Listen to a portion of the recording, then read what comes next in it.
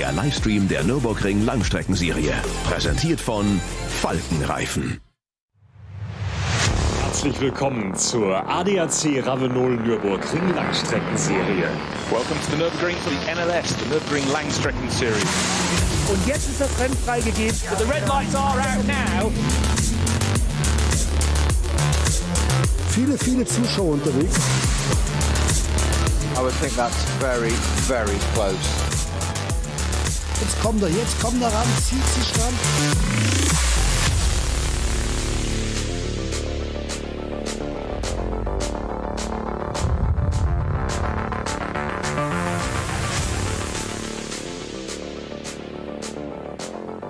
Good morning, everybody, and welcome along to the third round of the Nürburgring Langstrecke Series for 2026. Third but second, because we didn't have a first, if that makes any sense. It is the 57th running of the Adenauer ADAC Rundstrecken-Trophy, and it is the start actually of a busy couple of weeks for quite a lot of the teams who compete in the VLN NLS series, because next weekend it's a double header with a later race on Saturday and an extra race on the Sunday, as well as some top qualifying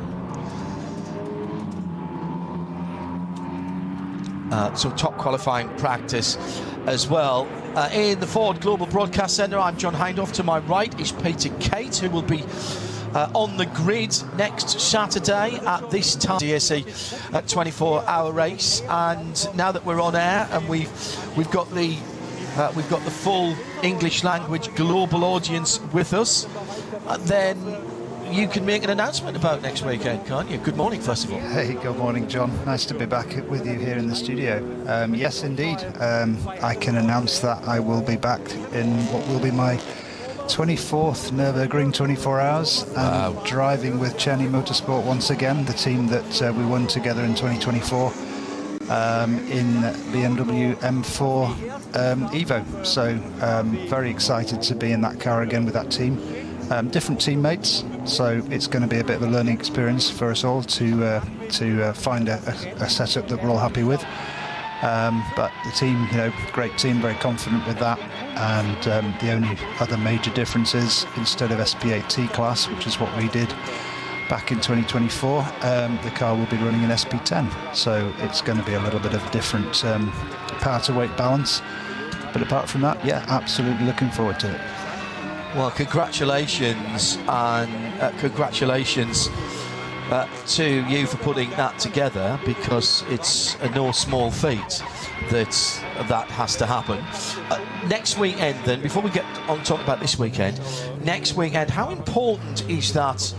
Are those 2 4-hour races to the preparation for a driver like you, who isn't out? You're not doing the full NLS season, and in fact the bulk of the field really at the ADAC 24-hour race, down to only 150 starters this year. It's been capped by the organisers. Used to be 170, before that it was 220, down to 150 this year. How important are those 2 4-hour races in the preparation for that big race? I think they're super important. I mean, there's no substitute for track time. It's not so much the track itself, although there have been some changes to the track over the winter, as I know you're aware. But also trying to see where the competition's at, trying to see who's strong, who's weak. Also trying to get to know, as I mentioned, any new teammates, to try to work on any specifics that they may need. I'm usually pretty happy to drive a compromise setup if it means that the slower driver in the team can be quick. So it's about trying to find out what we need to do there. Earlier on this morning, as usual, it was the qualifying for this race this weekend. It's on a shorter version of the Grand Prix circuit. Yasser Shaheen driving on his own in a Cup 3 Porsche, the number 960. He needs 6 laps to get his ring permit for the ADAC 24 hours. He didn't get to the start of the race, and there was quite a lot of damage on the hats and back. Peter, when we were watching this morning, he said it stays slippery there, very very late into the morning. Yeah, it does. It's also partly a factor that some of the cars, like the GT3s, can run across that apex curve on that right-hander, and they tend to drag dirt onto the track, and then some of the other cars that don't like to take that apex curve are forced to then drive on that dirt, and I think that may be what happened to that cut-through car. And then we saw a really cracking lap by the SP9 Pro-Am Chequered Audi, which then did four laps and then ground to a halt on the Dottinger Hurt with what we think was a displaced water hose. We'll see if they get onto the grid. Once again, though, David Pittard doing David Pittard things. He was out early in the week, actually, in the new Toyota GR-GT3, testing that car. He's with Kamui Kobayashi, among others, this weekend, and he was very, very quickly into his stride. Did a 52.8 earlier in the week, did a 52.3 this morning, 7 minutes 52.3, and therefore will line up at the front of the starting grid. The HWA Evo, which is the evocation of the old 190E, that's in the race, number 61. Keep an eye on for that. Sebastian Ash did the time for the HWA Evo R, a very respectable 8 minutes 29.959 on that car. That runs in SPX because it doesn't really fit anywhere else. The other car, that's the second of the two cars, should I say it. The other car is the 62 car. And that's David Arnold who did the qualifying in that on an 8:21.664. There's a KTM Crossbow in there as well for Reiter Engineering. They were third in that class. I'm looking to see as well if the BMW Touring went out again. It was out last time. It's listed as an M3.5 really, because it's a. There's no M4 Touring, but there is an M3, but the underpinnings, of course, are an M4 GT3.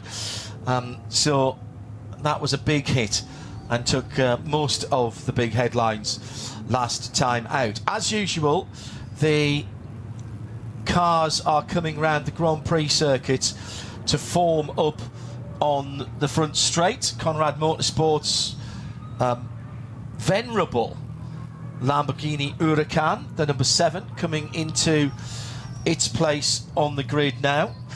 That has got Pavel Leferov, Christian Engelhardt, Patricia Stadzan in that car. Most of the cars running either 2 or 3 drivers. And a little change, Peter, I noticed for this race. They've moved there's the black 61 just pulling on to the front straight now. The other HWA Evo is a lighter coloured car.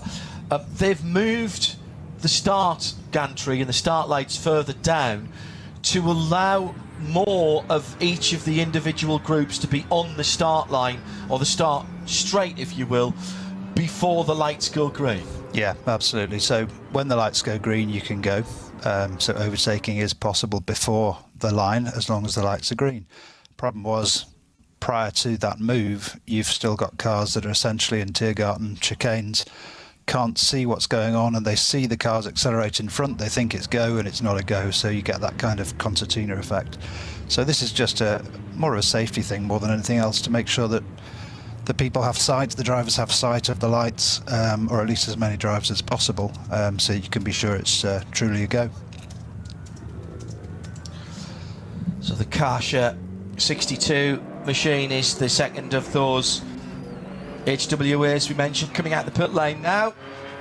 The very easily recognisable 911. And that is the Grello car, neither green nor yellow, so it is Grello. Qualifying, other than that top time from David Pittard, he got that in early, and when Yasser Shaheen went into the wall hard, drivers left at the Ashton back, they didn't red flag it, as is the warranty. You might wonder why. It's just not the way things happen. I appreciate we have quite a number of less experienced watchers and listeners with us for this build-up to the ADAC 24 Hours in May, which we'll have for you live as well. Extended coverage of that, as we'll be on site from the Tuesday of race week, so we'll have midweek motorsport live from the circuit, more interviews and all of the 24H sessions covered for you. So no red flag, no safety cars here, covered by yellow flags and code 60 km/h zones, or 120 depending on the seriousness of the incident. So basically, once that had happened, whilst the recovery of Yasser's GT4 Porsche and the repairs to the tyre wall and the barriers were going on, nobody was really able to do a better their time, Peter. That is part of the game here at the Nürburgring Nordschleife. Sometimes your code 60s, you'll win with them, sometimes you'll lose. Yeah, I think it's a smart system though, because it tends to keep the momentum of the race running. So we don't have red flags unless there's something extremely serious where the race has to be stopped. For example, if there's excessive weather like snow, as we've had a couple of times.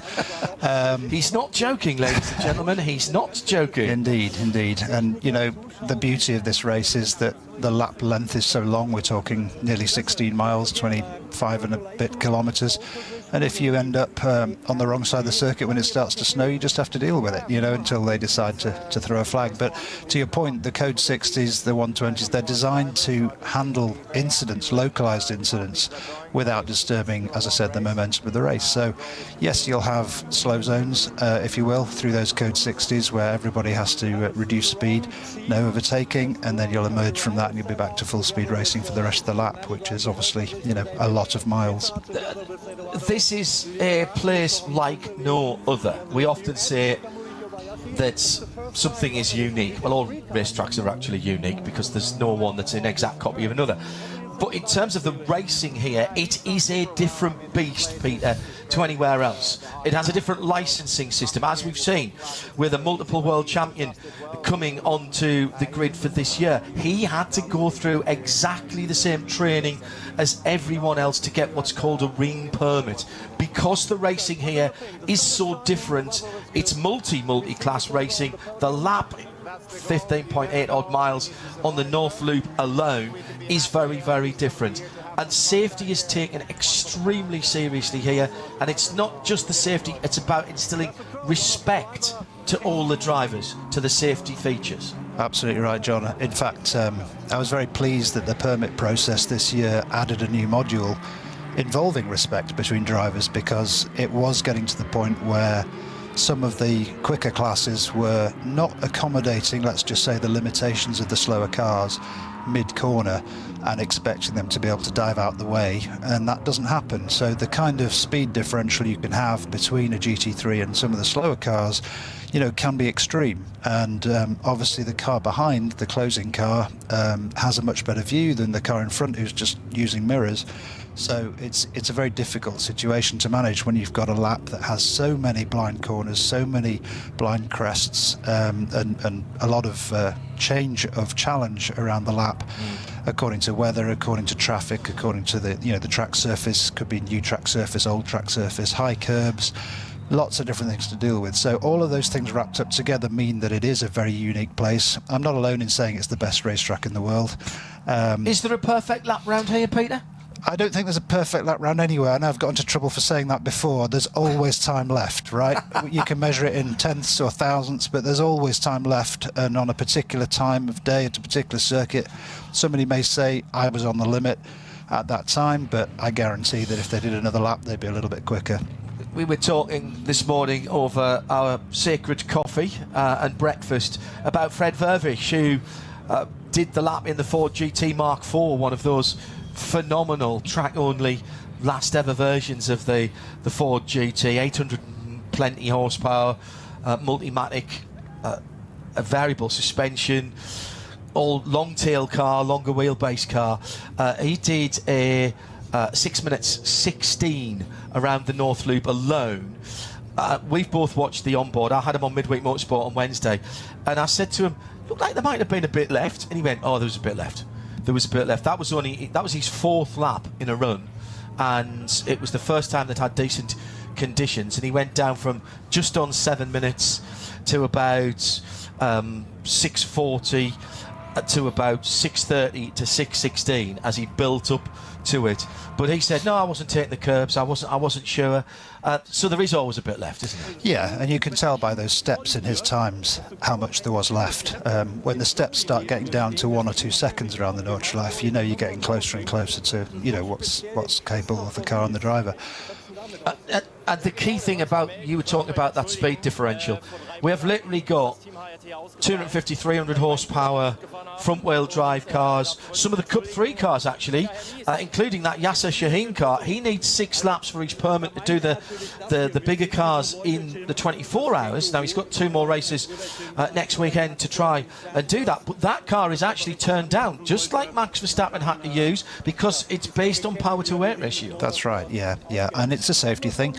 As you get your permit, obviously you then qualify to be able to race the unrestricted or more powerful cars, and there are different levels of permit. So it's all about trying to make sure that we're not getting a situation where people are getting ahead of themselves. This is not a place where you want to make a mistake. And also, people driving here for different things.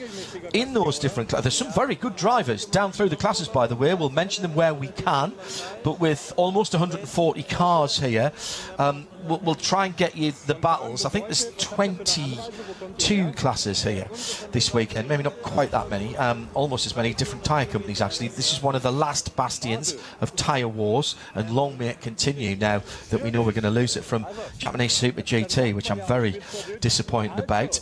And hello to Jesse Young, by the way, who I know is tuned in Australia.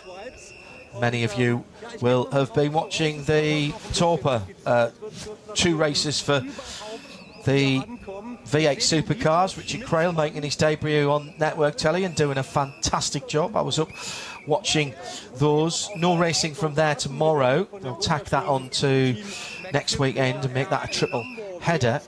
My point being though, Peter, is whilst there are some fantastic and noticeable renowned drivers in some of the other classes, there will be people out there who are out there to finish the race, and they're not driving anywhere near to themselves or their cars 100% performance capabilities because they want to get home. They're not taking risks. Yeah, I mean, it's a whole slew of different levels of capability and talent, both in terms of car and driver, and that's partly the beauty of this. You know, people see the Nordschleife as one of the last great challenges in motorsport. Yes. As a driver, it's highly addictive, so I warn anybody who's thinking of doing this that you've got to know that going in. And that's why you see people who are, let's say, in their latter years of a race driving career who very much keep coming back because they just love to race there. They're not necessarily slow. Some of the quickest drivers on the grid can be in that category. But you get the chance to race against some of the best in the world at the same time. At the front of the field, it's GT3 cars. They're in a class here called SP9. That's split into a variety of classes, Pro Am and Pro Am, or Pro Am and Am, should I say. The cars are the same, and the balance of performance, the performance potential, if you have an Audi in Pro Am or an Audi in Am, the potential performance of that Audi is the same. The difference is in the driving talent, and there's various rules which I don't really feel the need to go into at the moment, other than to say that when the pros are in those cars this weekend, next weekend, and again in May at the ADAC 24 hours, then those cars will be battling, whether it's a Pro-Am or an Am, those cars will be battling with the pro cars. So those are GT3 global formula.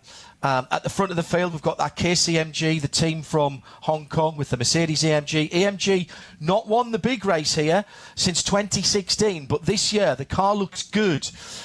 Max Verstappen has chosen well with Winward Racing and AMG. They do seem to have a better balance of performance and a better opportunity to run at the front of the field. Chequered Motorsport on the outside of the front row with the BMW M4 GT3. That's one of the Evo cars, and Chequered know their way around here. Kay Kramer, as we mentioned, with the Audi. That's the best of the Pro-Am cars. That will be on row number 2. That's the number 33 car. With another BMW Gamotta Racing. That's another Pro-Am car in 4th position. So effectively, that's the Pro-Am front row. Then another Pro car. That's the Conrad Lamborghini, the number 7 car with the almost Miami blue Leighton House colours is Franz Conrad's chosen hue. And along that's on the inside of row 3. On the outside is the SP9 AM. That's the first of the SP9 AMs. It's the number 5 car, and another team who know what they're doing. This is a 911 GT3R. Porsche, of course, latest iteration. Falcon Motorsport with Klaus Bachler doing the time is next on the grid. Absolutely fantastic looking sharp end of the grid, Peter, and what we know is that this opening lap, whilst it won't necessarily win the race, you can find yourself having to play catch up from this. Yeah, you can. It's interesting. The gaps that you can see at the front of the field of those qualifying times are a little bit larger than you'd normally see because of that accident and slow zone that we saw. But more representative is, you know, sort of 5th downwards to sort of 15th. You see that they're separated by just a couple of seconds. So I expect these first laps are going to be intense. You've got a real mix of talent and capability. It's always fascinating to see who gets the first stint in these cars, particularly if you've got a Pro-Am situation. It's always good advice to put the guy who set the quick lap in the car first, because then that person's not going to be struggling, you know, with a lot of overtaking going on. But you never know. It may be a deal that, you know, the AM driver wants to start the race. We'll see. The good thing about what we've seen here is that the conditions are broadly similar to those in which they qualified, an hour and a bit ago. Now, obviously, the sun has been on the track. It's 20 minutes before noon, Central European summertime. If you are just joining us, welcome along to NLS3. This is the 57th running of the Adenauer ADAC Rundstrecken-Trophy. Lovely here how this works. VLN are still the overarching organisers of the Nürburgring long distance series, if you will, Langstrecken series, long track series.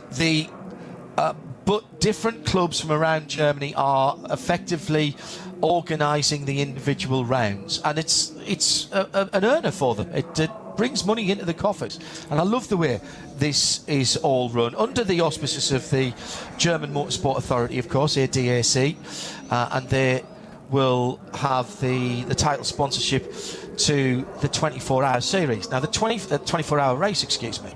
Now, that race is not a part of this series.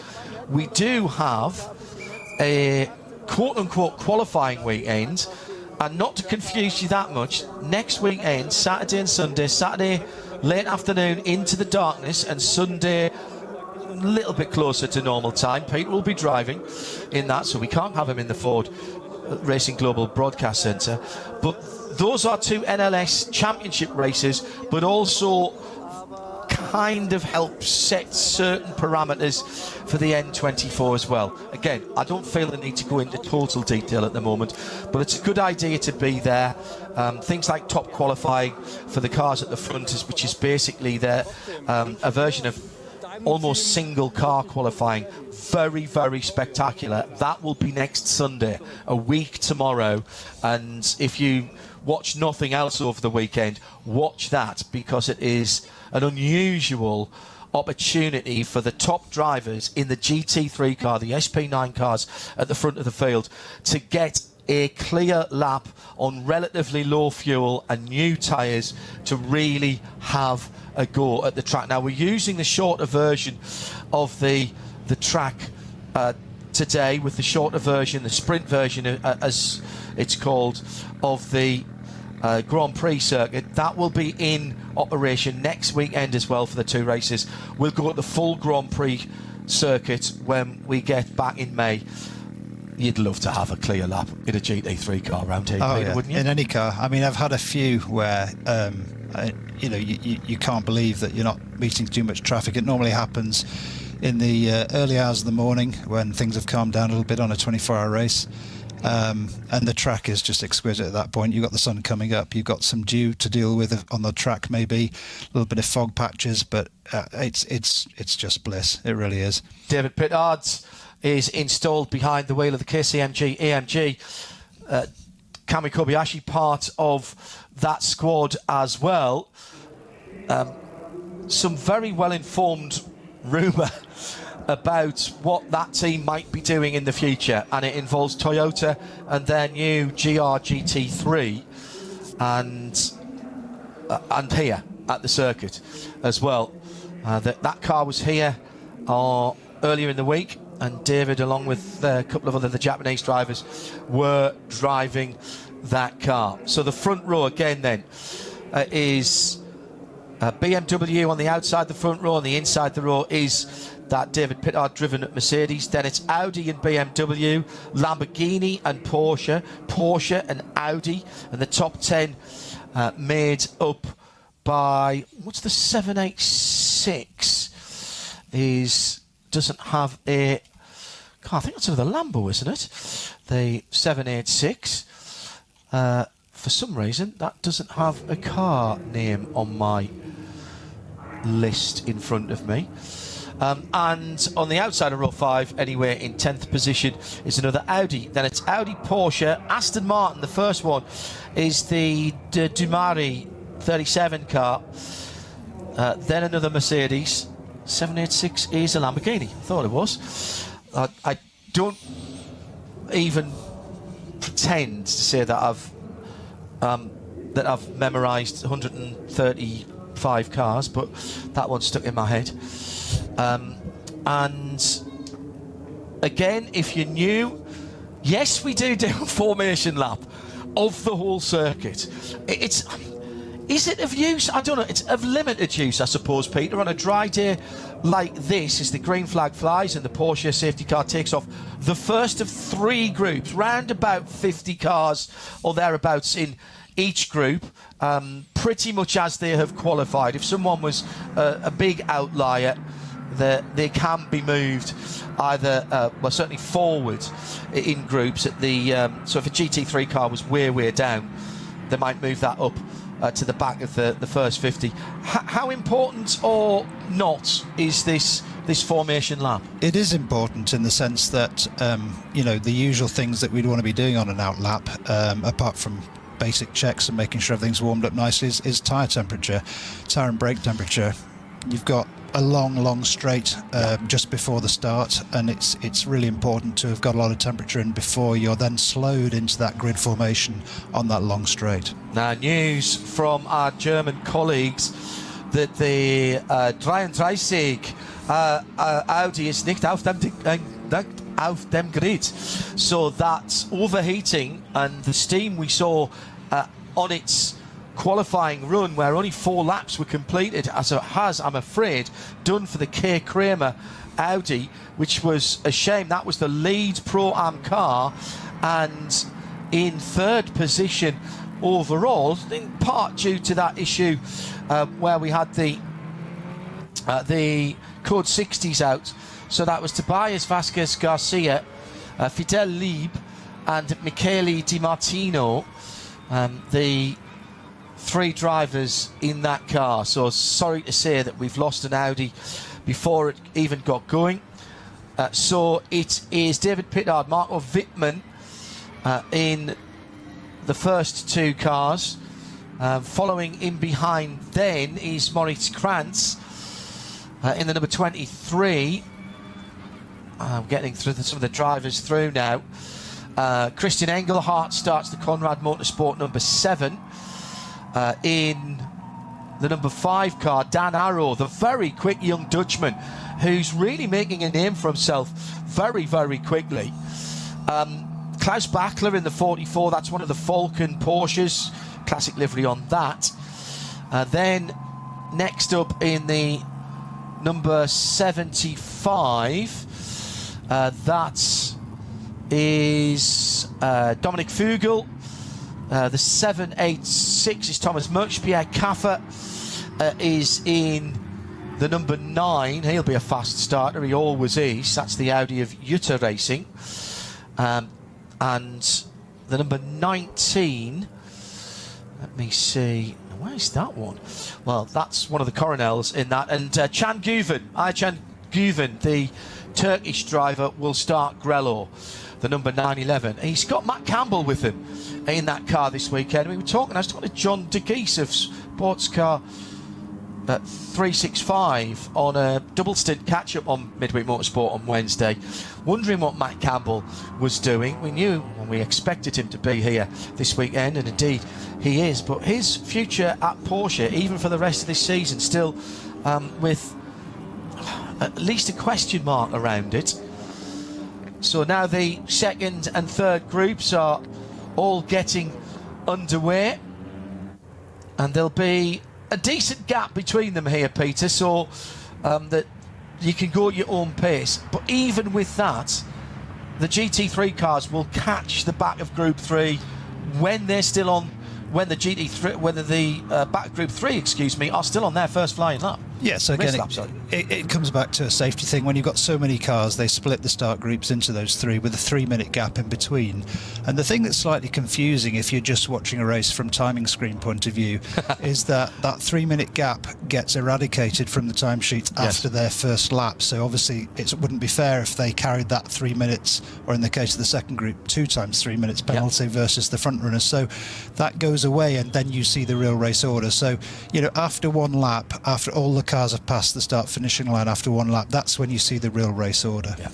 At RSL_studio, if you'd like to get in touch with either Peter or myself, we've got it up on the screens in front of us. It's just after 11:45, coming up to 13 minutes to noon Central European summertime. It's NLS3, part of the Ravenol Nürburgring Langstrecken series, and we're on the formation lap. What are you doing at the moment, Peter? You're talking to the pits? Are you letting them know? You've already checked your radio, I presume, but even again, it's worth doing as the third group's just getting underway now. Yeah, the main thing, as I mentioned, is tyre and brakes. You know, things like radio checks, all of that. You know, make sure your systems are working. You know, we have luxury of things like air conditioning now and water and things, you know, never used to have that, right? You check all that in the pit lane. So really it's just a question, bring things up to temperature nicely. The problem tends to be with all of these cars is that there tends to be a lot of concertinaing back and forth, and you don't really get a nice smooth approach to that warm-up. So you've got to leave a bit of a gap, as much as you're allowed to, a few car lengths, you know, and then work on getting that temperature up so that when you get close to the start finish, you still retain enough tyre temperature for the start.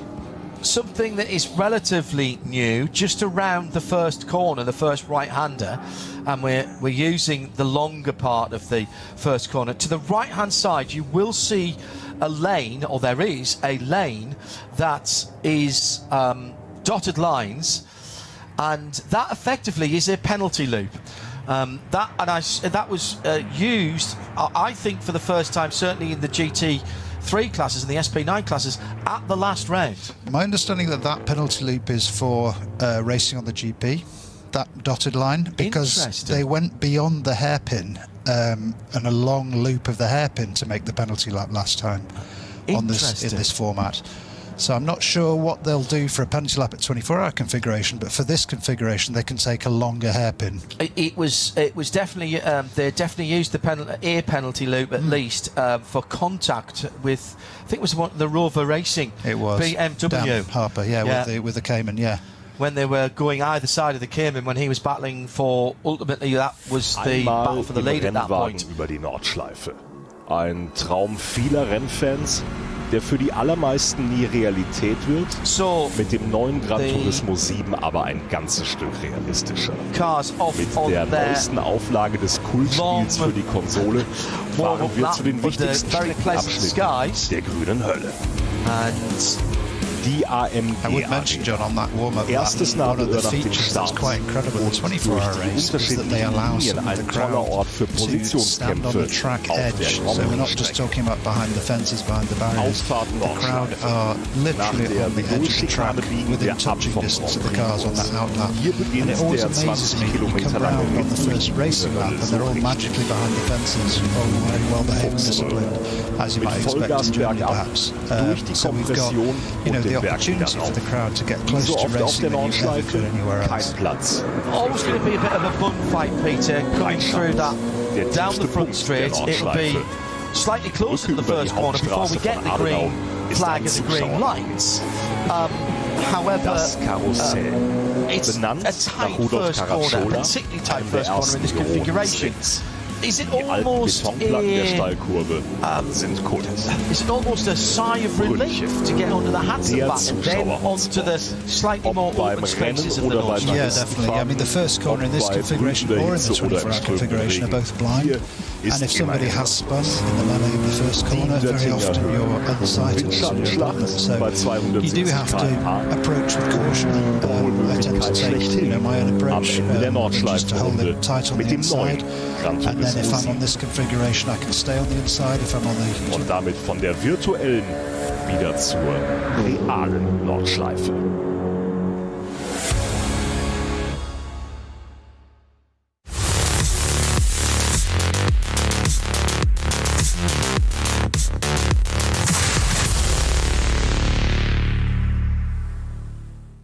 This place leaves no room for error. No escape. Just asphalt, adrenaline, and the legend. The green hell never forgets. It never forgives. Every corner, a fight. No room for weakness. The Nordschleife is no place for empty promises. It is the place where they are delivered.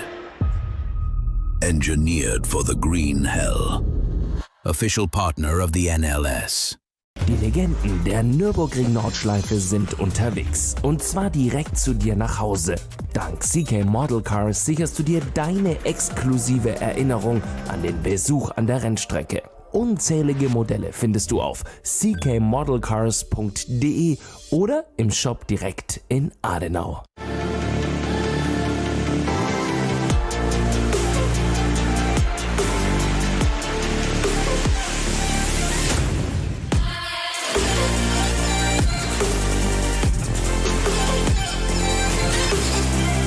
Falkenreifen.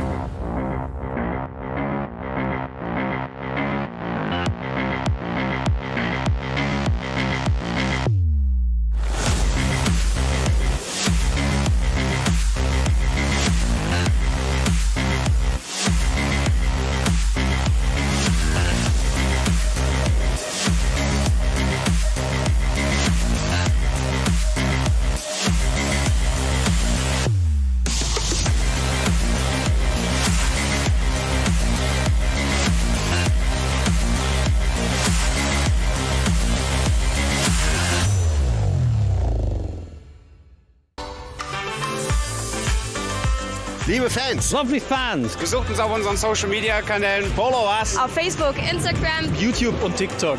Willkommen bei der NLS.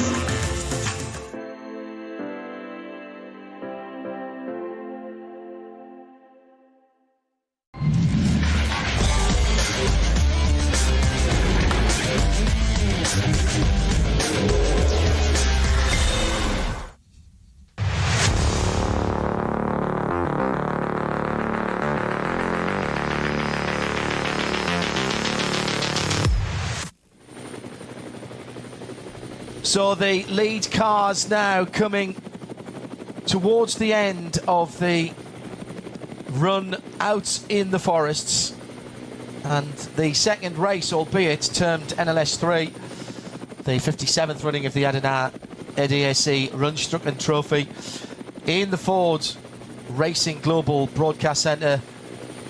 Nürburgring Nordschleife specialist and all-round good bloke Peter Kate is alongside me, John Hindorf. I love these races. 4 hours. Recalibrate your mind. Hello to Lee, who's new to the series. He's just sent us a note on at @RSL_studio. He says, I'm new to the series, learning what I can. Lee, I'll say this to you as I would to anybody else. If you're coming from any other form of motor racing, even the Le Mans 24 hours at an 8.5 mile lap, recalibrate your mind. 30 seconds here, Peter Kate, is like a second and a half on a normal track. Yeah, I mean, the track is so long. You can see from the onboard feeds and so on, the helicopter shots. We're going through magnificent countryside, a lot of elevation, a lot of really, really challenging configurations of corners, cambers, crests, high curbs. You know, nobody, as I always say, gets any track limits penalties here, because if you go over the track limits, you're in the wall. So it's a different kind of racing. And just to pick up on something you said earlier about how they'll be pressing on, you're not going to see people driving at 7/10 here. This will be full on all the way. There's no battery recharging, there's no button pressing. You knew I'd mention it at some point, John. You know, we're talking about flat out racing to the end.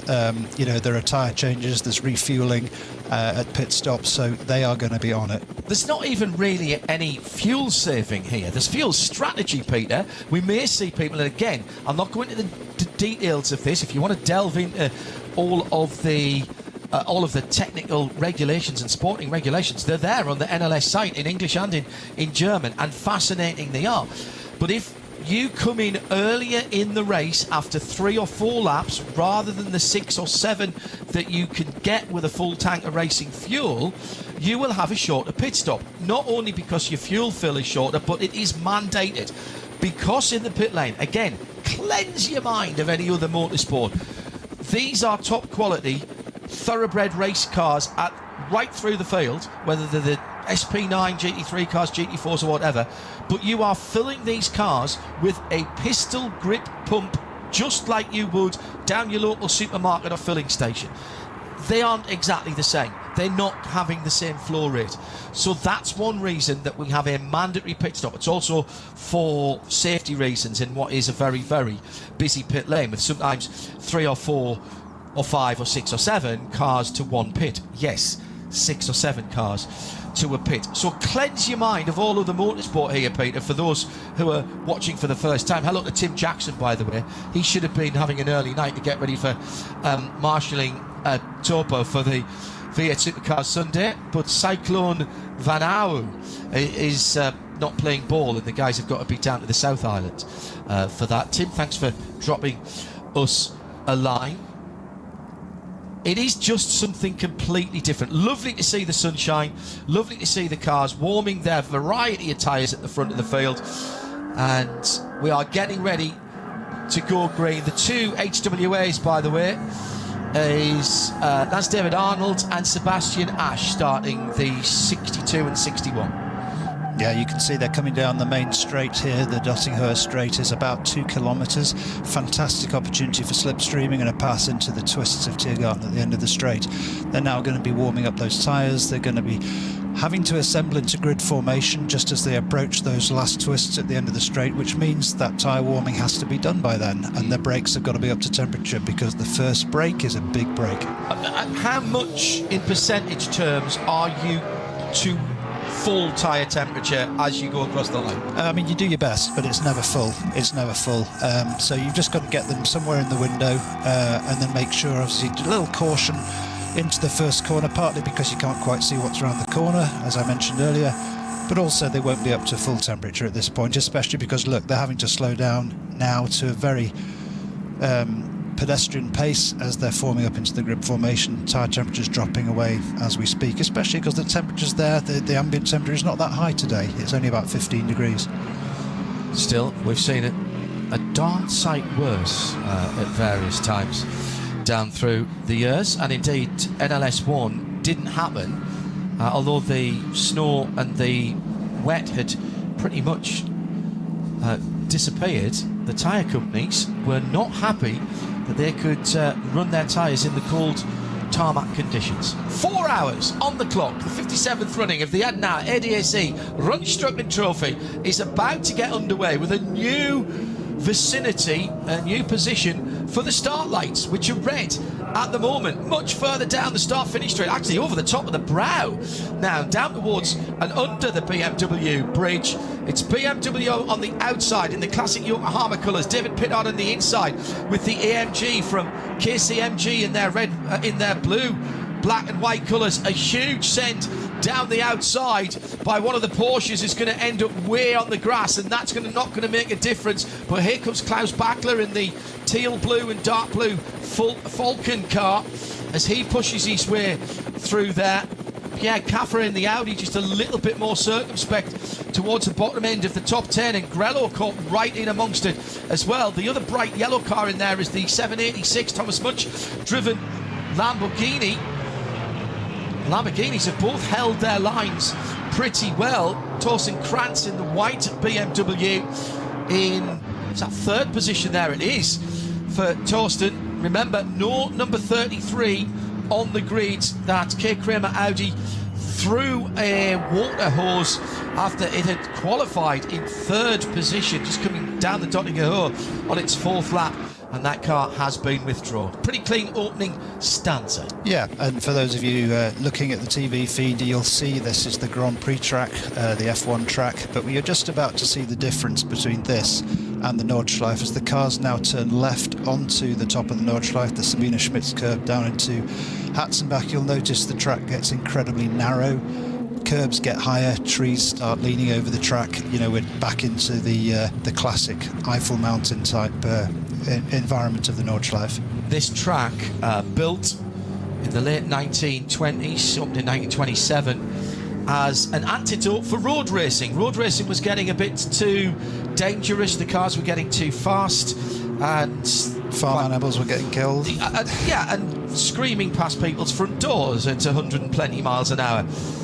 And so, as a bit of a work project and bringing some money into the region as well, the Nürburgring Nordschleife was constructed as a race and test area. And indeed, just before the Caracciola Carousel, the test hill that goes up to the top of Hoacht effectively is still visible. And if you go there, you can see that and drive round on your tourist laps. Second set of cars getting underway. WNS Motorsport, SRS Zorg Rennsport at the sharp end of that, with Schmickler as well, the 950. Reminder for those of you watching down under that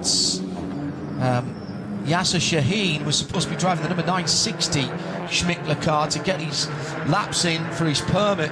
He went off on his out lap at the Hatzenbach in qualifying, and I have not seen that car on the grid. It's the 960, so we'll check that for you as they all come through. Front end of this grid, a lot of Cup 3, that's effectively GT4 Caymans and GT4 BMWs, etc. are in there. There's a TCR, couple of TCR cars in there as well, RS3 Audi I just noticed going through, and some SP4Ts, and already somebody going very, very wide at the top end of the Grand Prix circuit in one of the Golfs, I think that is. Threw up a lot of dust there. But this is where the bulk of the guys who are doing the full season of the Nürburgring Langstrecke Series, these next two groups, that's where these guys will be. Yeah, indeed. And these kind of one-make series like the Cup 3 Cayman class that you can see leading this group, this is also where the next generation of GT3 SP9 drivers will come from. A lot of them are young pros who are cutting their teeth on this kind of endurance racing, having come from a variety of backgrounds. And you'll really see no quarter given between those guys. I raced in this class last year, a couple of years before that as well, and I can tell you it's full on. It's full on. There's no percentage driving there. So now the third and final group. are coming to the line, which will take us from position number 96 down to 130, whatever it was.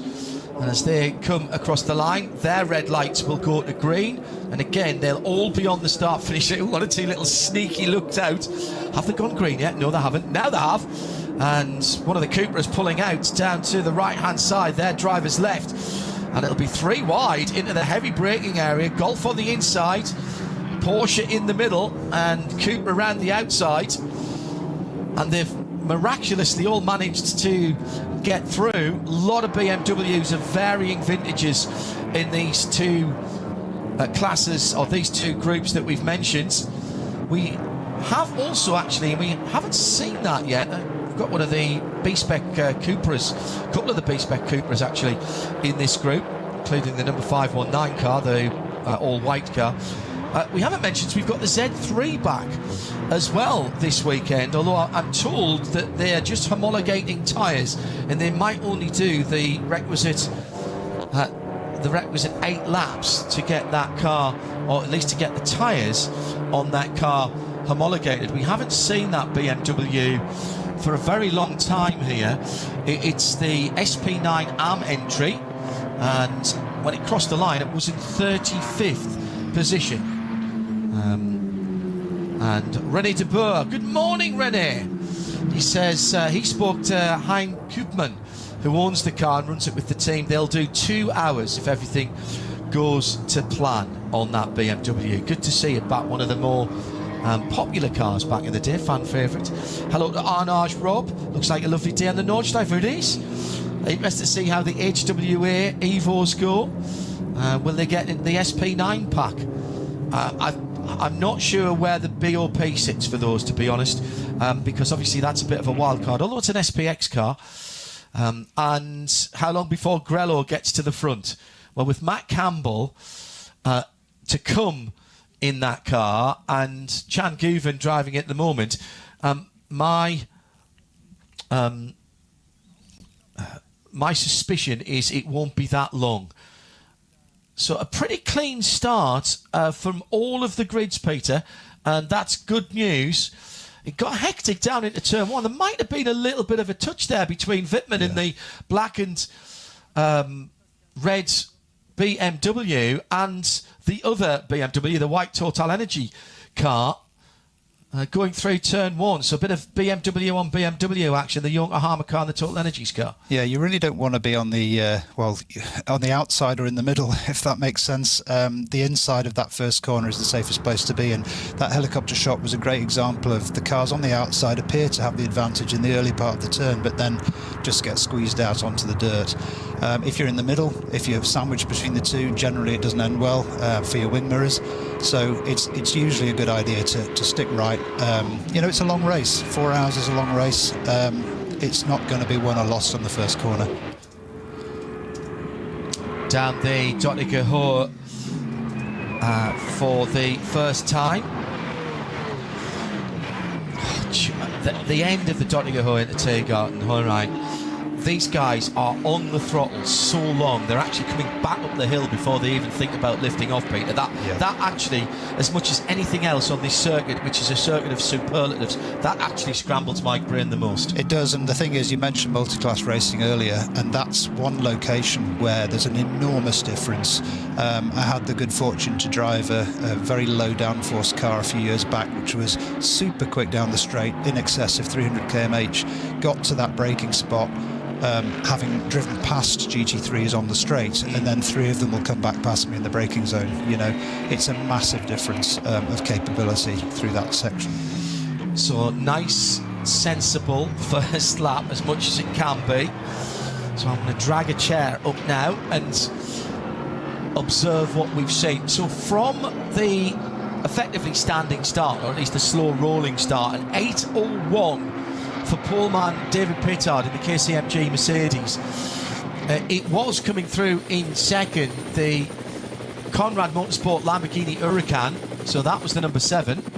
The teal blue, almost Leighton House Miami blue car in second place. Torsten Kranz is in third for the BMW. That's the lighter colour BMW with the white and red white, red and blue on the car. Actually, I said that was Total Energies, my apologies. Very similar coloured car, not their main sponsor. Then it is the Chequered Motorsport Yokohama BMW, Marco Wittmann behind the wheel of the 77. Dan Arrow for Black Falcon is the best of the SP9 AM cars in 5th. Another car that is very easily spotted. So Torsten Krantz then with, is it Torsten or is it Morris? Sorry, I've now second guessed myself on that, the 23 car. It is Moritz, my apologies. Moritz Krantz behind the wheel of that BMW. I thought I'd heard myself say Moritz early on. 4 hours, Peter.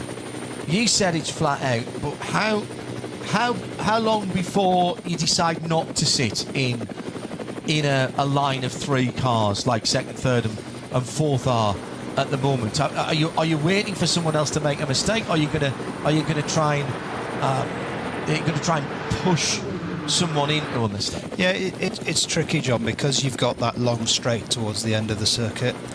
You do want to be in a position to take advantage of a slipstream pass if the opportunity's there, so you want to be close enough in touch with the other guys, but you don't want to have obviously followed so close through the rest of the lap that you've either overheated something or indeed lost some downforce if you're in a heavy downforce car. I think it was really interesting to listen to the dialogue after the last NLS race with Max Verstappen, apparently having found some trick to pass through those twisty sections relatively close to the cars in front. I heard Danny Junckadella talking about this amazing secret that he discovered, Max had discovered, and I spent a lot of time looking at Max's onboards, what I think that was all about, and this is just my opinion, of course, without any specific data. He found a window in the dirty air behind where I think he was still able to generate quite a lot of downforce. And if you look at that in a CFD, you can see that a few car lengths behind, there is a relatively clean section of airflow from the diffuser of the car in front. And my hypothesis is that he sat in that close enough to take advantage of the slipstream on the straight, but not so close that he was struggling with the dirty air. And you could actually see out of some of the corners, he was able to really move his car around to a great degree in that position, showing that he did have a lot of front end, a lot of good grip. We said there's no real fuel saving here because saving a full lap of fuel, particularly in these shorter races, is nigh on impossible. Now, in the middle of the night, in the 24th, there's a lot of code 60s or slow zones, different matter. But what you do have to manage here is your tyres. Yeah, and it also comes down to the setup work that you've been doing on the car, because if the car's been really well developed with the engineers prior to the race, what they're looking for is a balance of tyre wear versus fuel burn. So as your fuel load comes down, obviously your tyres are wearing, but your lap time shouldn't really change if you've got the setup correct. Now, some of these cars, they'll have a certain tendency to under or oversteer, and that's obviously not good for that end of the car, and the tyres are going to wear too quickly, and that nice balance will go away towards the end of the stint. But if you've done it right, both in terms of setup and indeed driving style, which has to sometimes be adapted, you can maintain lap times through the stint in this format of racing, and you're not going to see a big drop off, or indeed you're not going to see a lot of protective driving in the early part to try and make the tyres last. And the cars at the front of the field, actually, even the SP10 cars, the GT4 cars, yellow flags out at the... Now, where's that? Is that the run up to Moot Curve? It's the code 60 coming up there to... It looks like... is that style stretching before carousel? Yeah, it is. Yeah. So it was just coming up to the Moot Curve, and... we have a car off at the side of the road, and it is the 111. Just before that, we were watching the Cup 3 Pro class cars having a good battle as well. 111, by the way, at the side of the road. So that's a very short outing. That would probably have been on their opening lap. That's the Team GS competition. Eugene Becker and Jonas Sputkin behind the wheel of those cars. Meantime, Moritz Krantz still has his rear view mirror full of Yokohama BMW. So this is the number 23, that white, blue and red car. Stop and go penalty assessed for the Audi number 19. This is the Van Rooyen, Coronel and Koolhaas machine.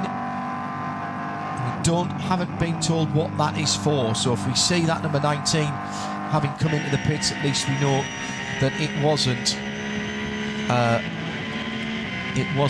a scheduled stop. I think, John, there was a excessive gap in front of that car when they were forming down the grid on the start line, and I think he got a flyer on the cars ahead because of that gap, so he was perhaps penalised for that, but that's just something I saw briefly. We'll wait for confirmation. Yeah, and you were correct. That was at Stahlstrecke for the 111. Technical problem for the 111. I think we've worked that one out. We'll get more information. Our German colleagues work the pit lane very well indeed, and if you go onto the Langstrecken-Serie's site, there's a live ticker as well. Now that is in German, but of course if you use a translation app. Oh, and another BMW going slowly, this time on the Dottinger Höhe, and staying across the driver's right. That's insanely quick there. That's where you come on now to do the tourist laps, the tourist fahren. Pay your money, go on round. I think it used to be 4 for about €32 when I first started doing it. I think it's more than that for a single lap now.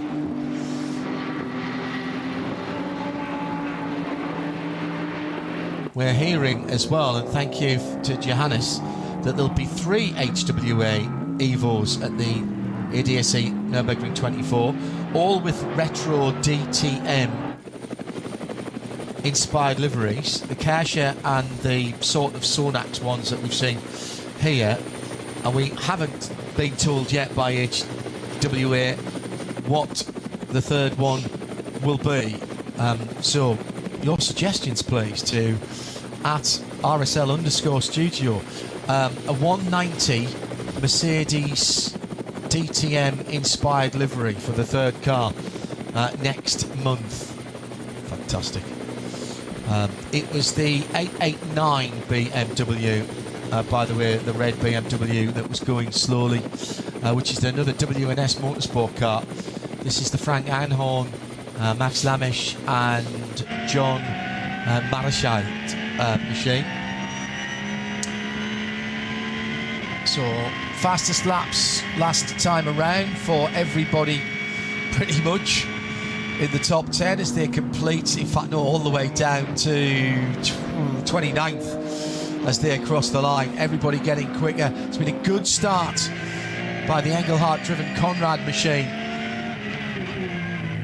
up into second position for the Lamborghini. Not in its first flush of youth, that car, but still able to be competitive here.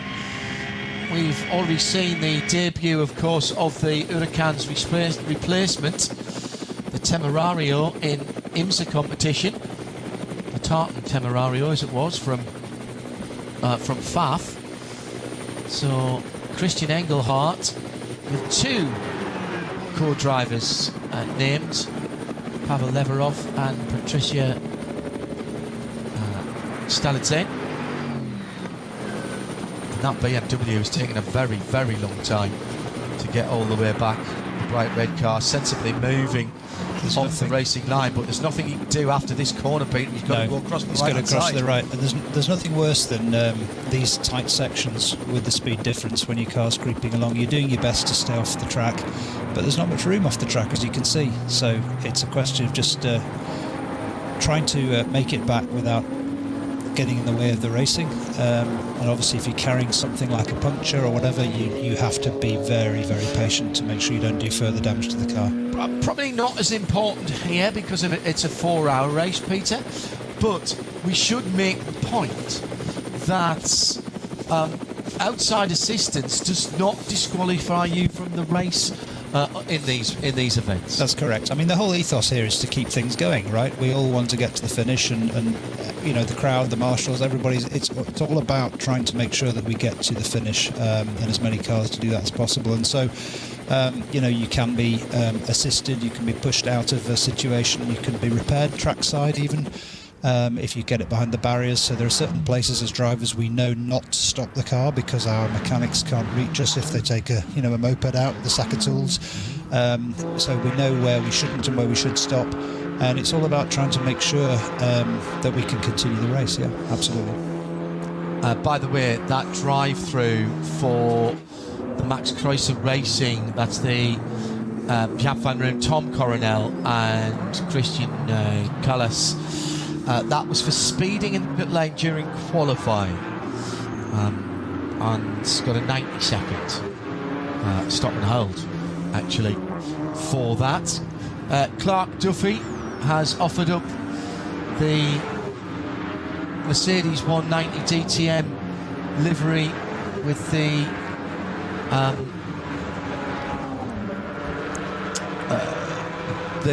green and gold beer livery. Basically, probably the best thing for me to say about that. Any more, please? Into the pit lane. Now, this is a very early stop, and that can't surely. This is the Z4. That can't. The Z3, excuse me. And we were talking about earlier on. I can't say that this is a scheduled stop. As I say, they're looking to homologate the size and construction of the Pirelli tyres that they run on.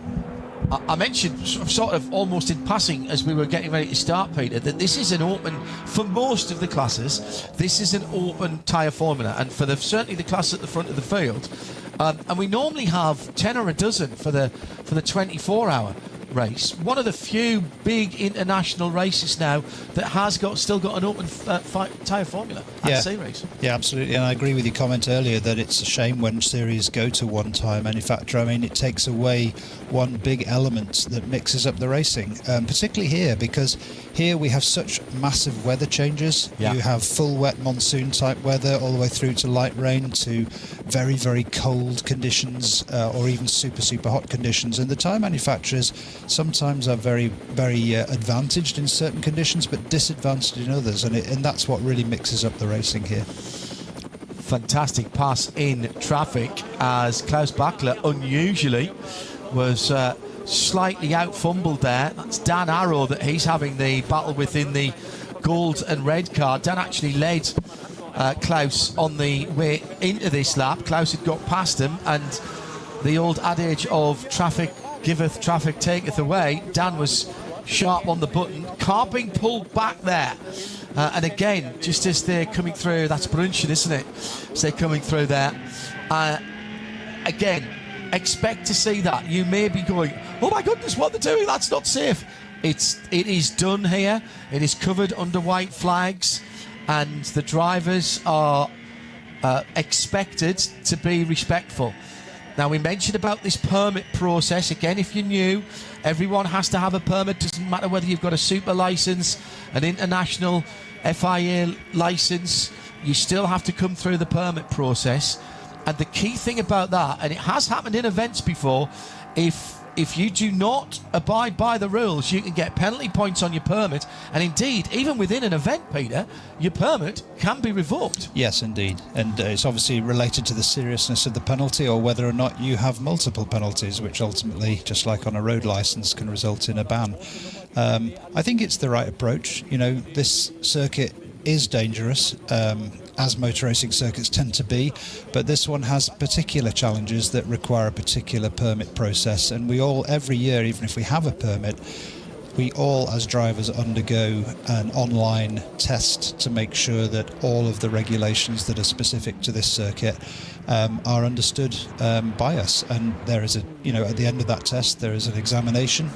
You have a certain number of attempts to pass it, and if you don't pass it, you won't be racing. Simple as that. Two BMWs got very, very close again as they're battling. That's the Moritz Kranz and Marco Wittmann cars. They're battling for third and fourth on the overall. And then we've got a couple of Porsches behind them just coming through to the end of the lap. Oh, Adenauer just taking a little bit too much curb on the middle part of the Tiergarten. Is that an opportunity for the Falcon car and Klaus Bachler to drag up behind them? There's traffic ahead of them as well now. They're well inside the third group of cars. Adenauer very decisive down the inside in that number 5 machine. Lovely colour scheme on that car. Really like the gold and red, and it suits the swoopy nature of the Black Falcon machine. Of course, Falcon, as we know, that is a classic livery.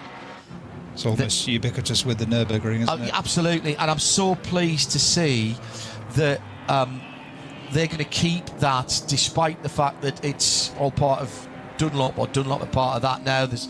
As things change in business, their Falcon, as far as I'm aware, will run a Falcon car at the 24 and a Dunlop livery car. There's some classic Dunlop. I think the Dunlop 962, when you think about Porsches with the white rims, the white aero rims. So there's some great liveries out there. Yokohama, another tyre company. We mentioned 3 tyre companies there. We've got Pirelli, we've got Michelin. Incredible proving ground for technology here, Peter. Definitely. And, you know, even outside the racing, if you turn up at the Nordschleife on a weekday that isn't a public driving day, you'll see testing going on. Round the outside by Marco Wittmann, going through the Hatzenbach, had to back out of it because of the VW Golf that was right in front of them. My goodness, that was a very, very impressive move. And they just about kept themselves apart there. Rubbings Racing, right? Oh, you used to call it swapping paint now. I suppose it's just transferring vinyl now, isn't it? Absolutely. Really? And that's allowed the 2 battling Porsches to close right up. And again, that 3, 4, 5 seconds that was the gap between the 2 BMWs has come down to 0, effectively. And what a great opportunity for the 2 Porsches now to get about that Yokohama BMW. Marco Wittmann, Adenauer leading the charge in SP9 AM. Thomas Much, by the way, for the Adenauer Motorsport Lamborghini. That's the 786 car that we mentioned, the bright yellow car. He's in 9th. And that is... A lot of traffic here coming up. There's going to be some opportunities. Audi being pushed back into the pit lane, I think it is. Into the garage, yes it is. Now, is that the Dupre car? I think it might be. Now, they're on Goodyear, another tyre manufacturers. Let's see if we can find where that car is. Well, it's not the Asbest Cupra. It is, yeah, it's the 480 Audi S3. This is virtually straight stock car until they got some stickers on it the other year. It's a family-run tuning business, and they enter the 24 hours as well. And it's they actually got moved classes because it was they did too good a job, actually. It was last year, the year before, and now we've had contact. And this is the 491 Hyundai that has been shortened at the front end of that car. This is an i30N. Hyundai, one of the many car manufacturers that use the Nürburgring as test and development. This is the Stenler Marketing by Mertens Motorsport car. So that's happened on the cut-through on the Grand Prix track. Yeah. Curious place. I suspect that another car was involved. It's a very strange place to have an issue on your own. BMW's back at it again in this battle for third.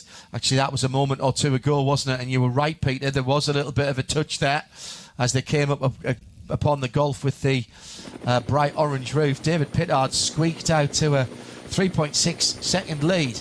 Now, if that was Spa or Silverstone or even Le Mans, you think, well, that's a decent lead. That can disappear in a blink of an eye behind a couple of 2 battling TCR cars, which is exactly what's just happened to Marco Wittmann going uphill towards Mutkerb.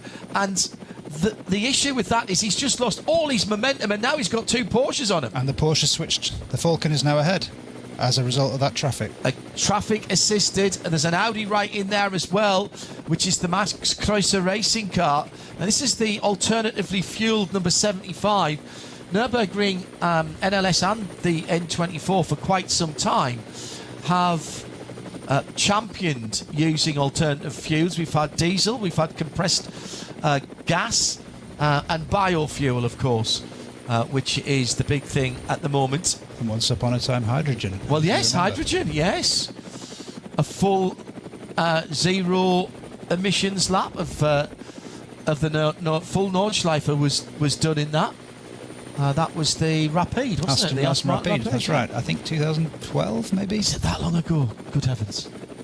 It ran on petrol, kept the V12 engine, ran on petrol and hydrogen, could swap between them, use them at various times of the lap, but they did want to see if they could do a full lap, and indeed they could, and they did. That's the bright blue car. I drove that car on the national circuit at Silverstone when it was just a petrol car, and what a platform that was, with it being so long. Yeah, very stable. For somebody like me who doesn't drive a lot, it was so much fun to get towards the limit. It really was talking to you all the time. It was not a snappy car. Very, very stable platform. I think the concern was that if anybody lost it on the Nordschleife and ended up sideways across the track, they'd have to stop the race, 'cause it would reach from one side to the other.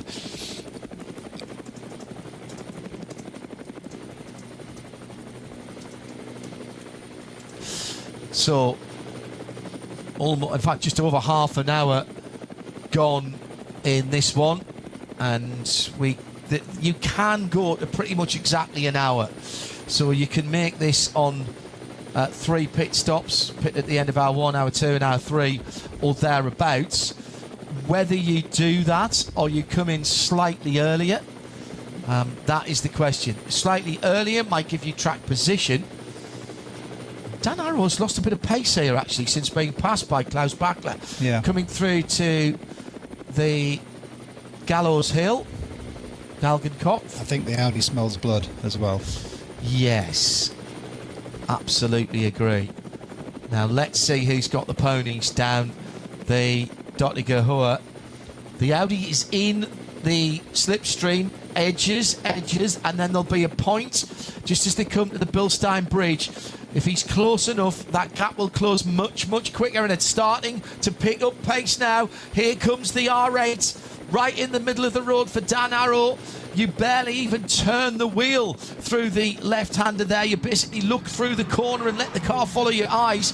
Not quite close enough as they come into Tiergarten, but very, very graphic illustration from the helicopter there, Peter, of how the slipstream works and how you gather pace and momentum as you're getting towards the back of the car. I think that's the beauty of this track. As I said earlier, we have this very, very long, almost 2 kilometre straight, but then actually that was Chris Mace in the Mustang that's getting close to him. My apologies, I saw the black, thought it was the Audi.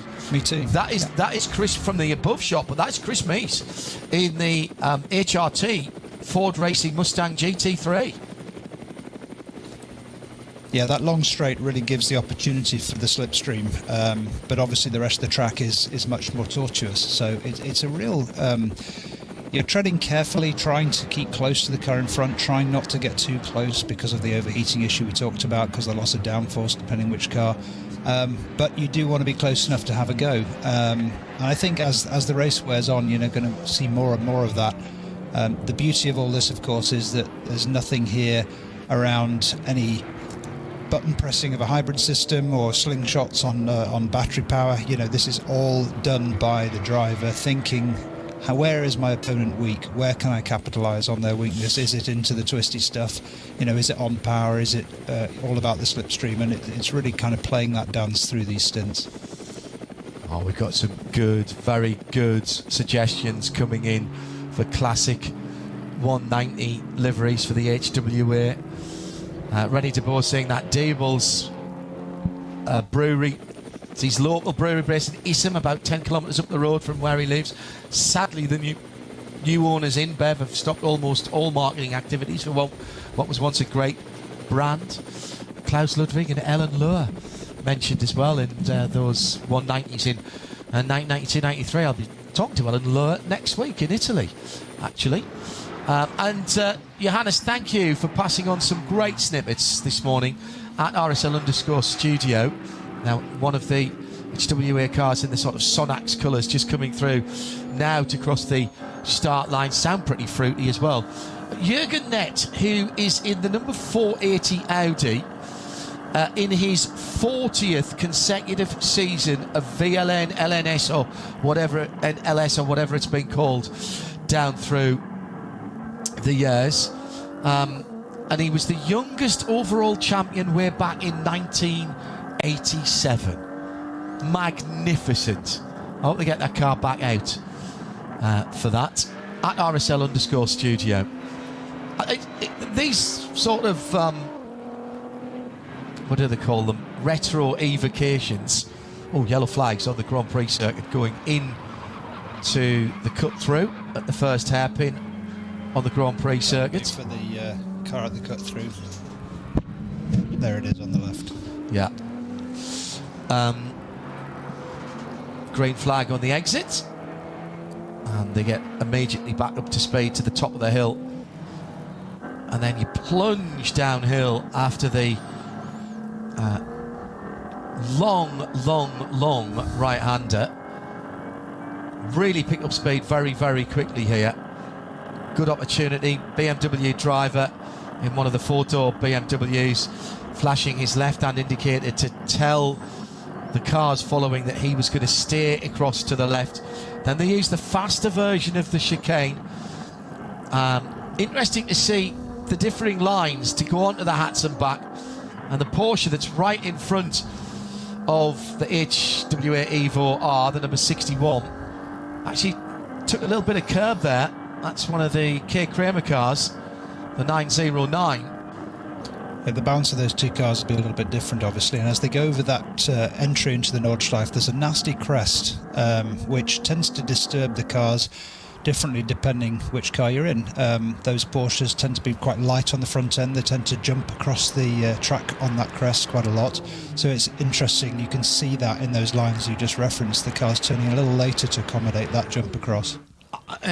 Given that I know this from my road-going Porsche 911s, I presume the balance of a Porsche 911 changes, and actually even the GT4, the Caymans as well, changes quite considerably as you burn the fuel off, because you've got that fuel tank right at the front. To some extent, yeah, of course. And then aerodynamically, obviously, quite different at low speed versus high speed as well.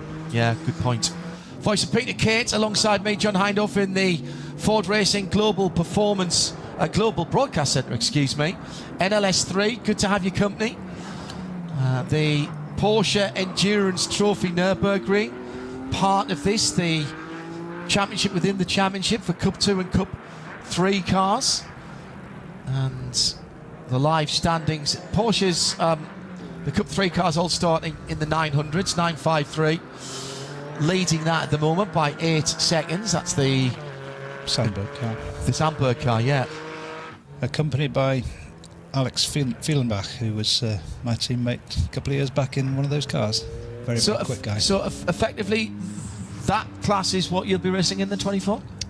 So that class is Cup 3, so it is based on GT4, but it's a Manthey-built one-make series, Cup 3, whereas there are, confusingly, GT4 Caymans that look like those Caymans in SP10 class, so subtly different. These Cup 3s are all identical. The Cup 2 cars are GT3s, also built by Manthey as a one-make series. Right, so they're the MRs class that we would talk about. Precisely. Yeah. Got you. Yeah, the yellow and grey number 962. A lot of very Porsche numbers, as you might imagine, with them starting at 9. Jesse's asked a question to which I do not know the answer, because we don't have all the tyre details. He asked if Bridgestone have any entries here, and I don't think so, but I can't say for sure because my entry list doesn't have that on. And we've got another one of those Porsches, by the way, the 67, which is stopped at Arenberg. And we'll wait to see. Is that being covered at the moment? Yes, it is. Arenberg, Valvoline, and a short NLS shortcut with some slow zones there. So that was what we saw a little bit earlier on. Number 900, Porsche 911 GT3 Cup car is the noise you can hear. Coming down to... no, where are they coming? That was Brunsham, wasn't it? Now, heading up the hill, you can use the block paving on the left-hand side up towards Ice Curve. They've moved the barrier here, Peter. The barrier move, the big barrier move, is before Hohe Acht. Oh, yes, that's right. Yeah, this one, that exit curb that you just saw on the right, a lot of cars use that. It's not friendly on the car, the drive shafts, as they come back down on the track, full gas on. You can use it. If you have to use it, we tend to avoid it if possible. This section is just phenomenal. Flansgarten 2 down to the Beloff curves. Just watch this. It's pretty much flat. In a GT3 it should be flat, just a small touch of the brakes to stabilise the front of the car. It's that middle part of the track that I've always got to do a lap or two of to remind myself, because there's so much that looks similar, and if you get it wrong you are going to have a big problem. Definitely. Many times if you go there on a tourist day where people are driving their own cars around the track, you get those guys who slam on the brakes in the middle of a straight just ahead of a crest because they think it's the one with the corner after it. Yeah. Yeah. We haven't mentioned our leader for a little while. KCMG, David Pittard started on pole position and he's pulled out a healthy 9-second lead. He's coming into the slow zone now for that stranded car, which is being recovered. I think there's some barrier damage there as well. It looked like they had one of the barrier trucks. Meantime, Dan Arrow just onto the Grand Prix circuit with the Mustang right in behind him at the moment. That's of slow zone, Chris there. Mate has come into the slow zone. Now, how much leeway are you given, Peter, as a driver coming into the slow zone? How much advantage can you take, or indeed how much might you lose by being not quite switched on? Yeah, I mean, you can lose everything because it used to be somewhat of a human observer type situation where they would watch you, and if you were still speeding past the flag or the code 60 board, they could radio in the observation and you may get a penalty. Now it's all very, very controlled. So there are sensors in the track. They know exactly where you should have slowed to that speed at that marshal spot. And they also know if you accelerate early when leaving that slow zone, so you cannot accelerate above that speed until you've passed the next flag, whether it's a yellow back up to 120 kilometers an hour or whether it's a green flag. The BMW number 40 facing the wrong direction. This is the Z3 we were talking about with the Pirelli tyres, and it's left rear suspension failure, or have they hit something else? It's completely facing the wrong direction on, is that the very early part of the Nordschleife? I think, I can't tell with this shot, but it looks like the entry just into the Sabine Schmitz curve. Yeah. Yes, so on that crest I was talking about. That's the old pit lane just off to other cars left, isn't so it? it's exactly where we were talking about a few minutes ago. The crest off the Grand Prix onto the Nordschleife probably lost the car on that crest. Yeah, witness marks on the curb on right in front of where the car is now, and he's looped the car coming onto the Nordschleife and then cracked that left rear into the Armco right by the Marshal's hut there. It's actually a bridge that they're going over the road that drops back down into town. We saw that car in the pit lane, right? Yes. And I wonder if he was on cold tyres. I wonder if they changed tyres and he's gone out and done that. Just a quick word to Jochen at Frozen Speed, the legendary photographer around the Nürburgring, Nordschleife and other places. Sadly, he had a small mishap yesterday, I'm just finding out. So he's sitting out the NLS action today. I presume some of his team will still be out there. Get well soon, Jochen, and I'm sure he'll be back out next weekend if he can be. And come and see us, please, again, as you tend to do at the ADAC 24 hours at RSL_studio if you'd like to get in touch with us, as many of you have been. Coming into 45 minutes, a big hug for Sebastian Ash, who was the starting driver of the HWA, the black car, in the number 61 machine. He's out of the car. There's a new set of tyres going on, and these are the first scheduled stops, I would say, from the sharp end of the field.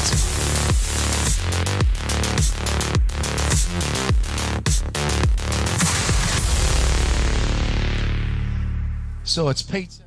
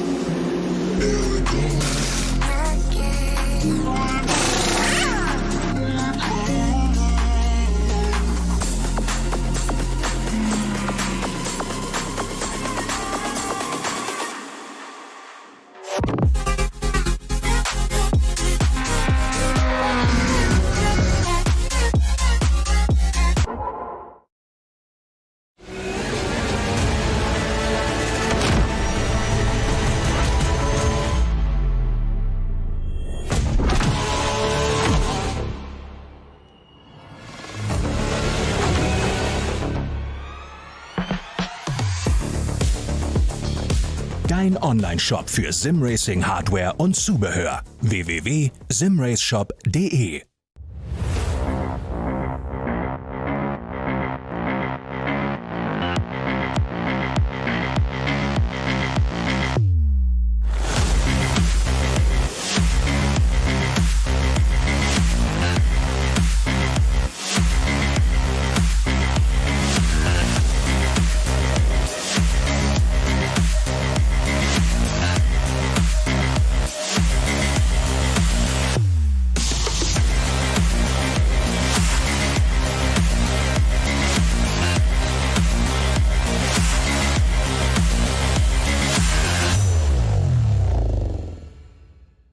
This place leaves no room for error.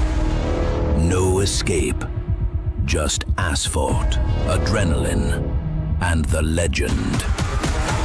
The green hell never forgets. It never forgives. Every corner, a fight. No room for weakness. The Nordschleife is no place for empty promises. It is the place where they are delivered.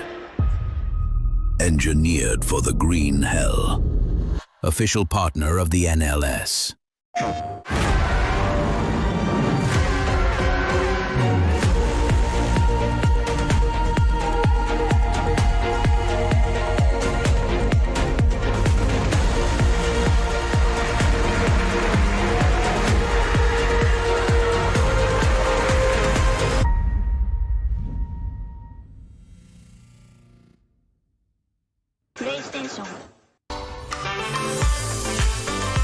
Liebe Fans, Lovely Fans, besucht uns auf unseren Social Media Kanälen, follow us auf Facebook, Instagram, YouTube und TikTok. Willkommen bei der NLS.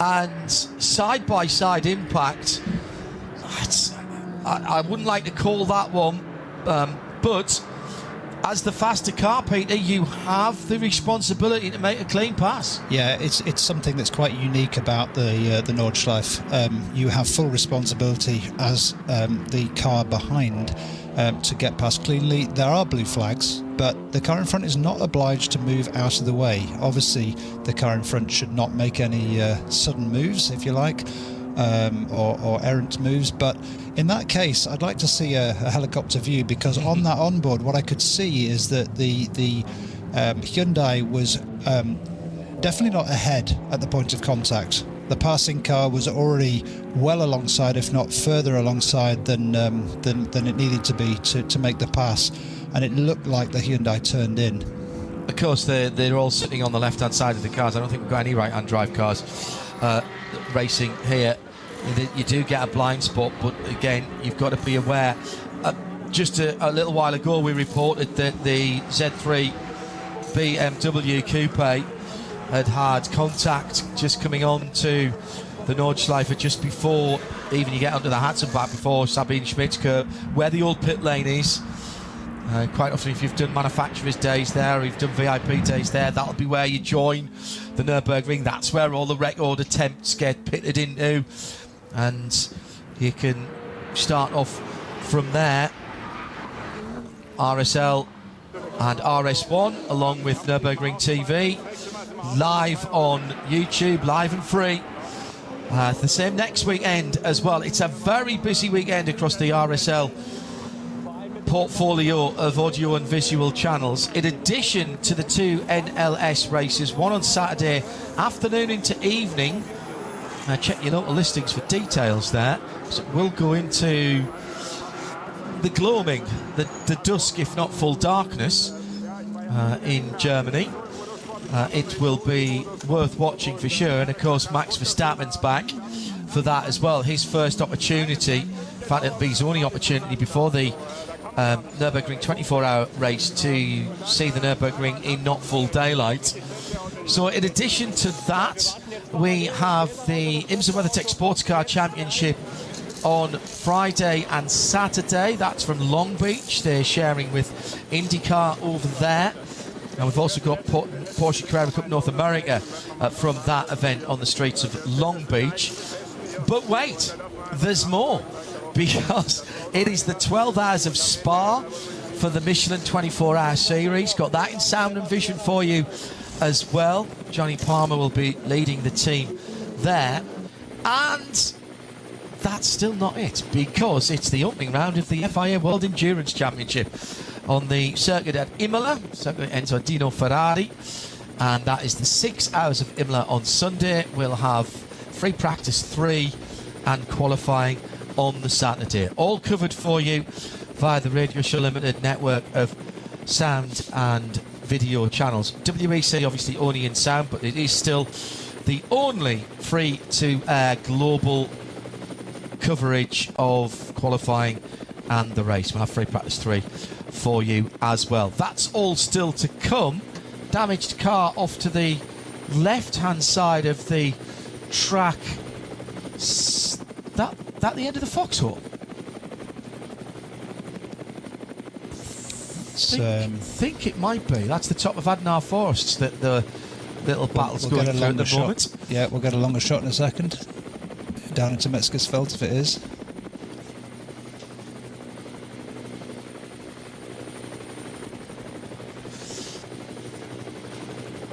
So, yeah, looks like it.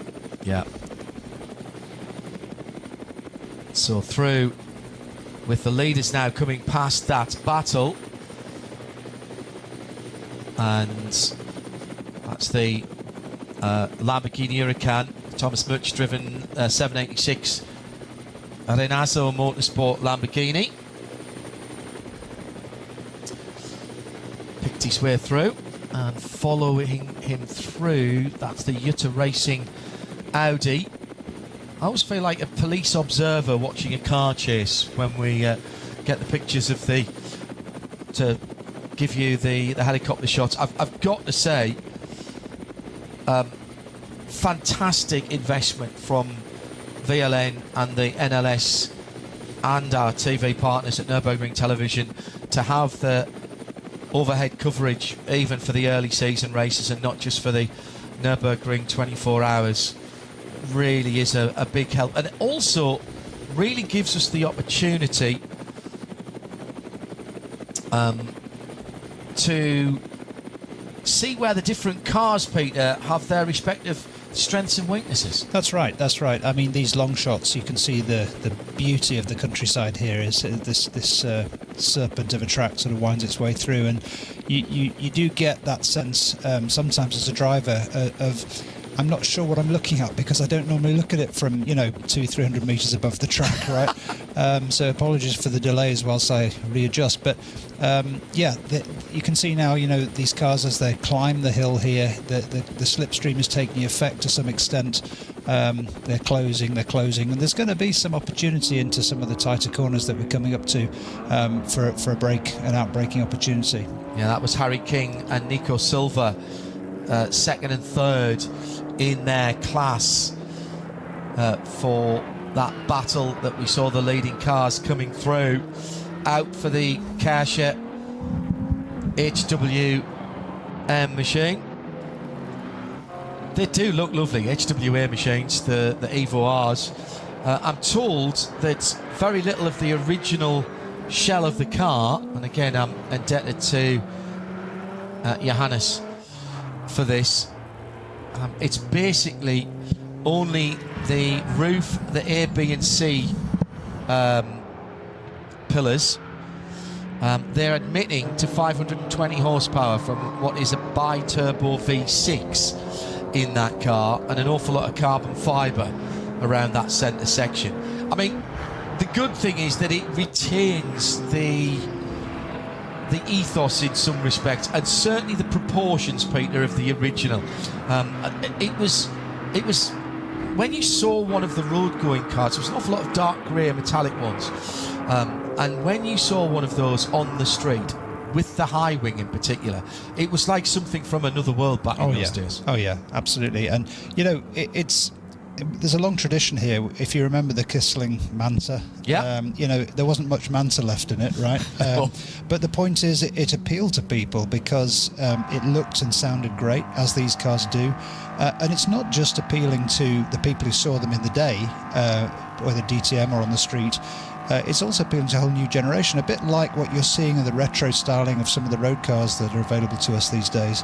It's a whole new generation of people who are getting into those, and I'm all for it. Possible pass 4 position here. The BMW M4 right in the hole in the air, being made by the Lamborghini Huracan, and that is the battle for second position. Just needs a few more feet to get alongside, and then he's going to stay alongside. Little bit of side drafting there, slows down the car you're passing, and the BMW, what you would think would be the aerodynamically less efficient car with that big bluff front end and the two big kidney grills, drafts by and into second place as they both come to the pit lane.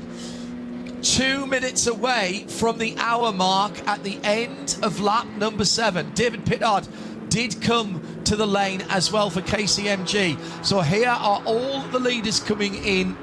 This is spot on time with the formation lap and the starting folderol. 7 laps, so none of the leading cars has broken that protocol, Peter, and we'll see them all coming in. Now, is anybody going to stay out? Oh, it looks like Wittmann may have stayed out, and Matt Campbell as well. Now, Matt Campbell didn't start that car, so Grello must have gone off sequence. I have to say, unseen by me, so apologies for that. Yes. So the Wittmann BMW, the number 77 Schubert car, and the Campbell Porsche both went off sequence. Very interesting. So let's see where they come around, Peter, after that top, 8 or 9 have actually stopped. It's a smart thing to do, even though the actual stop is time capped, as we said. It does give you the opportunity to avoid the traffic in the pit lane, and you can get caught behind a car going too slow down that pit lane, losing you those vital seconds. They came in after lap 6, so Chan-Goven came in after lap 6, so they will have had a shorter stop, and the advantage of now having been out on the Nordschleife and warmed up their tyres. So now let's see how that plays out when they come back together again. With an hour gone then, we should probably also take a look at some of the class leaders, as we've got this little hiatus, cessation of hostilities, with the KCMG number 47 car leading. David Pittard, I think not headed. I don't think he lost the lead to the number 77 BMW, which started alongside him.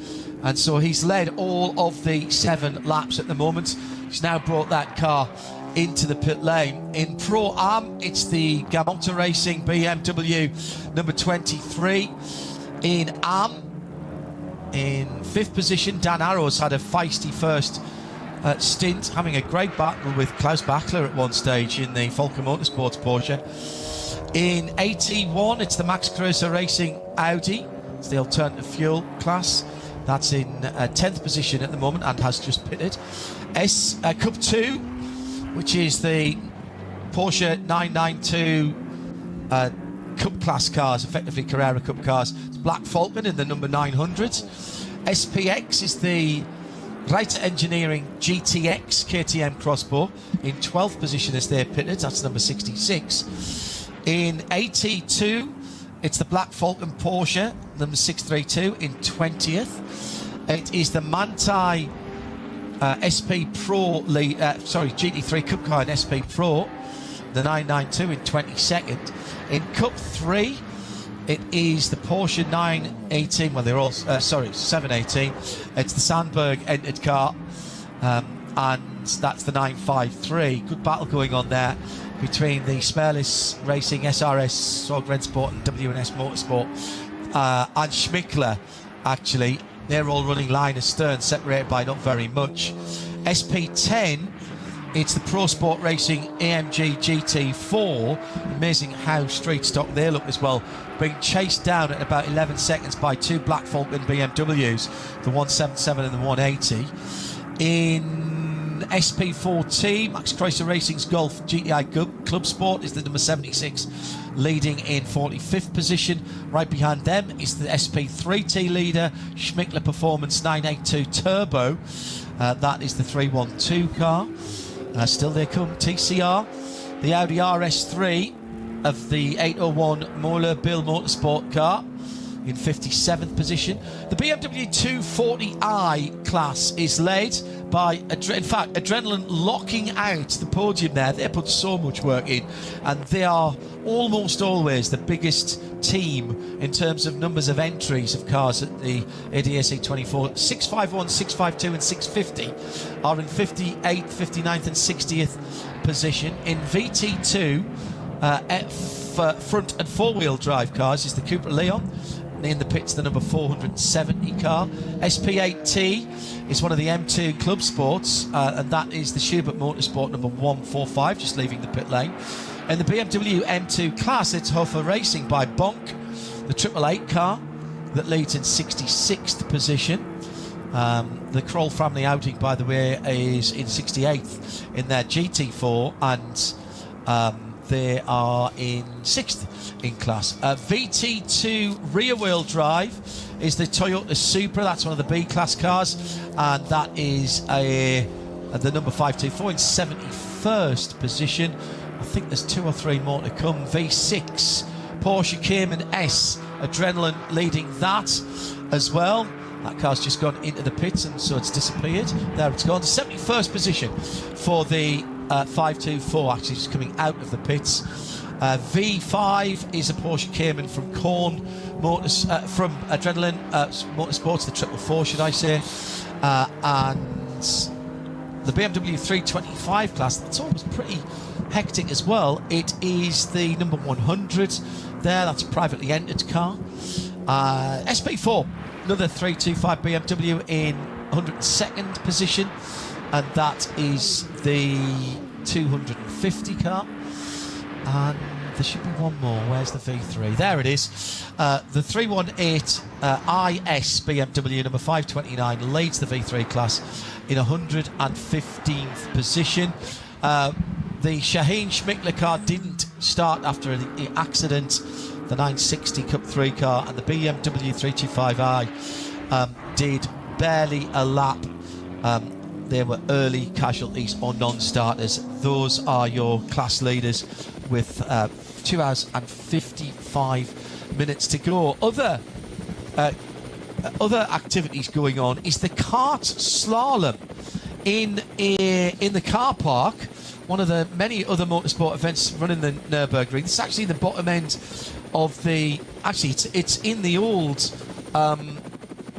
pit lane and paddock, the old Fahrenlager, and the slalom is laid out to the letters NLS, and basically it is a gymkhana or an auto test for karting. Brilliant. Yeah, it's a fantastic atmospheric part of the paddock, actually. If you walk into the paddock as a member of the public, you'll walk right past this and you'll see a lot of old artifacts and features from back in the day when this was the main paddock, when the Fangers and Stirling Mosses and so on of this world were racing at the Nordschleife. So always worth a look, and there's usually something crazy going on, some kind of drifting or some other interesting spectacle to watch. Peter Kate and John Hindorf in the booth for you as we're just after 6 minutes past 1 Central European summer time and right into the meat of this 4-hour race. NLS3 is the 57th running of the Adenauer ADAC Rundstrecken-Trophy. It's actually only the second race of the championship this year, as we lost NLS1. It was simply too cold for the tyres to cope. Not a problem today. Not the baking hot temperatures that we've had in the past, mind you, when we've run races in June and July.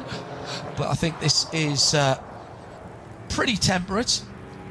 Lap time's been pretty good. We haven't cracked the 8 minutes yet in terms of lap times. A few too many yellow flags and slow zones, I think. 752.3, excuse me, was the pole time set by David Pittard. Jesse Kron has taken over the pole sitting car, and during that pit stop, David came in with about 9 or 10 seconds. In second now is the BMW of Gemoto Racing in the SP9 Pro-Am lead as well, the number 23. That gap is now 16.5 seconds, and there's a heck of a battle going on between the BMW, the number 23 BMW, with David Khan in that car, and Pavel Lefterov, Lefterov, actually, is probably how you say that, in the Conrad car. So those two are locked together. They were half a second apart across the line. Then it's Ben Luchter in the number 44 Falcon Motorsports. He took over from Klaus Bachler. SP9 is next, and that's the number 9. Dan Arrow started that car. Mike Stursberg has got into the back foot, and that's the SP9 AM leader, should I say. He's only another 4 or 5 seconds further back. The HRT Ford racing car, Ford Mustang GT3, has just been taken over by the Belgian driver Frederik Vervisch, the number 65 car, having just been the driver last week who put the fastest lap in ever by a United States of America manufactured car with that tremendous 6 minutes 15. There's more to come from that, I suspect. If you didn't listen to Frederick talk to me, it was the top story on Midweek Motorsport on Wednesday, and he was in very good spirits and looking forward to this weekend. Interesting comments from him as well about how the Evo is going, likely to be going in this race. They're very happy with the high-speed performance that the new Evo kit has brought to that car. We have a full green flag lap at the moment.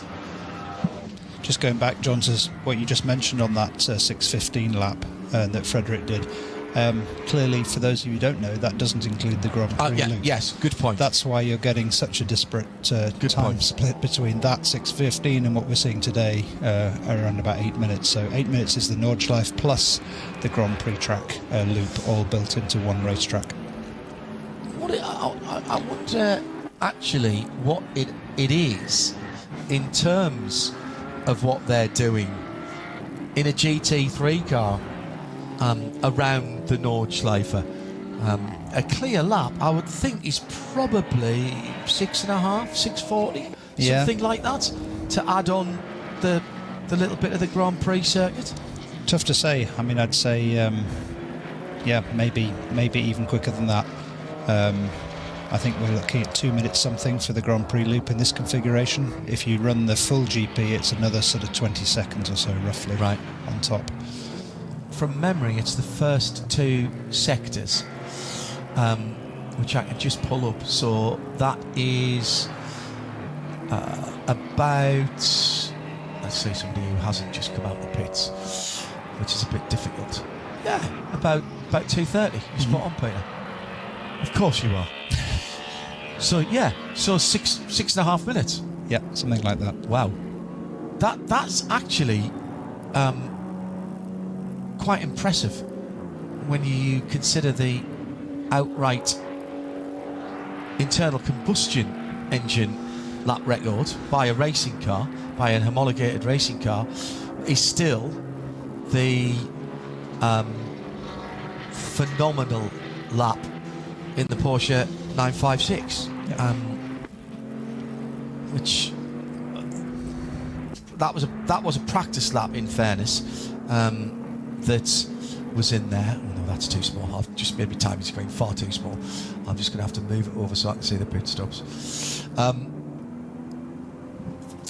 Stefan Beloff, of course, with that record, which will probably stand for a very, very long time, if it is ever going to be beaten. Some tiny changes to the layout of the circuit, but not enough to make big differences. And one could argue, actually, the resurfacing has given more grip. Well, that's very true. You know? Yeah, so it just makes his lap even more impressive. And taking out some of the worst of the jumps. rises. Yeah. That's that's amazing, actually, when we think about that. It's a long time ago, I accept that. But you are talking about a car that was at the front of the field and winning Le Mans and world-class endurance races on the Nordschleife. And even if you say 6:30, a GT3 car is doing a lap time that is barely 20 seconds away from that on 15, nearly 16 miles. Yeah, crazy.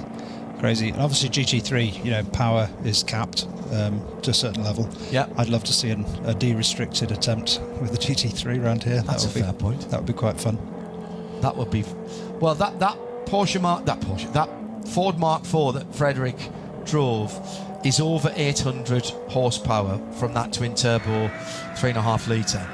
It had the Multimatic variable valve race suspension on it, so it's pretty trick. And it was the long tail car. Very, very impressive piece of kit. They're only building 67 of them. There are 25 build slots left. And I know you've got $1.7 million plus local taxes just lying around in your pocket. I need to look for that. Yeah. It must be in a different put it down somewhere. Different pair of trousers. Yeah. So into the meat of the race now, Peter. For the most part, the starting drivers have got out, handed it over to one of their teammates. You've got time to talk, as you mentioned. You've got time to talk to the incoming driver. What sort of information is being passed on, or should be being passed on? It's just a lot of unintelligible shouting normally. But seriously, you will have the opportunity down the long straight as the driver who's getting out of the car to radio anything to the engineer that's important, and that normally then gets communicated at normal vocal levels to the incoming driver by the engineer. So it's not normally driver to driver, but there is a temptation to, shout something to the other driver. It's normally things like, oil in Hatzenbach or something like that. But these things should be already known, because we've got, as we're looking at right now, a fantastic array of screens with a lot of information on. It's only really if there's something untoward with the car that feels a little strange that you just have to be aware of. Maybe the balance is not quite as it was, or something to be aware of along those lines, or maybe the car's misbehaving slightly. But you do have time to talk for sure. The thing is, when you get into the car as a driver, you've been waiting for an hour and a half. It's very, very hard to maintain your focus and concentration through that. I tend to sort of be around, but not in the pit garage until about half an hour before. I'll be in my kit, of course, ready to go. But I just find it's too much intensity for no outlet for that intensity. But then, obviously, as the time for the pit stop comes around, you'll build yourself up to be ready. The chapter in your book, we haven't mentioned your book yet, and we're well over an hour into the race, so apologies for that. That's fine. The chapter in your book about you literally getting out of bed and doing your preparation, getting in the car and doing the first lap of the race, to me is such a fantastic first lap of that stint, should I say, in the night time. And if you read it to yourself out loud, that's about in real time, isn't it? Yes, that was the intention. So if you take it from the point of leaving the pits to the end of that lap, it should take around about the same time to read. And I always joke, if it takes you longer, it was obviously raining. Yeah. So fair point. But I want to highlight the contrast of my first 24 hours, where I was literally shaken awake in the race truck with the words, "He's coming in," and within about 40-50 seconds I was strapped into the car, and a few seconds after that I was exiting the pit lane, having been sound asleep. That's not the way to do it, guys. So we now have a much more organised system where the incoming driver is already ready, as I mentioned, at least an hour before, kitted up just in case there's a puncture or an unplanned pit stop. You can jump in. And the title of your book and where it's still available? It's all available at all good book stores and Amazon, of course, and such like. It's called Racing Hell. Obviously, this place that we're commentating on today is known as the Green Hell, the Nordschleife. But the book isn't exclusively about that. Obviously, I've had a lot of experience and fun there. It's really everything I wish I'd known about motorsport before I'd started, because frankly, what you see on TV is just a little sliver of it. Well, we were waiting for the stagger to unwind from the cars that stopped at the end of lap 6. And the answer is the cars that stopped at the end of lap 6 have cycled through to the front of the field. And it is the Yokohama Advan liveried BMW. That really works on that car. That really works on that two-door car, that livery. So Marco Wittmann then leads. Who comes across the line in second? It's KCMG. One lap longer, a longer pit stop, hotter tyres from Wittmann, and all of a sudden Jesse Krohn's 16-second lead, as it was before he pitted, is a 27-second deficit. That's that stagger about the pit lane. And the other side of that is Grello, the 911. Matt Campbell got in that at the end of lap 6. He's up to third position now, and barely half a minute off the lead, right up the tailpipes, in fact, of the pole sitting and erstwhile leading KCMG Mercedes. There was some smart strategy there, John. If you look back over the history of this race, there was a lot of yellow flag and code 60 when those guys did their stop, and they came out and had the green when the other guys were in the pit lane. A new fastest lap when Wittmann crossed the line. That's just been beaten again by Lefterov in the Conrad Motorsport Lamborghini. That car might not be in its first flush of use, but there's life in the old Lambo yet.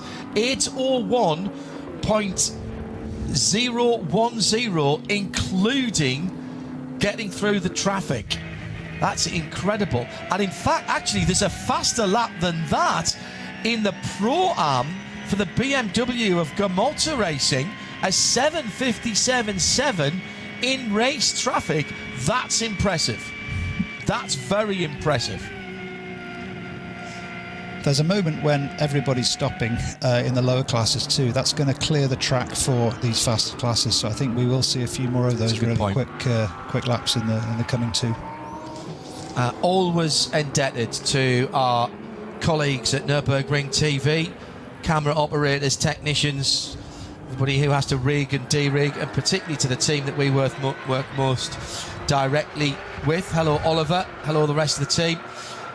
He has very sensibly reminded me that whilst Marco Wittmann is ahead at the moment by that 27 seconds, the last pit stop times will equalise that.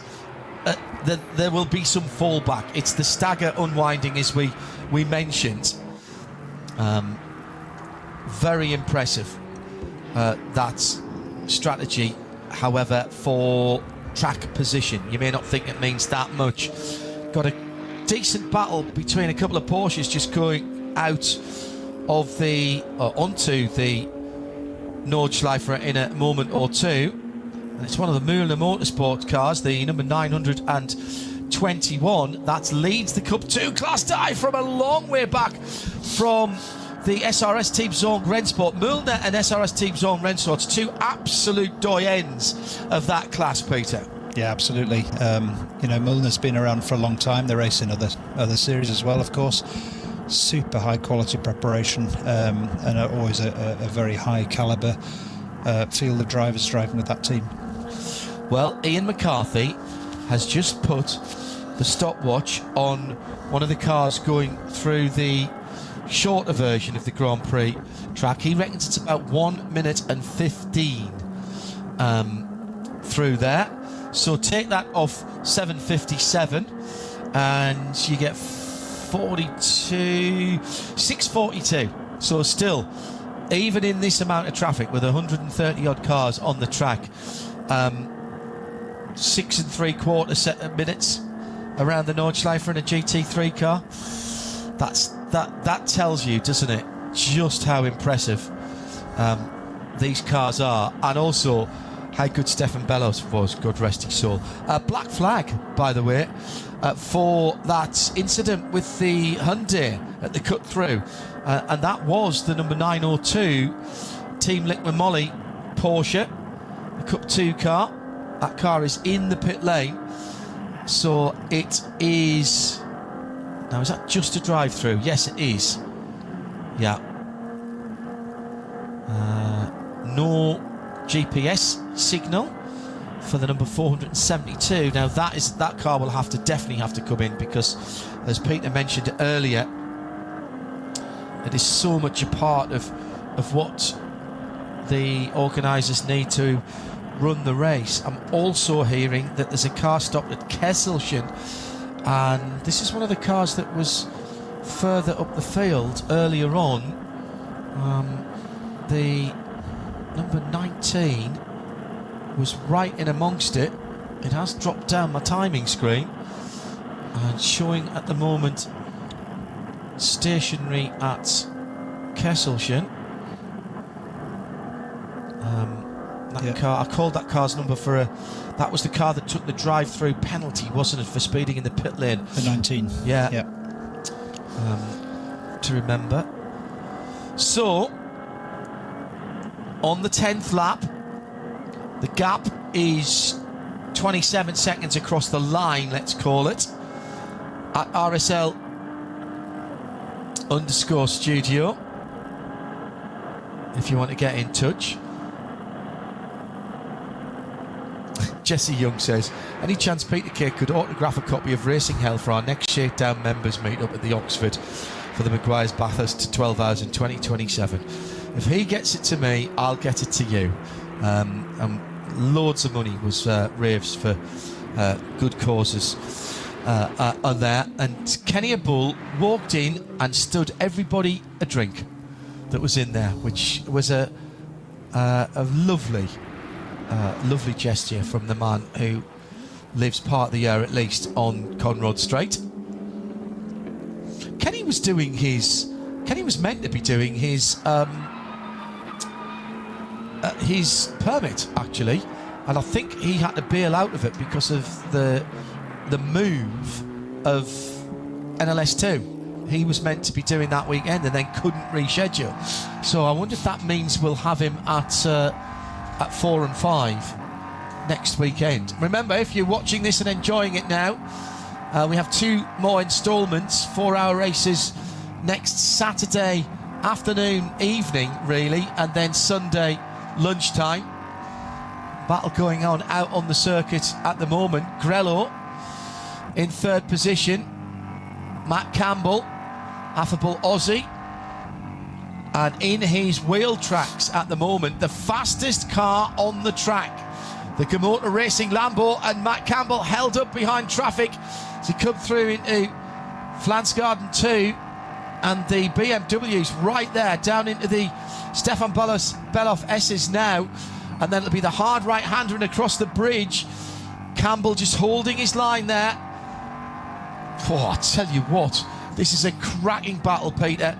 And what you said earlier on about everybody being flat out, being proved here as David Hahn looks one way then the other, you would not think there's still 2.5 hours to go. No, and this is critical. This exit here is coming onto the Dottinghurst Straight. It's a tricky, long falling corner. You're trying to get back on the gas. He wants to get in the slipstream. He's going to get in the slipstream here. They're going to be side by side before the end of the straight. Oh, that Lamborghini has got some pork, hasn't it? Right under the huge rear wing of the Manti Porsche, pulls out to driver's right. There's a Renault that they're going to have to go by, and they do manage to get that done. Now, Matt Campbell gets the rest of the straight as a little bit of a slipstream. Can he do anything with that? Or has the car gone through? The BMW, sorry, called it a Lamborghini, or the BMW, not the Lamborghini. Well, we've seen that a couple of times, Peter, have we not, with BMW M4 Evos? Once I had the Lamborghini in my head because they dragged past the Lamborghini, the Conrad car, and now past that Porsche. That is a car and a driver in David Hahn who is on a mission out of the pits. That was an 8. I know there was some slow zone, 8:44 there, but my goodness me, sector times are quick. Yeah, it'll be interesting now to see how 6 seconds quicker than Campbell on that lap. Yeah, interesting to see how Grello manages this. It's tempting to, try and chase after the guy, recover the place. We'll see over the next couple of laps if he's able to stay with him. Quite a lot of extra concrete, I notice, on the runoff area there on the left. They're really running wide on that corner compared to last year. Oh, in the bit that we used for the 24. Yeah, exactly. The short cut through of the Howcock. Yeah. Johannes has been into the record books and says if these cars are doing 640, 645, that's pretty much what the race laps were for the Group C cars in the 1000k at the Nürburgring in 1983. Wow.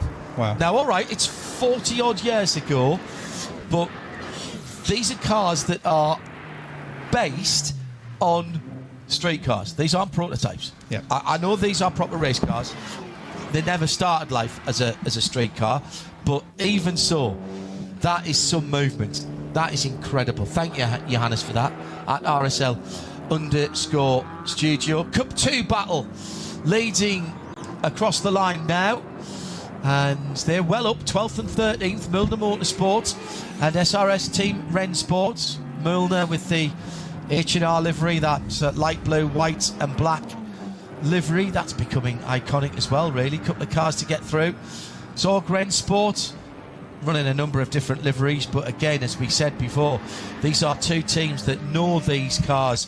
We see them in the Michelin 24-hour series. Both of these teams have run Cup cars. These are 992.1. We haven't got any new 992.2s or 992 Evos as yet. They're all still rolling out into Carrera Cup. It was Carrera Cup Asia who raced them first, then Carrera Cup North America, Super Cup and Carrera Cup Deutschland are the four that will get them this year. The new cars that will replace these cars, it's an evolution. The engine has been tweaked a tiny bit. For a long time it's been 507 horsepower. It's up to just under 530 now for the newer cars. Very, very different rework on the aero to mirror the 992.2 street cars, so a different front aero package, different rear aero with more adjustment as well, slightly different interior and some different suspension as well. The lap times that they've been putting in IMSA competition are a whisker away from GT3 lap times, and they run on Pirelli tyres in IMSA as well. I'm led to believe that the setup window, even though it's quite strictly controlled in Carrera Cup and Super Cup, is wider, and the cars, all of the cars now have ABS as standard. Even the Super Cup cars have the ABS, and it's very sophisticated ABS as well. You've always been able to spec ABS for the endurance versions of the car. It's an interesting point how ABS has developed, and it's one of the areas that you can look at motorsport and say that's where ABS development really has occurred, because most people know ABS as a kind of an additional benefit on your braking system should you lock up the brakes. It avoids that lockup, maintains some wheel rotation, gives you some steering capability. But where we're at now, because of motorsport, we've got ABS that can brake different wheels at different rates to help you achieve a turn on the car. And these race cars you're watching right now, those that use those systems are actually braking into the curves, braking the inside wheels of the car more than the outside wheels, and rotating the car as a result. So it really was a change to the driving technique that you had to accommodate as a driver to get the best out of those systems. Well, my own very limited racing experience, you and I shared a car which basically had road going ABS on it, and then when I got to test a similar era GT3 car which had race tuned ABS on, still adjustable, they were both adjustable, but the GT3 car was incredible. And the brake pressure you have to put on that brake pedal. Absolutely hammer it with your left foot. Yeah. But you, as you say, you brake right into... I remember the engineer saying to me when I got in the GT3 car, so have you driven a car with race ABS before? So, no. He said, well, this light here is the ABS light. I went, oh, so I don't want that to go on. He went, oh God, no, that has to be on all the way up to the apex. Absolutely. And it's like, oh, really? And it made you feel like a racing god in some respects. But it was amazing how tunable it was as well. The KTM crossbow, that was quick yesterday. I was watching the onboards of the number 66 machine from Reiter Engineering, and it was firing past the HWA cars. The number 66 car, very quick in a straight line. This, of course, with the GTX with the 5-cylinder engine, and pushing right in behind Porsche 909 at the moment. It's not a battle for class position. They're getting very close. This has just come through Adenauer Force. It looks like a spaceship, and I love the way that clamshell lifts up as they head down into one of the most challenging parts of the circuit, Peter, through that hairpin and then plunging down, ultimately down to the bridge at Adenauer. But this section here, you have to be so precise. Absolutely. I mean, there was a big bump in that little S-bend a few years ago. They ironed that out. But the rest of this here, these three apexes, you can see as he exits, there's a big bump, jumps the car sideways, then down into one of the slowest corners of the track, second gear left, trying to get on the power, trying to get a good exit all the way down here, and then hold your nerve, don't brake until you're around the curve. He had to lift because of the other car. Here's where you're on the brakes, and then again it's downhill, big bump just there, takes the car to the right, but you've got to work it over to the left, get back on the power, because guess what, it's going to be flat now all the way up to Bergwerk. That's been resurfaced as well in recent years, that the good place to just lift and let the hill slow you down used to be the change in surface there, but that's all new there through what is not officially called Nicky Lauda corner, the little kink before Bergwerk, the Lauda link, and the Lauda left, and then climbing from Bergwerk. That's that whole section down the one side of the hillside and up the other, until you've actually driven that yourself. Even the onboards, which are fantastic nowadays, they cannot do that justice. It really is a place where you can make up a lot of time as well. The BMW of David Jan then into the smaller of the two carousels, the kleiner carousel. Oh, that was another thing I noticed about Frederik Verweesch's lap in the Ford GT. He didn't use the full Caracciola carousel. He just dropped the left-hand tyre over the top of it, almost rally-style, ditch-hooking it just to help him turn. So that'll come back to ride height, I would guess. Most of the issues of the carousel, it's not a lovely, smooth, bowl shape, as you might expect. It's a series of flats all joined together, and each flat leads into another, and there's a big bump as you do that. So any car running a low ride height is going to ground out. So I imagine they're running that car as low as they possibly could for the rest of the track, and then they would have sacrificed a few seconds around the carousel, and you know, driven around essentially, as you say, the top of the carousel. How much has the track changed in the years that you've been going there? And I'll say improved, because there has been a lot of investment down through the years, not just in the infrastructure and the fact that there's fibre run all the way around so that our colleagues can get the cameras out in the country, not just about the helicopter coverage, but in terms of the track itself, Pete. Yeah, I mean, the track, the resurfacing is probably the biggest thing in terms of the global change as a driver. You know, we were driving on some surfaces that were decades old at some point, and that has a big grip difference compared to the brand new tarmac, and they would have this habit of re-tarmacking the inside half of a corner, which means that, you know, your outer tyres, particularly in traffic, could be on the old tarmac. In the rain, the new tarmac was not necessarily as grippy as the old tarmac. So again, it changed your wetline approach. Curb height have changed. You know, there's a very famous example after Fusra, the left before Adenauer Force, we used to ride that apex curb. It's much too high to do that now. Can't do that. So that's made Adenauer Force a really tricky break, because you're still turning left as you're getting all that speed off, bearing in mind the prior section is absolute flat out top gear, sixth gear sort of section. Some of the jumps have been smoothed off a little bit, not significantly. There are still airborne sections of the track. If you're a spectator and you want to go and watch at Flanksgarten, for example, you'll see the cars in the air. There are some very famous photographs of you know, a good foot of air underneath the cars. That kind of blows people's minds, because they don't expect race cars to be airborne, you know, all four tyres, but it happens every lap, and pretty much every car. So, you know, get down to those places and you'll see something you'll not see many other places around the world. Mentioned Harry King earlier on, and keen-eared yellow lights at the end of that Hatson back and waved yellow flags. Let's just see what David Jan's going to come up against here. Slows down, and then we get the code 60 boards down to 60 kilometers an hour. It's all bringing you down to the 60k speed. Hudson Batten, perhaps there's a yellow flag here, we'll see. We've got some track work, and that looks like it might be some barrier work going on. John de Geese, keen-eared, hello John, doing his rapid tour. He is at Barcelona at the moment. He'll be in Italy next week, and then back to, in the middle of the week, and then back to Long Beach for IMSA, founder and editor of Sportscar 365.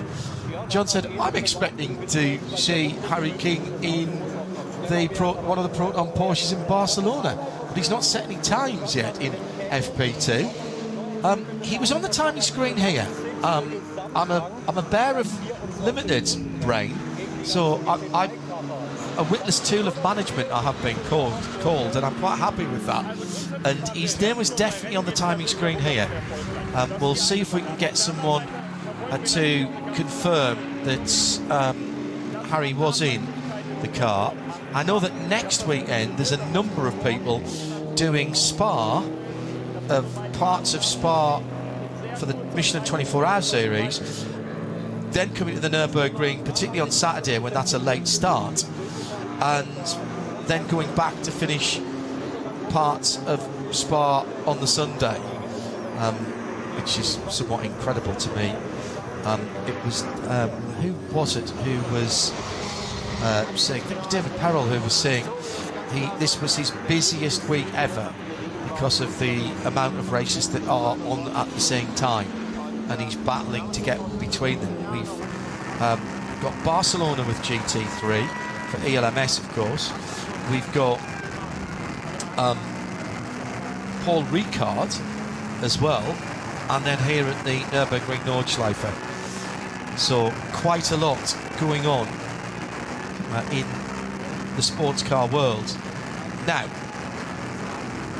this is first world problem, let's just say that. If you're a professional GT3 driver, a factory GT3 driver, you're probably doing 40 races, 40 race weekends a year, right, aside from the testing. Talking to Maro Engel about this when we were in Australia. And in fact, Garth Tander, also one of my co-commentators there, saying the reason that you can't just jump in even if you know the track better than the works drivers is they're effectively, Pete, that live in those GT3 cars now. Yeah, there's so much racing. It's a speciality kind of racing. I mean, the way that you drive those cars, there's so much development that is very specific to that format of racing. Not just the car itself and how you handle it, but how you deal with the other cars around you, the traffic.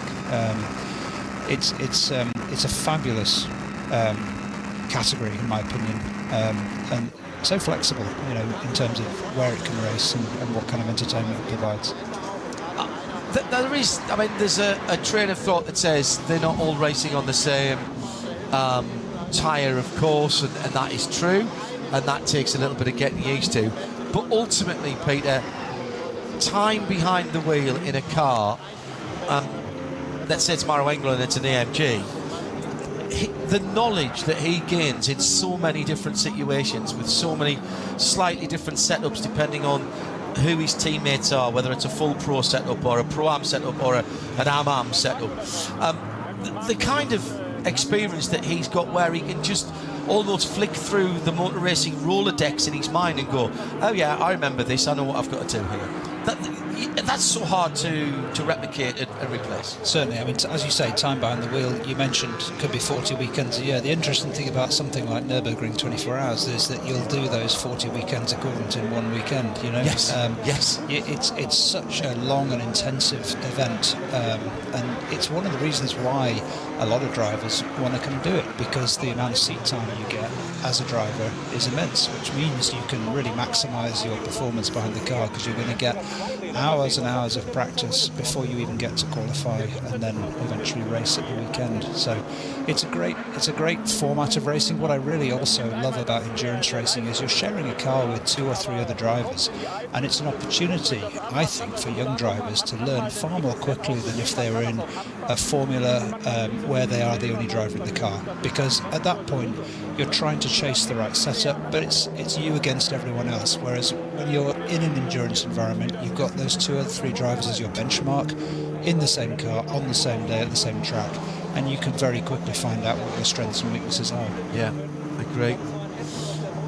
Coming through to 2 hours and 17, 2 hours and 18 minutes remaining at RSL_studio. If you do want to get in touch with us, Ben Lichter taking over from Klaus Bachler in the number 44 Porsche, which currently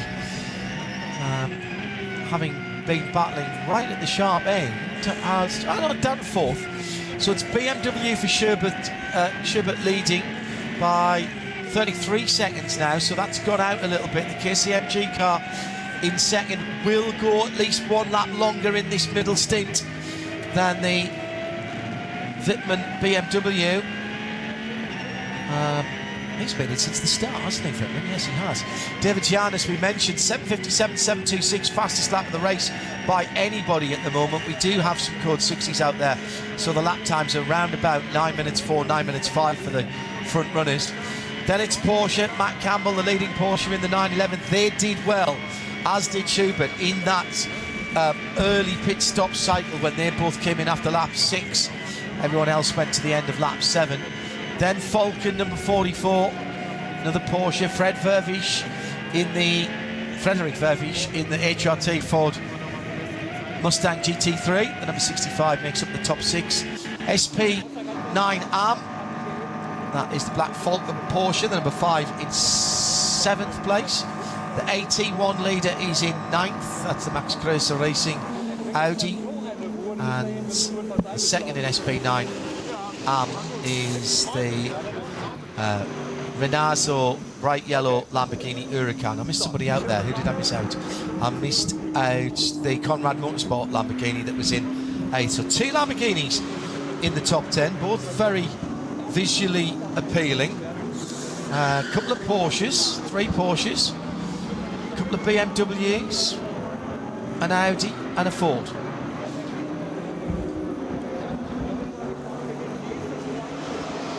That combination of different cars just highlights exactly why this kind of racing is so special, you know.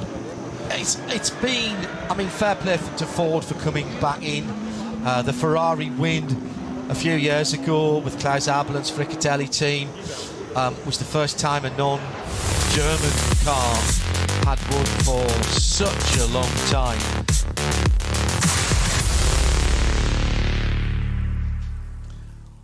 This place leaves no room for error. No escape. Just asphalt, adrenaline, and the legend. The green hell never forgets. It never forgives. Every corner, a fight. No room for weakness. The Nordschleife is no place for empty promises. It is the place where they are delivered. Engineered for the green hell. Official partner of the NLS.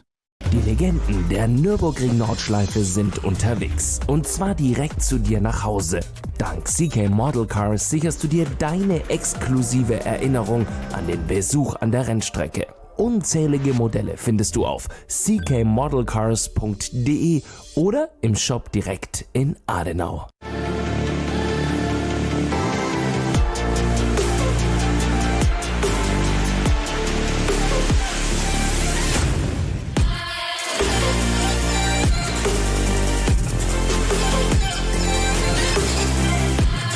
Reifen.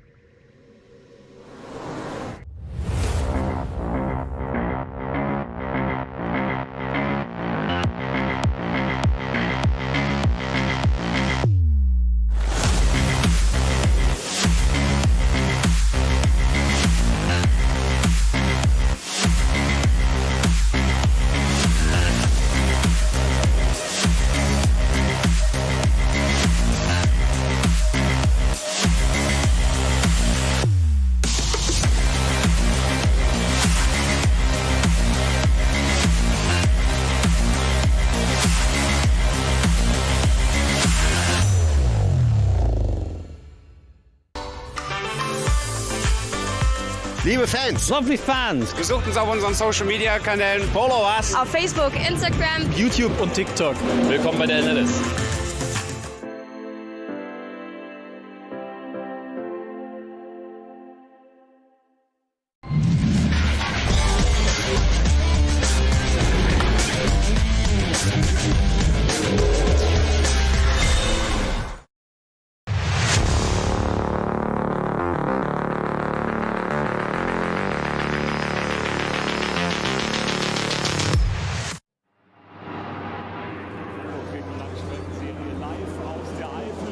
So the gap at the front of the field has changed to come down to 16 seconds as we're getting into pit stops again, and we expect to see the leading BMW from Chequered Motorsports, who last pitted at the end of lap number 6. Expect to see that car and the number 911 in 4th, the Porsche of Manthey and Matt Campbell in at the end of this race. The cars around them stayed out 1 lap longer. They took the shorter pit stop because of the sliding scale and the mandatory pit stop times, and they took the road position.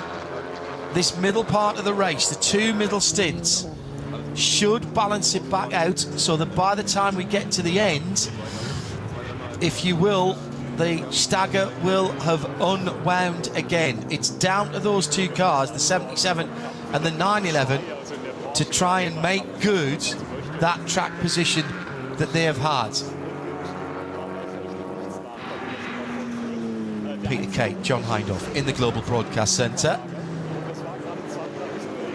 NLS3, 4 and 5, rounds 4 and 5 next weekend, Saturday afternoon and the evening, and Sunday, with a top qualifying simulation as well on Sunday.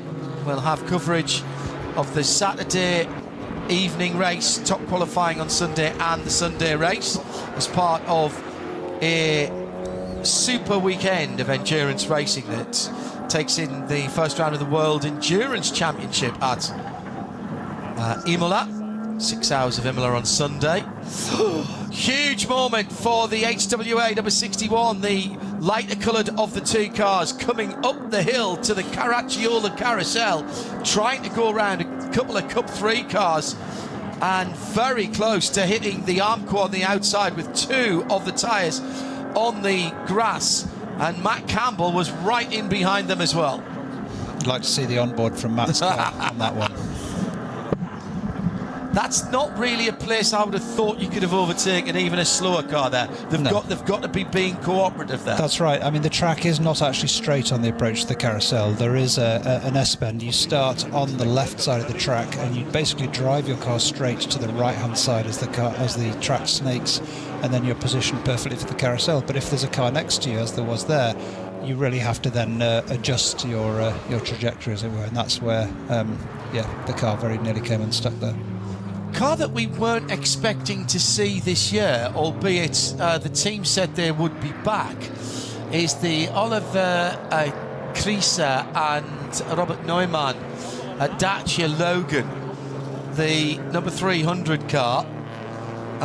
The team, as far as I'm aware, built, remember the car was destroyed last year, and as far as I'm aware, the car had built a Renault Twingo with RS Megane running gear and submitted it, and you're allowed to put any engine from a car in the range into that particular category. Submitted it, and it was turned down, so they've rebuilt another Dacia, which is interesting. They were looking for more performance and thought that and better lap times, and thought that the Twingo would give them that. But for whatever reason, the powers that be decided that they didn't want the Twingo and they'd rather have the Dacia back. So the Dacia is back. Yeah, I have mixed feelings about I'm that. sure you do. We should point out the reason it was destroyed is because it was hit by another car. The speed difference between the slower and the faster cars is extreme. So on one hand, I'm not sure that it's a smart idea to have such a big speed differential. On the other hand, I do like the fact that this type of racing offers the opportunity to get involved at that slower end of the grid, let's say, and gives drivers opportunity to get on the ladder and Correct. get into this racing. So, I do support it, but with caution, because when you have the speed differential, people have to accommodate that in their driving. We've been talking quite a lot about how we used to see 220 cars starting, then it went down to 170, and now it's 150. For the ADAC 24 hours. Now, I'm not sure whether the track license has changed per either ADAC or FIA, but we also saw in that time when that was coming down, we saw some of the smaller engine cars, the Suzuki Swifts, the Daihatsu Charades, basically anything sub, I think it was sub 2 litre, wasn't it, or 2 litre equivalent. Some of the forced injection minis. They were taken out because of that speed differential, as the cars at the front of the field, which transitioned into being the GT3 cars that we see now in SP9, were just getting quicker and quicker, and the lap times were coming down. So I understand what you're saying about that. There's a slight dichotomy there, isn't there, in that? And I'm not sure, the drivers of those slow cars particularly liked driving around with their eyes fixed to their mirrors the whole time, on the basis that they could see these bright headlights coming up behind them, particularly in the dark. You're not sure what car it is, how quickly it's closing necessarily. And there's a lot of blind corners, as I mentioned earlier, which can result in catastrophic impact. And everybody can make mistakes, and Ben Lochter's just made a mistake. The number 44, running in 5th for Fulton Motorsports, the Porsche. This is a car with real potential in this race. A 87-second stop-and-go penalty. 87 seconds? Why 87 seconds, Hindhoff? You may well ask that. That is proportional to the speed that he went through a code 60 over 60 kilometres an hour. 117 kilometres an hour. That's blowing through there, and that, for a driver of Ben's experience, is a bit disappointing. He'll be disappointed to get the penalty.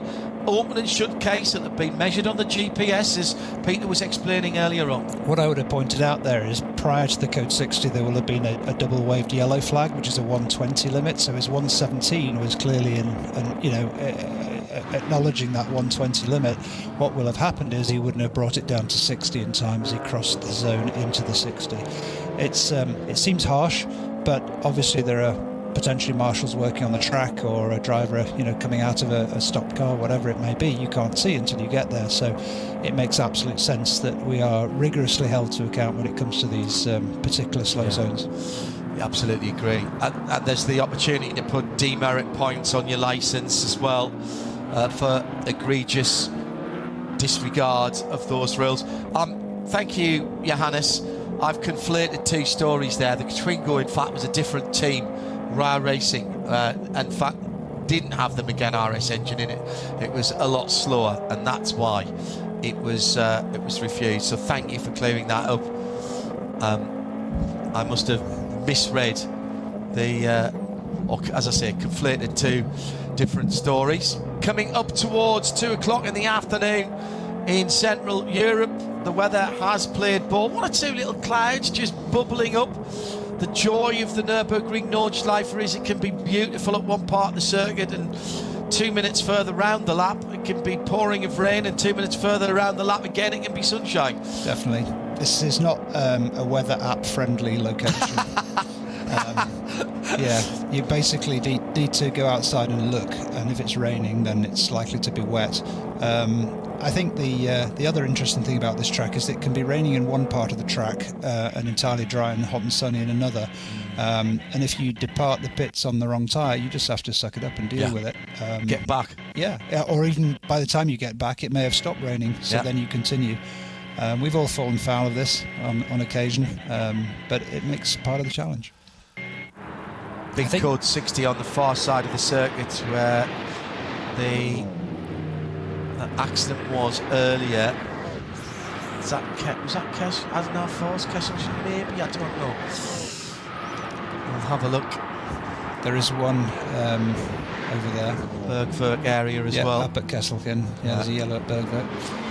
There is a chance of rain, just coming back to weather, there is a chance of rain on the local app, which is the only one I sort of half trust. 40-50% chance of rain towards the end of the race, but I think, looking at the radar, it's likely to pass over the track after the race is finished. So still waiting for the end of lap number 13, where we will expect 7 and 6 put together is 13, and we are waiting with 2 hours and 1 minute to go, so almost half distance, not quite, for the next set of pit stops. Before that happens then, let's very quickly look at the rundown with a slightly different pit strategy being run by the first and fourth place cars. It is Schubert Motorsport, BMW GT3 Evo, number 77, ahead by 15 seconds of the Mercedes-AMG of Jesse Krohn and KCMG. That was the pole sitting 47, blue and white car. Then it's Devijan for Gamoto Racing in the BMW number 23. Matthew Campbell is the other car we think will have to come in the pits at the end of this one, the 911 bright yellow Grello Manti car. And the top 10 made up by Falcon number 44 with an 87-second stop and hold to a 10-2. HRT Ford, the number 65, they're just over 1 minute and 13 seconds away from the leader. That's nothing round here. SP9 ARM class leaders in the top 10. That's the Black Falcon Porsche number 5. We've got the AT1 Audi leading, the AT1 Max Kreuzer Audi leading the AT class, the number 75 and 8th. Renazzo Motorsport for the Lamborghini Hurricane in 9th, the 786 bright yellow. The top 10 made up by the Mercedes-AMG, which is the Toyo Tyres machine. That's your half distance rundown.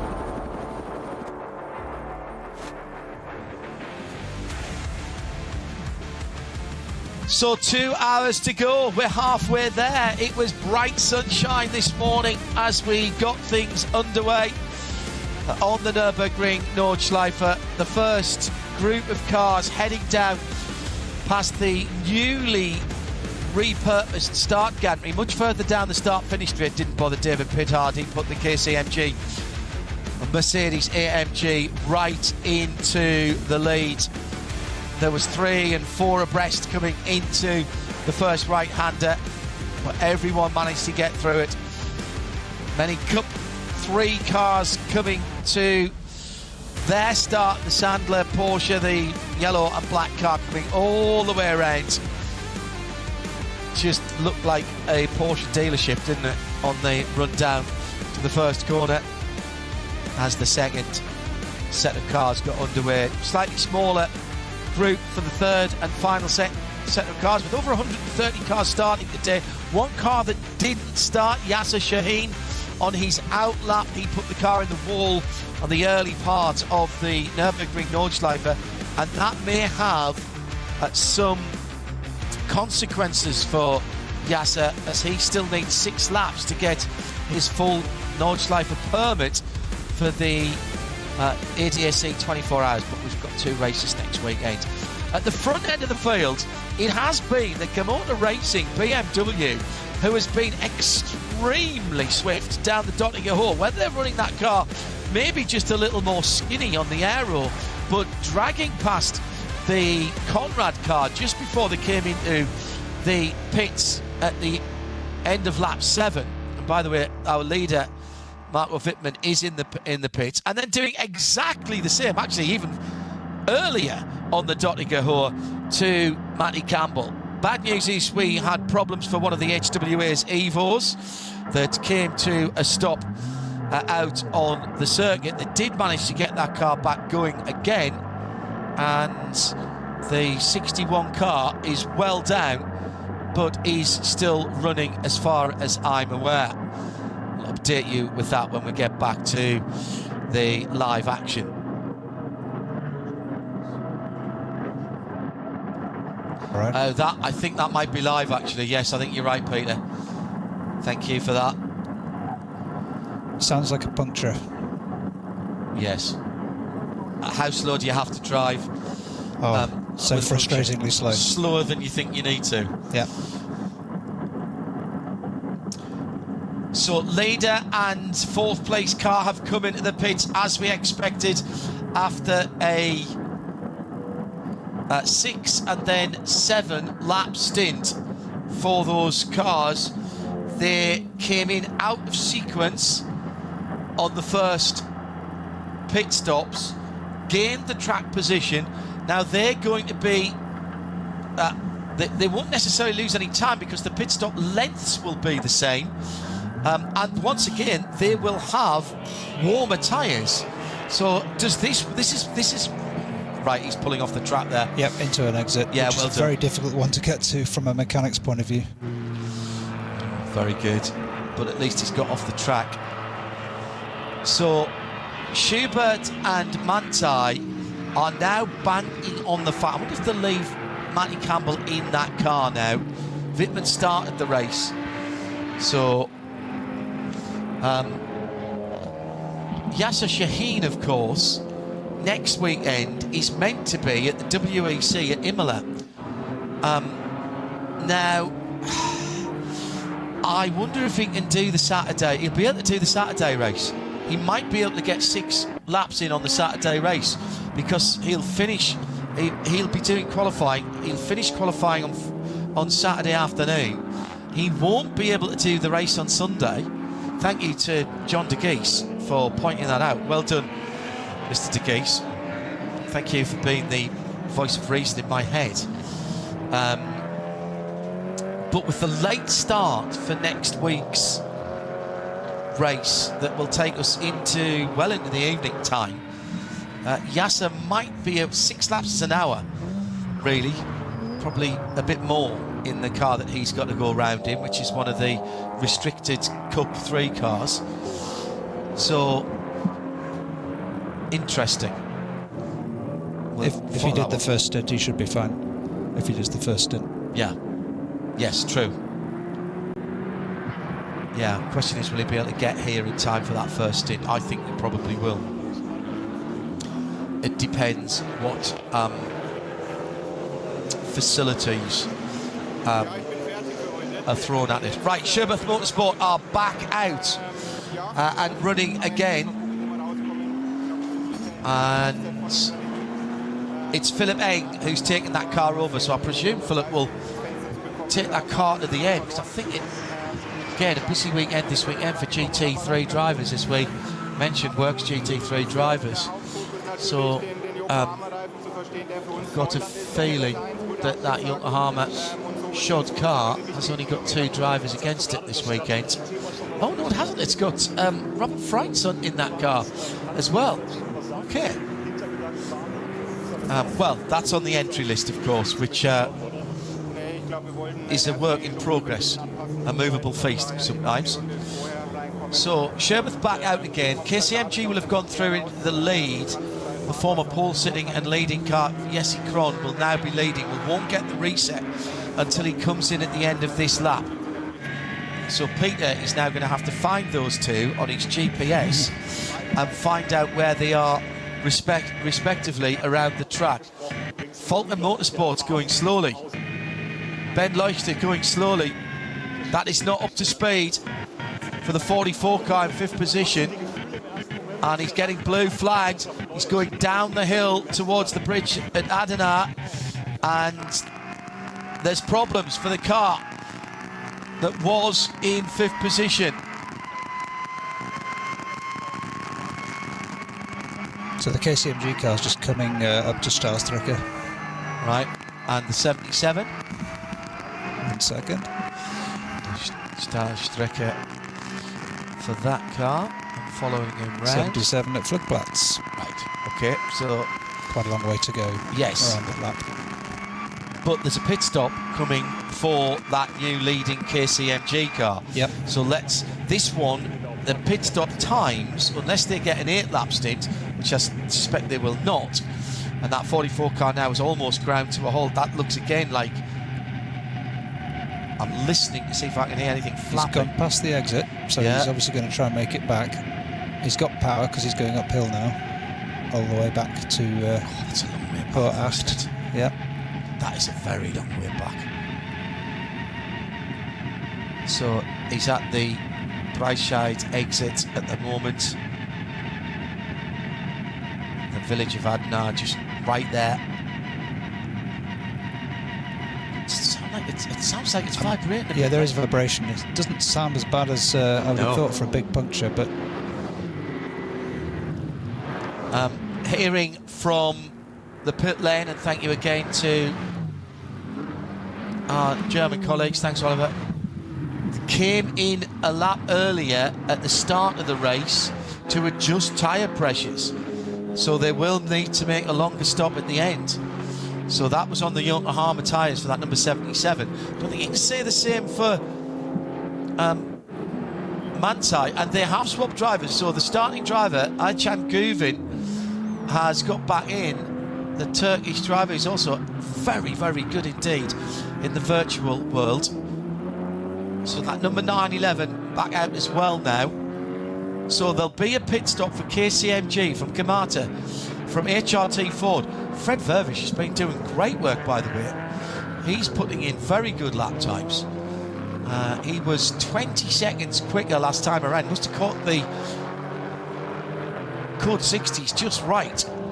But that car, that number 65 car for HRT Ford Racing, going very nicely. That should be in at the end of this lap as well. We'll try and find out what's going on with the Falcon Tyres Porsche. As the BMW number 23, which is the quickest car out there at the moment. David Yan still behind the wheel of that. 7:57.7. Fastest lap of the race. Take 1 minute 15 or so off that, and that'll tell you how long he's been on the Nürburgring Nordschleife. Haven't seen much of the Aston Martins or talked much about the Aston Martins here, Peter, a brand with which you have some history. GT3s, SP9 cars and GT4s here. Yeah. I mean, as a Brit, obviously, Aston Martin up against the local German OEMs, it was always a privilege to drive with them, and you always felt like you'd really achieved something because Aston's a small company, small budget compared to some others. So to come away with gold or silver trophies was always an enormous level of satisfaction. Yeah, and you did come away with a win, classmate. Yeah, we did. I'm so pleased we were there for that. That was magnificent. It was a great way to conclude my time with Aston. I didn't expect it to be the conclusion, but of course COVID came along after that. Yes, so that basically shut the door. Yeah, that was 2019, of course. Exactly. It was, yeah, exactly. Yeah, and Aston putting a bit of beef in behind the top class cars as well. So hard to break that German manufacturer's stranglehold. That's why the fact that Ferrari did it with a non-works entry. Fricadelli did it, actually, the non-works entry. They did get a little bit of help from another Ferrari team, but that's why that stands out. First and second into the pit lane, KCMG and Gamata Racing. 25 seconds between them. Now we wait for the black and red BMW number 77. So that was another 7-lap stint. End of lap 14. The 77 is just coming through Flansgarten now. There's a lot of restriction of speed there. Slow zone into a code 60 before Schwalbenschwanz, and then he'll be on it all the way down the Dossinger Höhe. So they had about a 16-second lead, if you remember, before they made their second stop. 1 lap earlier, again, than everyone else. Frederick Vervisch has come in from third, 43 seconds behind the KCMG car that was leading. That's the second stop for the black number 65 HRT Ford Racing Mustang GT3. Okay, so 77 is out into the green flag. He'll be on it, coming through Schwalbenschwanz now. And confirmed it is a tyre failure for the Falcon number 44. So that's a long way back. Long way back. And that's dropping. I mean, they're going to lose the better part of a lap here. Not to mention any potential damage to some of the hardware just around the tyre. Depends which tyre went. And I assume it's a rear. Number 61 HWA, as we said, that was the Ewald Holstad driven car. He is the H of HWA. And that car is behind the wall, so that will take no further part. And, well, I say that. It could do. It's a question of whether they can get that car back from where it is. It's on the wrong side of the track, John, right there. It's very, very difficult to reach on the inside of the track there.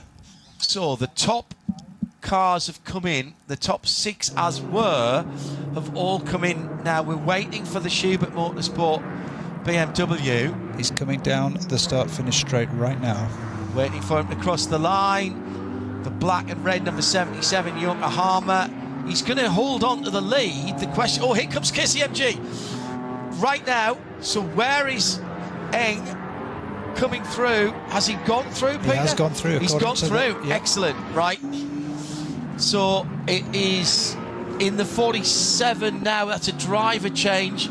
And it's Edo Liberati who's taken that car out. So it has, if you're looking at the online timing, it will show KCMG as the leader. That's because it crossed the line going into the pit lane for its pit stop. But it's actually now in second place. So the KCMG number 47 car is in second place behind the Chequered Motorsport BMW. The BMW further round the Grand Prix circuit than that 47 car. As I say, it was about 16 seconds before the pit stop. We'll get the full picture at the end of the next lap. Peter's going to tell me where the cars are in relation to each other on the track. The black and red number 65 Ford Mustang GT3 back out onto the circuit and now being driven by Dennis Olsen. Dennis, a driver who has proved his worth with a number of different manufacturers. Some of the VAG brands and now with Ford. Yeah, basically both cars are in Hatzenbach. 77 is probably about 15 seconds, 10 to 15 seconds ahead. So probably status quo then. They would have been hoping to make up a little bit more time. They will have warmer tyres. They have 1 lap warmer tyres than the KCMG in second. The other question is, where did the 911 drop into in that as well? And the Falcon Motorsports car is off the circuit, behind the wall. Is that the bottom of the... That's top of H8, is it? The top of the test hill, yeah. I think you're right. I thought it was the bottom. Again, a view I'm not used to seeing. Well, you might be able to check on there with the 44. And we've also got the 902 Black Falcon Liquid Moly GT3 Cup car. Now that car was running 7th in class and has stopped out on the circuit as well. Yeah, it's top of H8 where the 44 is pulled off on the outside. Yeah, that is reachable. So if it's a tyre change. Hello to Jimmy Broadbent, who came across the stranded Z4 in his stint. He said, I missed what happened, and I'm pleased you missed it, Jimmy. Watto, Jimmy, hope you are doing well. We think he spun it up coming on to the Nürburgring Nordschleife from the cut through. There was a few witness marks on the road that looked like he looped it back to have contact with the left rear wheel, sort of a bit of a tank slapper, and the left rear wheel hit the arm core, and then it ended up completely the wrong way around with left rear suspension damage on that car. Yes, Z3, as I said, it's a favourite. And Jimmy, don't forget to come and see us when we're in our usual booth for the ADAC 24. We'll keep an eye on your car's progress as well. Good to know that you're tuned in at RSL_studio. The science fiction like KTM Crossbow coming out of the Grand Prix circuit now. Looks like it was trailing some vapour behind it there. I wonder if they haven't got the fuel flap quite closed on the right rear cowling. And you'll see it here as it comes through onto the Nordschleife. No, I think it's okay. But then again, he was going slowly. that dark red colour really suits that KTM crossbow. This is the Writer Engineering machine, the number 66, and that car with Niklas Born, the Swiss driver, Arne Hofmeister and Julian Apothelios. And it is Niklas Born behind the wheel at the moment.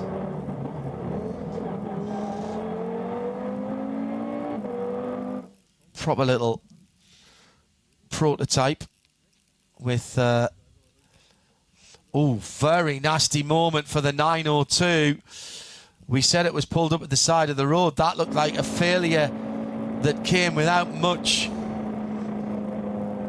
warning at all for its driver.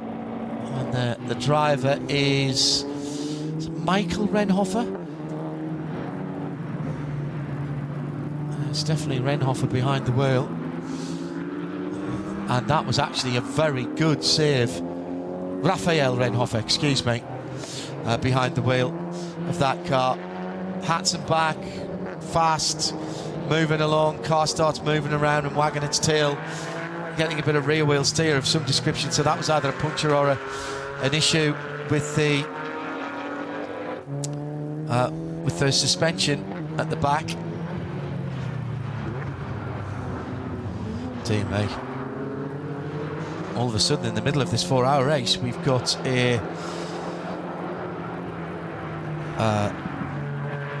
in fact, that was about the same place as where Ben Luchter parked his car as well. And hearing from Klaus Bachler via Johannes that they may have ran over debris in that 44 car, which has caused the tyre problem for the Falcon Porsche. Very, very bad luck. Very, very bad luck.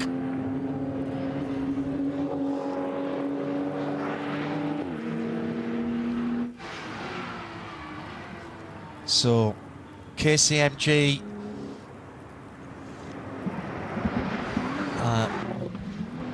we think in second position after the second full set of pit stops. They'll come through in a moment. Here is the lead. Oh no, sorry, wrong red and black BMW, and it is, however, coming into the pit lane, but it's not our leader. And still waiting for, who did we put in? It was Philippe Eng, wasn't it, who we put in the 77 car? Yeah. So KCMG are just about to come onto the main straight. They've just emerged from that code 60. And Schubert, the 77, should be part way down then, are they? Should be almost at the end of the main straight. Yep. Yeah. So we'll see as they come round this time around. The timing screen will catch itself back up again. About halfway down the straight, John, so I think the gap has closed a little bit. Right.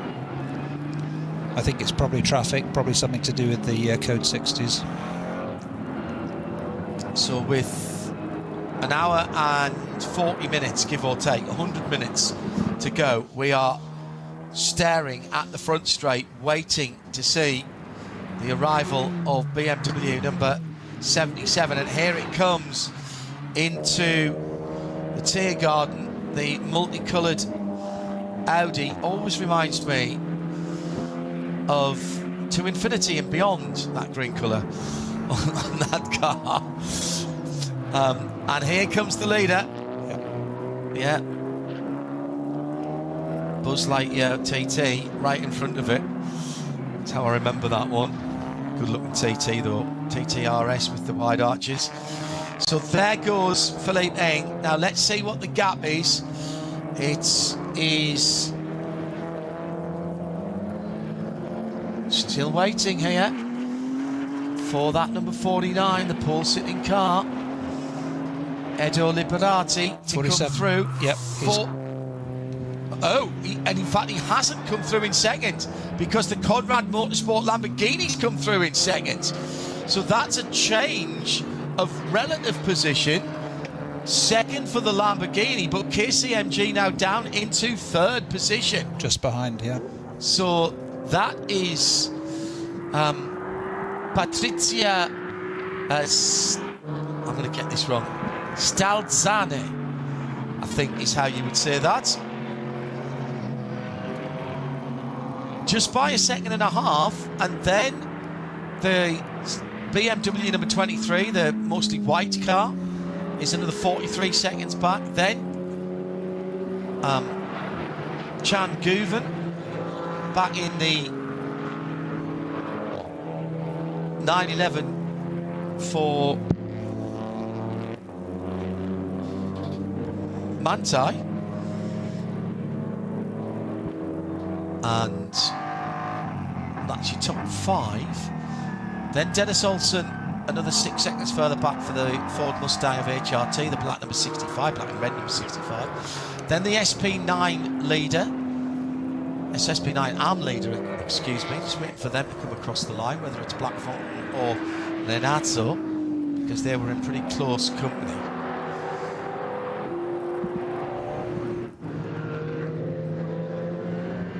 Crucial part of the race, this, Peter, isn't it? Because we've got one more stop to go. Everybody at the front of the field's got one more stuff to go, and one more stop to go.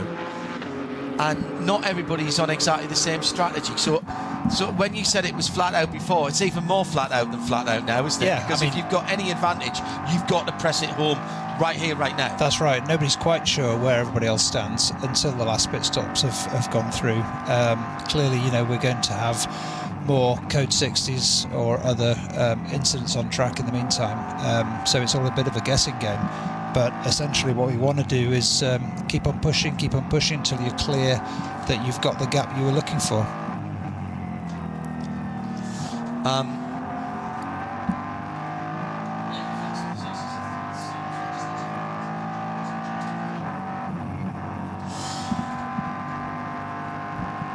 Hello to Richard Kelly at RSL_studio. Great to hear you and Peter.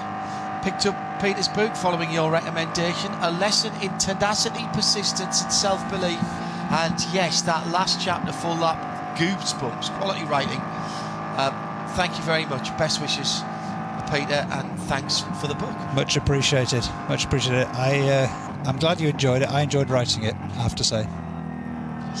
I think we've probably told this story before, but it bears repeating.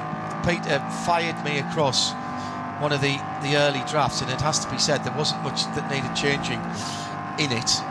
His research and his record keeping down through his early years of racing was absolutely extraordinary. I dare say if I asked him the ride height on one of his Alphas that he'd run, he would have been able to dig out a piece of paper with it. But I wouldn't be able to tell you publicly.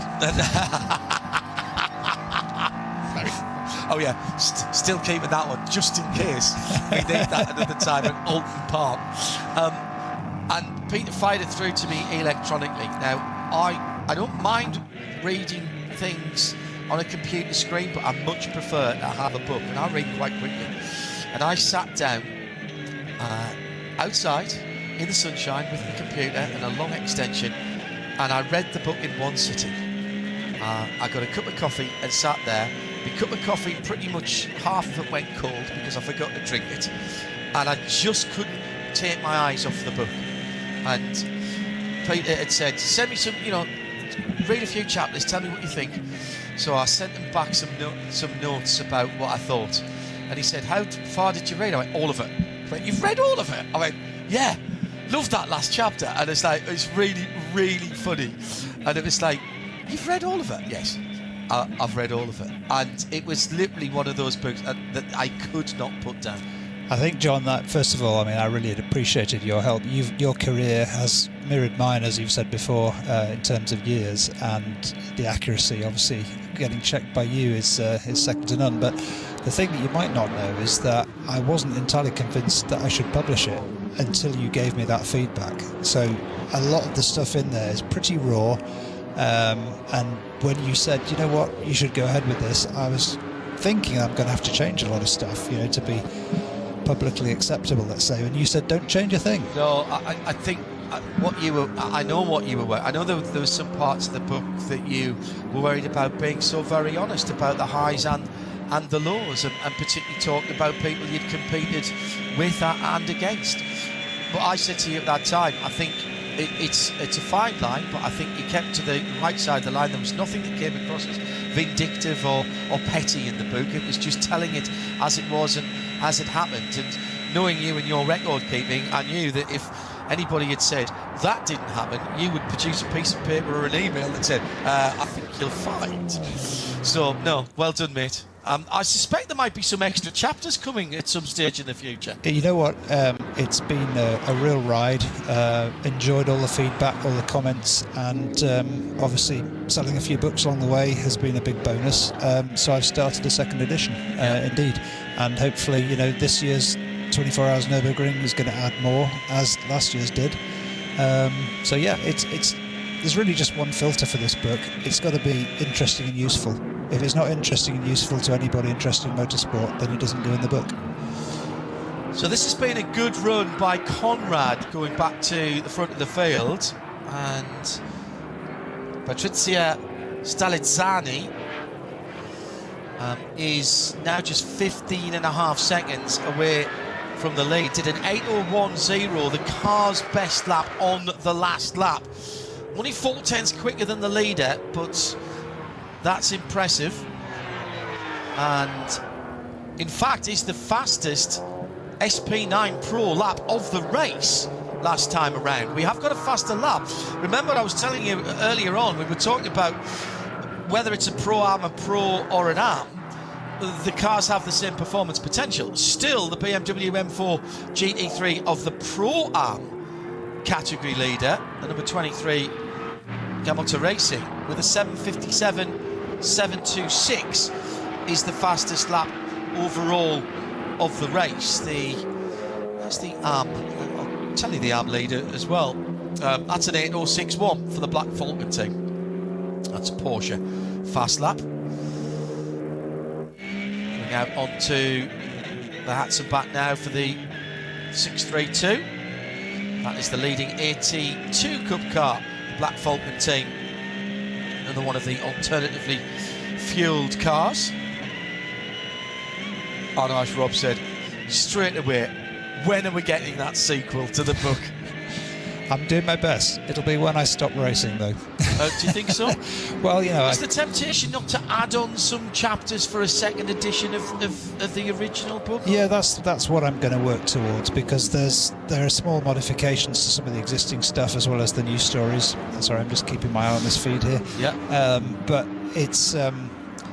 it's not like I'm writing a completely new book. I just want to make sure that when I finally stop driving, that it's complete. So whenever that is, whenever I'm not quick enough. I think that's going to be quite some time, if I'm honest. You've got Chad Guven coming down the long Dottinger over the first of the brows now, and he's got the Motor Racing BMW in sight, but we know that white, black and red car is very, very quick indeed. Good afternoon to you, just after 2:30 Central European summertime in the Eifel Mountains. The weather, for the moment at least, still is playing ball. It is not as sunny as it was. There is much more cloud cover.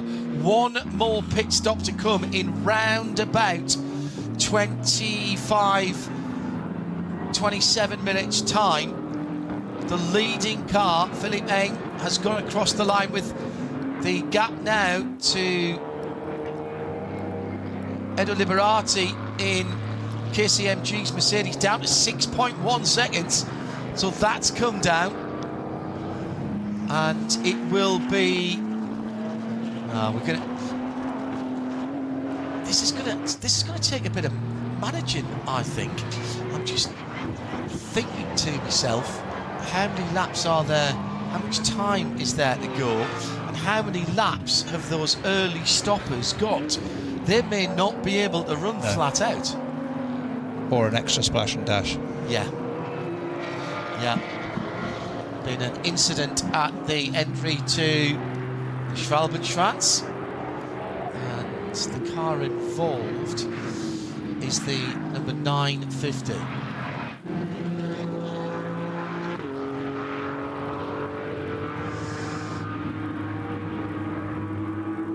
And that car is the Schmickler Porsche Cayman Club Sport. Horst Baumann, Stefan Schmickler himself, and Kai Riemer, excuse me. And they have retired that car after an accident and the approach to the Schwalbenschwanz per the ticker. Nürburgring Langstrecken-serie.de. It will auto-translate if you have that feature on one of your browsers. That's what we do here in the Global Broadcast Centre.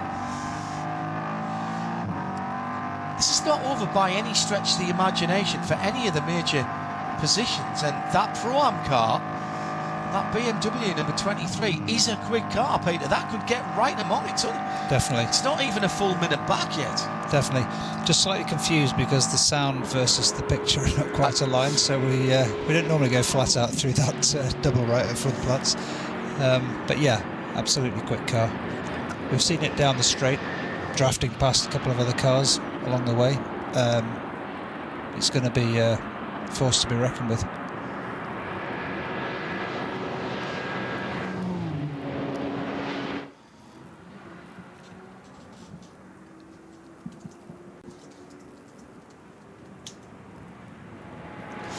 So 77's about halfway around the lap, just coming into Adenauer Bridge and Exmüller. Just trying to work out the gaps live as opposed to the previous data. Yeah.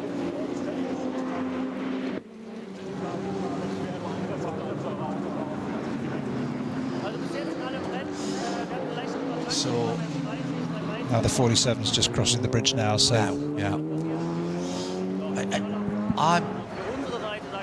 They might turn this necessity into an advantage. We heard from the team that they had to check the tyre, adjust the tyre pressures. That was the reason they came in, what they said was a lap early. But Manthey came in a lap early as well, and frankly, if you're doing what Manthey's doing, you're probably not a million miles away. No. There's always a plan before the race starts, and it never quite holds true, right? As you get your code 60s and whatever else slows you from normal race pace, you're obviously going to burn less fuel. So there'll be an opportunity here to think about stretching some of these stints. There's a well-known saying in military circles that was coined a very, very long time ago by a great relative of Dion von Moltke, who's done a bit of racing himself down through the years at a very high level, which is even the best plan doesn't survive first contact with the enemy. And most of motor racing can be said that is the case, but here at the Nürburgring it probably goes double or triple. Yeah, agree. Because there's so many more variables. There really are. Yeah, absolutely. I think the fascination of any sport really is how we have to adapt our own strategies and plans according to what our competition is doing, and sometimes the competition will throw a curved ball and it really makes you think, what have they seen that I haven't seen? Falcon Motorsports are back out. Yeah. The 44, we saw that car that was parked at the side of the road. So they would have got a mechanic over to Hoeracht, got a tyre on the car. Yep.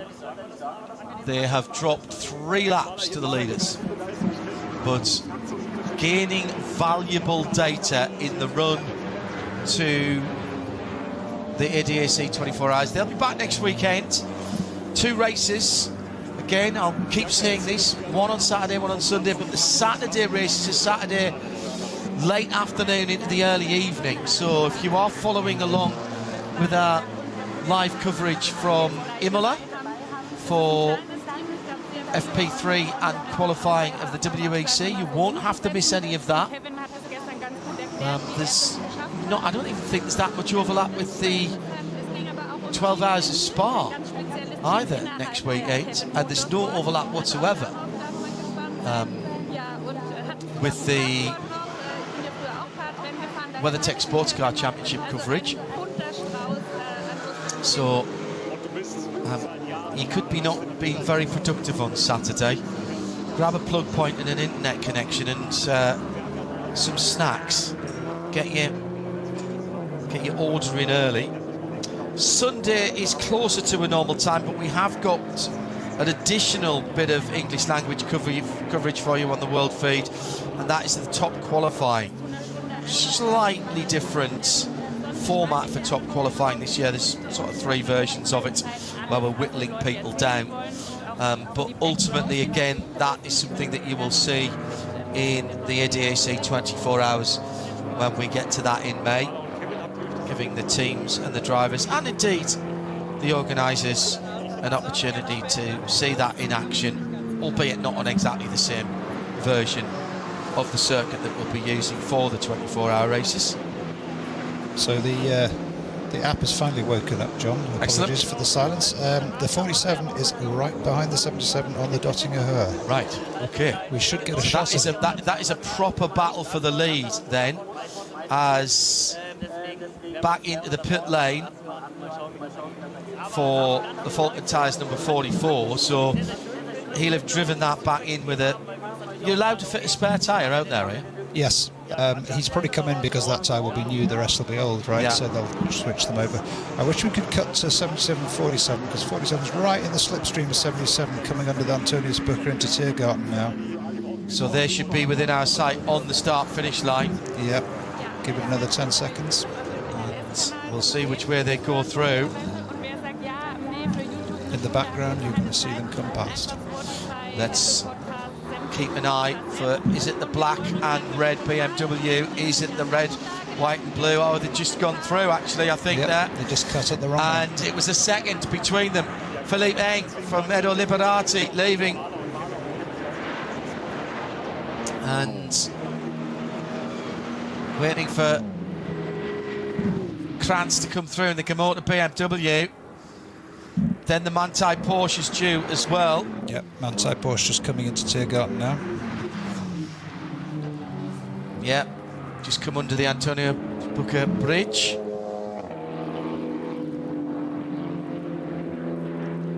And now here comes that 23 BMW. That's a long way back. They seem to have lost ground there in that little stanza.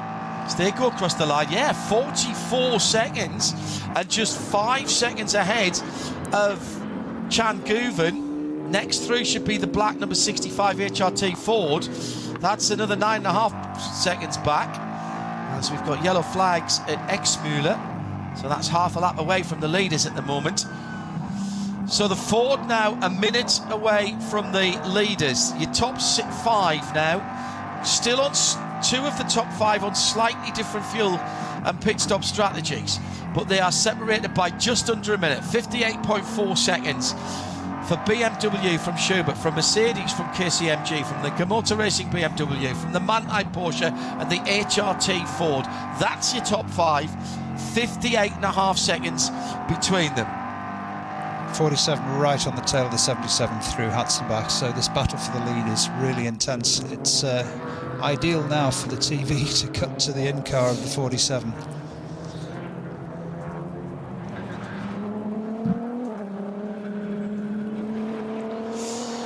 So at RSL_studio if you want to get in touch with us. The remaining HWA is the Kersche black, white and yellow car, and that car will be one of 3. We're debating what throwback livery they should have for the third one in the other races they're going to take part in, and there's been some great pictures sent through so far at RSL Studio. Really, they've got a bit like Porsche, they've got an awful lot to go on and a lot of history to dive into. Just the centre section of the car, the A, B and C pillar, the greenhouse if you will, that has anything to do with the old 190. It isn't called a Mercedes, it's not called a 190, it is called a HWA Evo. And the rest is all built up around that centre section with carbon fibre, extended wheel arches, and rather than the original iteration of engine, it is a twin-turbo V6, and you mentioned this early on, they're admitting 520 horsepower, so they'll have at least that, won't they? Coming up to 15 minutes before 3 in the afternoon in the Eiffel. The sun's come back out again on the Grand Prix circuit. Oh, side by side. And there's contact and debris on the road between two Porsches, the 989 Cup cars right among them. And there was some damage to the other car, which I think was a GT, an SP9 car. Yes, it was. Yeah. Was it a Cup 2 car? It might be a Cup 2 car, yeah. So they both have continued. Coming down to final pit stops in a couple of laps' time. The denouement of the 57th Adenauer ADAC Rundstrecken-Trophy is still to come, and we've got it all here live.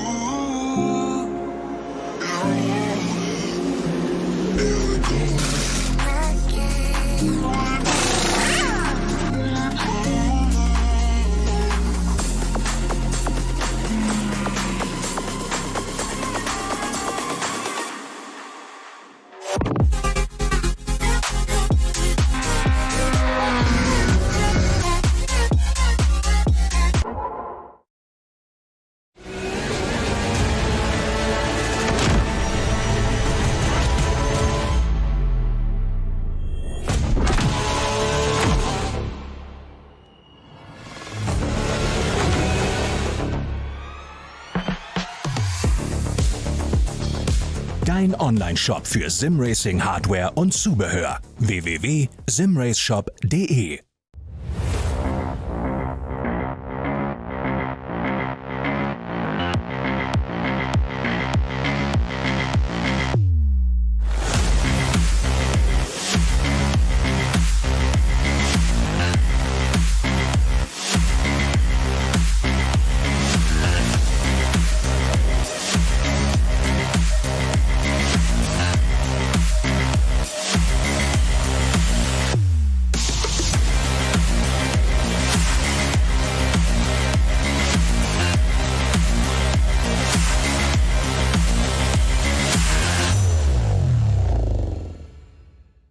This place leaves no room for error. No escape. Just asphalt, adrenaline, and the legend. The green hell never forgets. It never forgives. Every corner, a fight. No room for weakness. The Nordschleife is no place for empty promises. It is the place where they are delivered. Engineered for the green hell. Official partner of the NLS.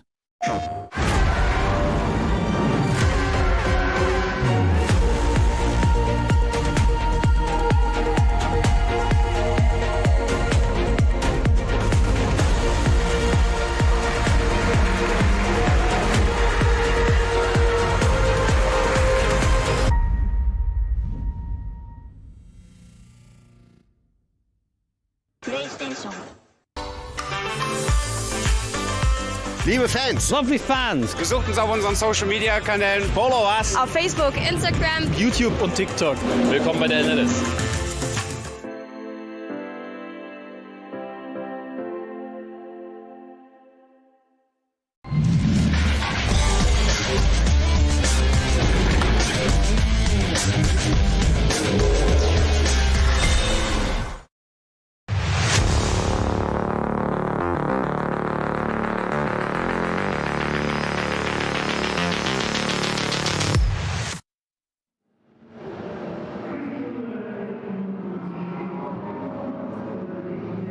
As we come towards the final pit stops for the leading cars with just over 1 hour to go.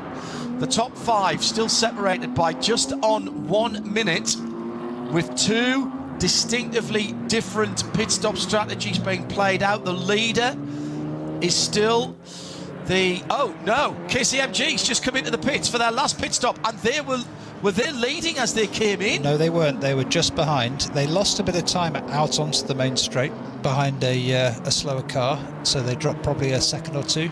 Well, so at the end of this lap, when Schubert makes their final stop, we're going to see really what the gap would be. Well, that's very interesting, because I think that's a lap early for KCMG, and with 1 hour and 10 minutes to go, I'm not sure that they can do to the end of the race. It's going to be a risk, right? They're going to count on slow zones, or maybe they've just about got enough. Well, my computer is predicting right now 8 laps to go. So at the moment, with slow zones out there, and they've been seeing the barrier repair and how far along it is, you've got to, as the driver and the team, have got to be working together and say, is this going to be 8 laps or 9 laps to the end of the race? And obviously 109.57 to go, but that's 3 minutes of that will be in the pits, right? Yeah, so. Absolutely right.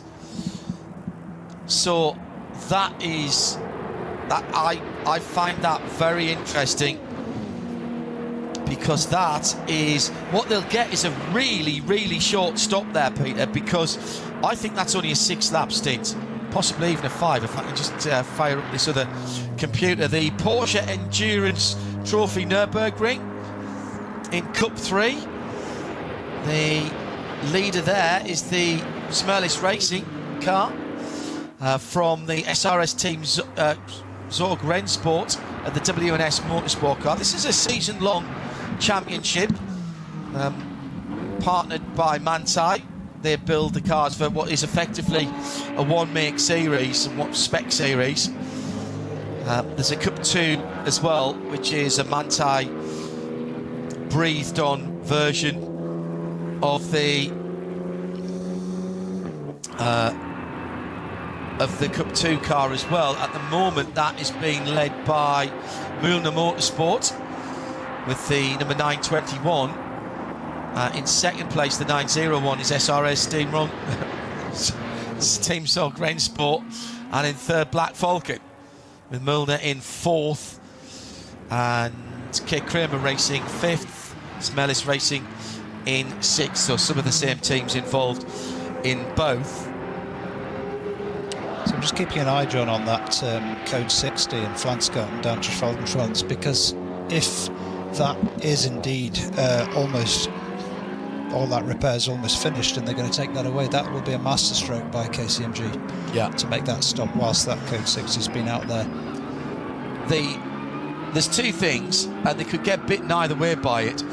Yes, you're right, but they also might want it to go on a bit longer for them to be able to make the end of the race on the fuel that they've got. Yeah, it depends. I mean, 8 laps, right? You said? Well, that's my computer is predicting 8 laps at the current lap times. So that's at 8:30s and 8:40s. So that relies on there still being, as soon as it goes green, will it push that further out to a ninth lap? That's the worry. Yeah, I think that might have been a 5-lap stint for KCMG, which means they'll have a super quick turnaround in the pits. So they'll get the advantage from that, and they take back the road position that they lost when Schubert came in at the end of lap 6. Now Schubert came in, that was in fact that was a 4-lap stint. 6, 4, 10, 18. Yeah, that was only a 4-lap stint for Edo Liberati. Already on their way down at Schredenkreuz. So they have literally rolled the dice with what in time doesn't look like a decision that's going to work out, because even that middle 8-lap stint, no, I'd take that back. The number 77 BMW, their 8-lap stint in the middle of the race was 1 hour and 9 minutes. So, all right, they're all right on time. So they pulled the trigger as soon as they can. It is marginal though, isn't it? 1 hour and 9. If they've got to push hard, if it's all green, if we get back to all green, it's going to be marginal in that respect. So coming down towards the last hour, 1 hour and 6 on the nosy to go at RSL_studio. And it's all still on the line. The weather has not been a factor. That's not to say it won't be, because a little shower could pop up at any time and cause absolute chaos. And we speak of what we know when we say that. That BMW number 23, Motor Racing, going up towards Mudcurve now, climbing the hill. Flat for such a long time, off and back on again. Not sure that's the engine noise. It's not quite in sync. Stay away from the curb on the right. Now at the bottom of the run towards... Yeah, engine noise is about 2 seconds ahead of picture. And right behind that car is Manthey, looking for a place on the podium. They have made that 6-lap first stint work for them. And Chan Guven is all over the rear spoiler of the BMW of Motor Racing. This is a battle for overall third.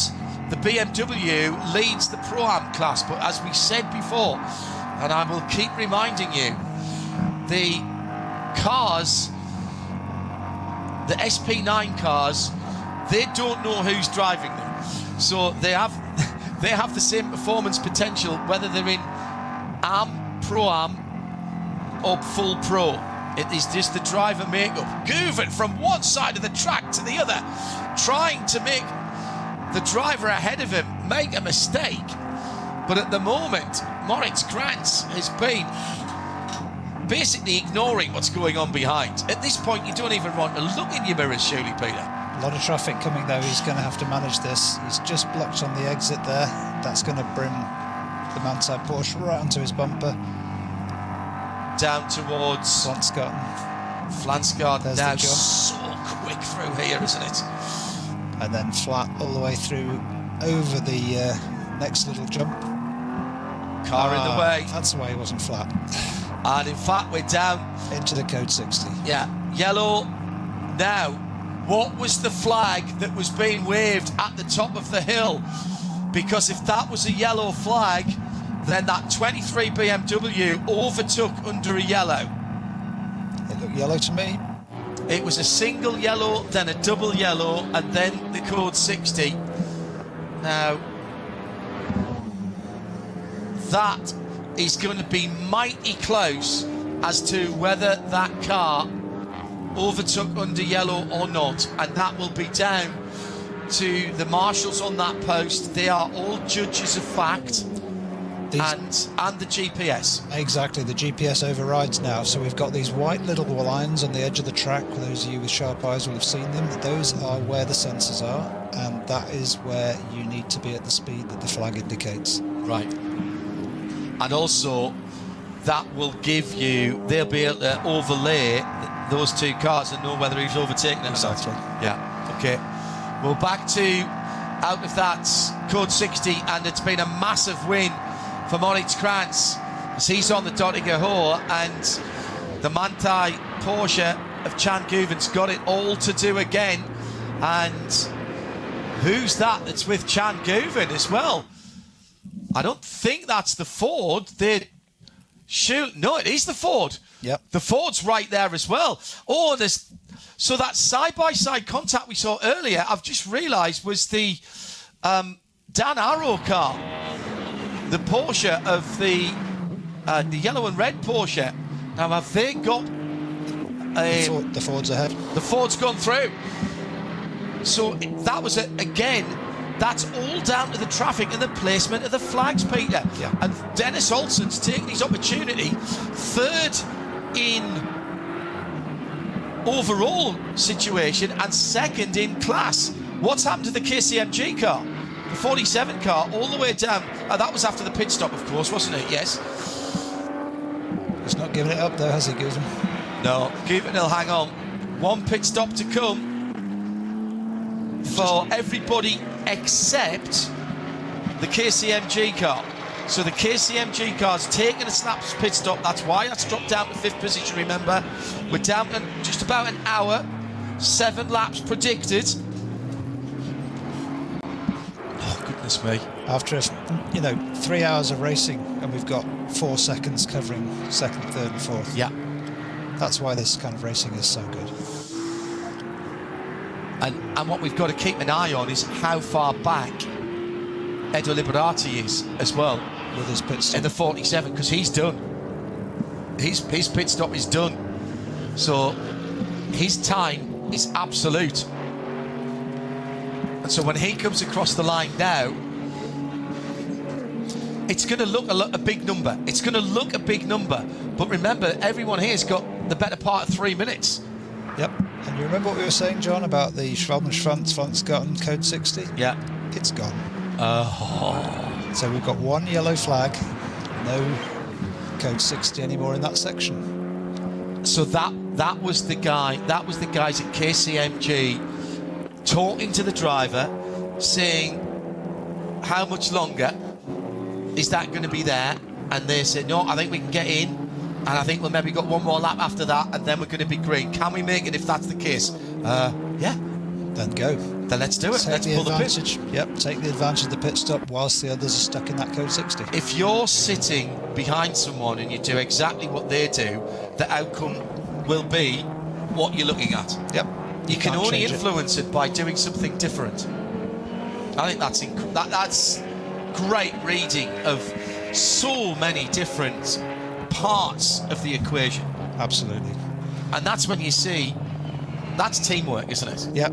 Track entirely clear on that section now. Right. So Tiergarten, there's a yellow flag at Tiergarten, and that's it.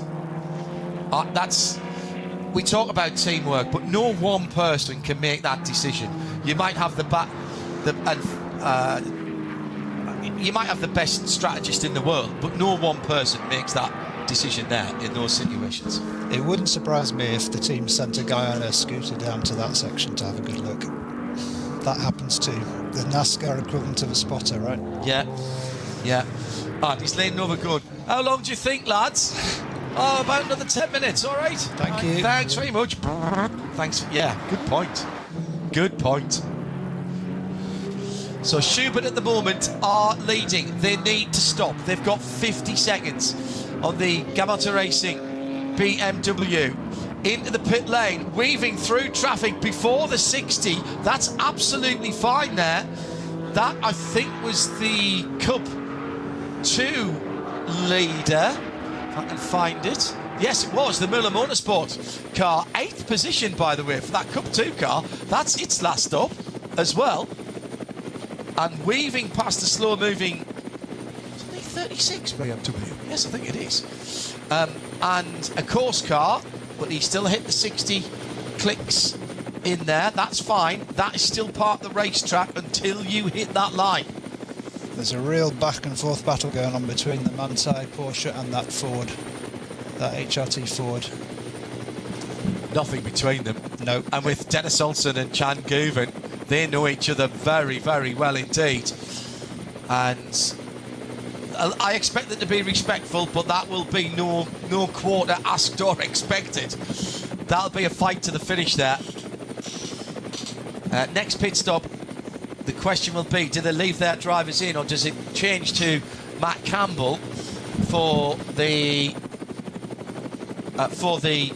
Porsche? And I think, who have we seen? We've seen Chris Mace, Fred Vervish, Dennis Olsen. Vincent Kolb is the 4th driver there. So will they put Vincent in at the end? That is a battle for second in class and third overall. So overall podium and second in SP9. Now, they'll tell you that all they're interested in is the win.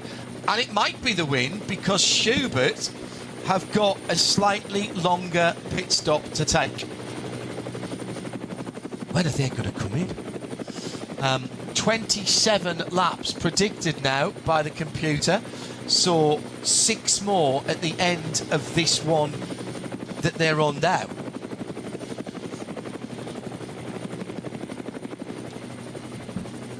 So we're hearing that the number 44 car for Falcon, Sven Schnabel, drove with the team to the Nordschleife.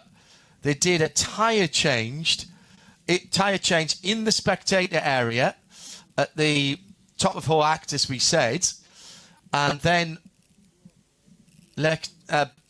Ben Lechter continued. So, as you suspected, that was what happened. How fantastic. And I love that about this place.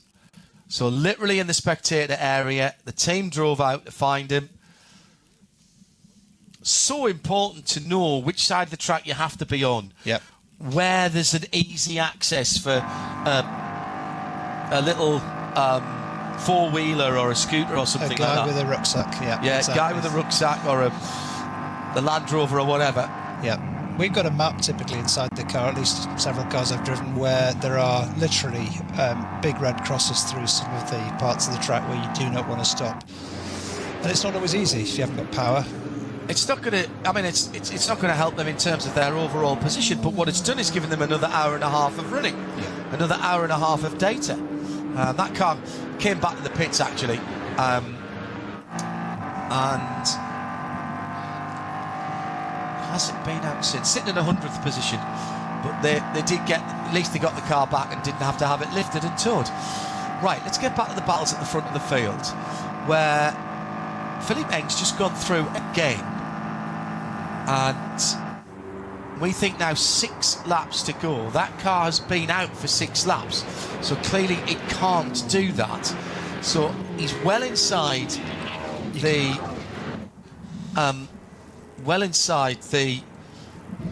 last stop window. Ford and Porsche battling, and the BMW right ahead of them now. So Krantz, Olsen and Guven are separated by 3 seconds.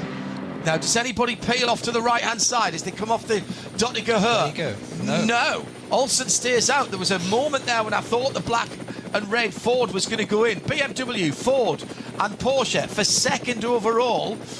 The BMW, the white BMW, going into the first corner now, is the SP9 Pro-Am leader. At the moment, yes, they're going to win that class. They are going to win that class because Renazzo Motorsport in their Lamborghini are well behind them. They're not thinking about that class win at the moment. They're thinking about second or better as we get yellow at Exmüller, which is well ahead of this battle. But they're thinking of second or better in the overall, with Philippe Eng seemingly in control at the moment, but with his last pit stop to take. Now, remember I said we've got to keep an eye on KCMG. Well, Edo Liberati is yet to come through.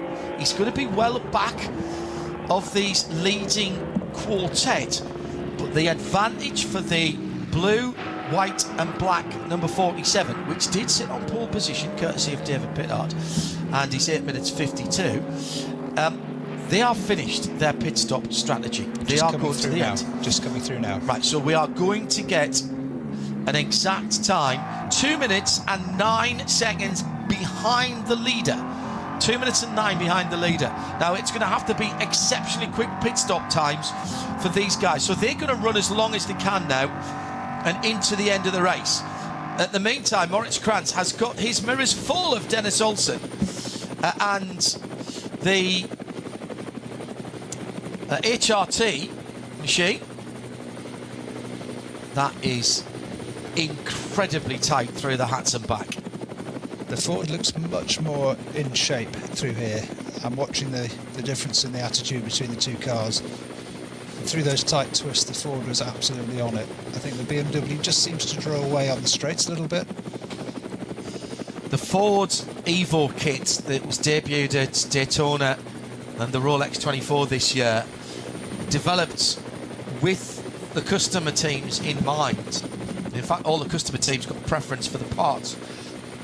It wasn't an issue in the end, but that was all about high-speed stability. So that would suggest to me, and opening up the window in which the Mustang GT3 works, that would suggest to me that probably made the car a tiny bit more draggy. But through the faster corners, you can see that Dennis Olsen he's able to pick a completely different line if he wants to, move around after he's committed to turning. The B side of that is that if that is extra downforce, Peter, the car's not sliding as much, and therefore it's not using its tyres as much. Exactly. And then obviously that's going to magnify as the stint goes on, right? As the tyres wear less. Yeah. At the moment, it does seem like a bit of a watching brief for Chan Guven. Up at the Caracciolo carousel, that all three of them were within touching distance. This is what we could see on the app, but we couldn't see live. Now we're getting the replay. Incredibly close. On the flasher, going past one of the RS3 TCR cars. Chan Guven at the moment just seems to have eased back a little bit. So remember, Philippe Eng and Chan Guven, first and fourth, have been out on their stint and therefore their tyres 1 lap longer than Maurice Krantz and Dennis Olsen. 7 for first and fourth, 6th for second and third. So there's no difference in tyre life for the BMW and the HRT Ford Mustang. At RSL_studio, where's your money at the moment with 50 minutes to go? How close is the KCMG Edo Liberati driven Mercedes going to be when all of these final pit stops? It was 2 minutes, just under 2 minutes and 10 seconds when they came across the line last time around. Don't go anywhere, stay tuned, because this is not over, Peter. Absolutely not. Critical corner, they just come through Bergwerk, going up the long climb all the way up to Starstrecke, and you can see the exit that the Ford had was slightly superior, closed up, but then looks like the BMW can pull away a little bit in the straight line. Just speed battle there. But look, he's on the flashes, trying to distract, make sure the traffic gets out of the way. This is a difficult corner, the Mut Curve, just coming up in a minute. This next left-hander, it's blind, it's quick. You've got to just be brave. And very high curbs as well. You cannot use the curbs there, can you? That's right, and no runoff. Absolutely no runoff. Bit of a bump over that right-hander and then down into the heavy brake for Starstrecke. Try and watch the rear tyres through here. In rear-wheel drive, you don't want to light them up. And then up to the carousel, you're going to see that little kink I was talking about earlier, where you want to run the car kind of straight into that banking of the carousel. There's a sort of a tower that's across there that you sort of aim at, isn't it? And that's pretty much a straight line between there. I remember Chris Porritt telling me that the first time I ever went round on a manufacturer day. Wonderful section to go and watch. Yeah, wonderful section. You see the cars that are working well through there. You really do. You really do. Yes, he says his mind is leading towards the Schubert BMW for the win, but the heart goes to the KCMG Mercedes. Still stops to go. It looks good. It does look. It's 50 seconds for Schubert and the 77, but 50 seconds here is not like anything else. Difficult place to catch traffic right here. It has to be a pit stop this time around for the first and fourth place cars, the number 77 Schubert and the Manthey 911. The next cars will stop on the next lap, and that pit stop advantage, that time advantage there that they had early on, will be extinguished at that point. And so what we're seeing here is, I think, well, how close will it be? The Porsche is not going to win out over this, I don't think. But the BMW number 77 that leads, how close is it going to be? But it's going to be the KCMG car that's really thrown the cat amongst the pigeons here, Peter, because they went just after 4 laps, so they will have had an insanely quick pit stop because you're allowed to, and at under 2 minutes or thereabouts behind here, they're back in the fight. Yeah, absolutely. So I'm distracted by the fact that traffic's bringing this this battle closer together, but yeah, we won't know exactly who's in the stronger position until the KCMG has made the last move in terms of pit stops. So KCMG leading, and is in the pit lane now. So just as this battle for second comes onto the Dottinger, that is the gap the KCMG car had on them. Now second and third, the white BMW and the darker coloured red and black Ford, they will come in next time around, but the Porsche will come in this time around. So when we see again the comparative shot is where they are, just coming onto the Dottinger is where that BMW went into the pit lane. So Eng has brought that car in, and the real interest for me is Edo Liberati in KCMG number 47, who is just entering Schrabenfront now. That's the corner before the long straight, so typically 2.5 kilometers away from so in comes the Porsche, 58 kilometers by the time they got to 60. That's fine, the 60 sign. So this is the last roll of the dice here. There's nothing they can do. The pit stop time is mandated, so they will have to sit there, but there'll be a new set of tyres. Surely they will fill them only for the laps that they need. It won't be a full fuel fill, so that the car potentially could be lighter. So 47 halfway down the Dottinger now. So the real car that we've got to watch, I think, for the lead is the 47. If it gets through, less than a minute, easily less than a minute away. Oh, this is going to be tight.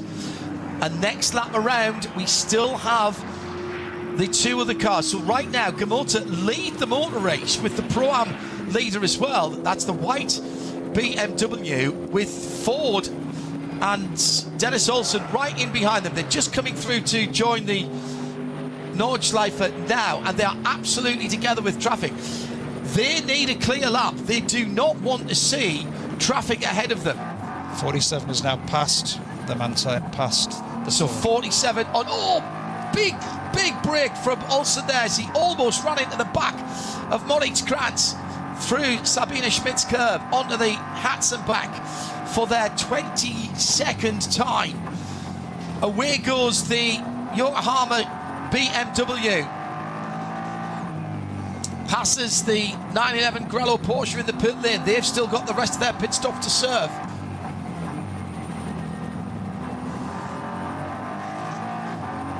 KCMG, remember, still have their penalty to serve. I'm just scrolling through and I haven't seen that served, and I don't believe they served it. Well, you can't serve it when you come in for a standard fuel stop. It was at 87 seconds.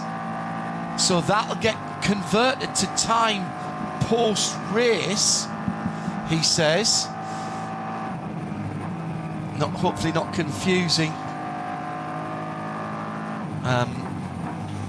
series here. By the way, this is fantastic. Fantastically close. So the 911's pit stop was way longer. 911 Really? certainly just left the pits. Yep, that's the Manti. Well, he was a long way back.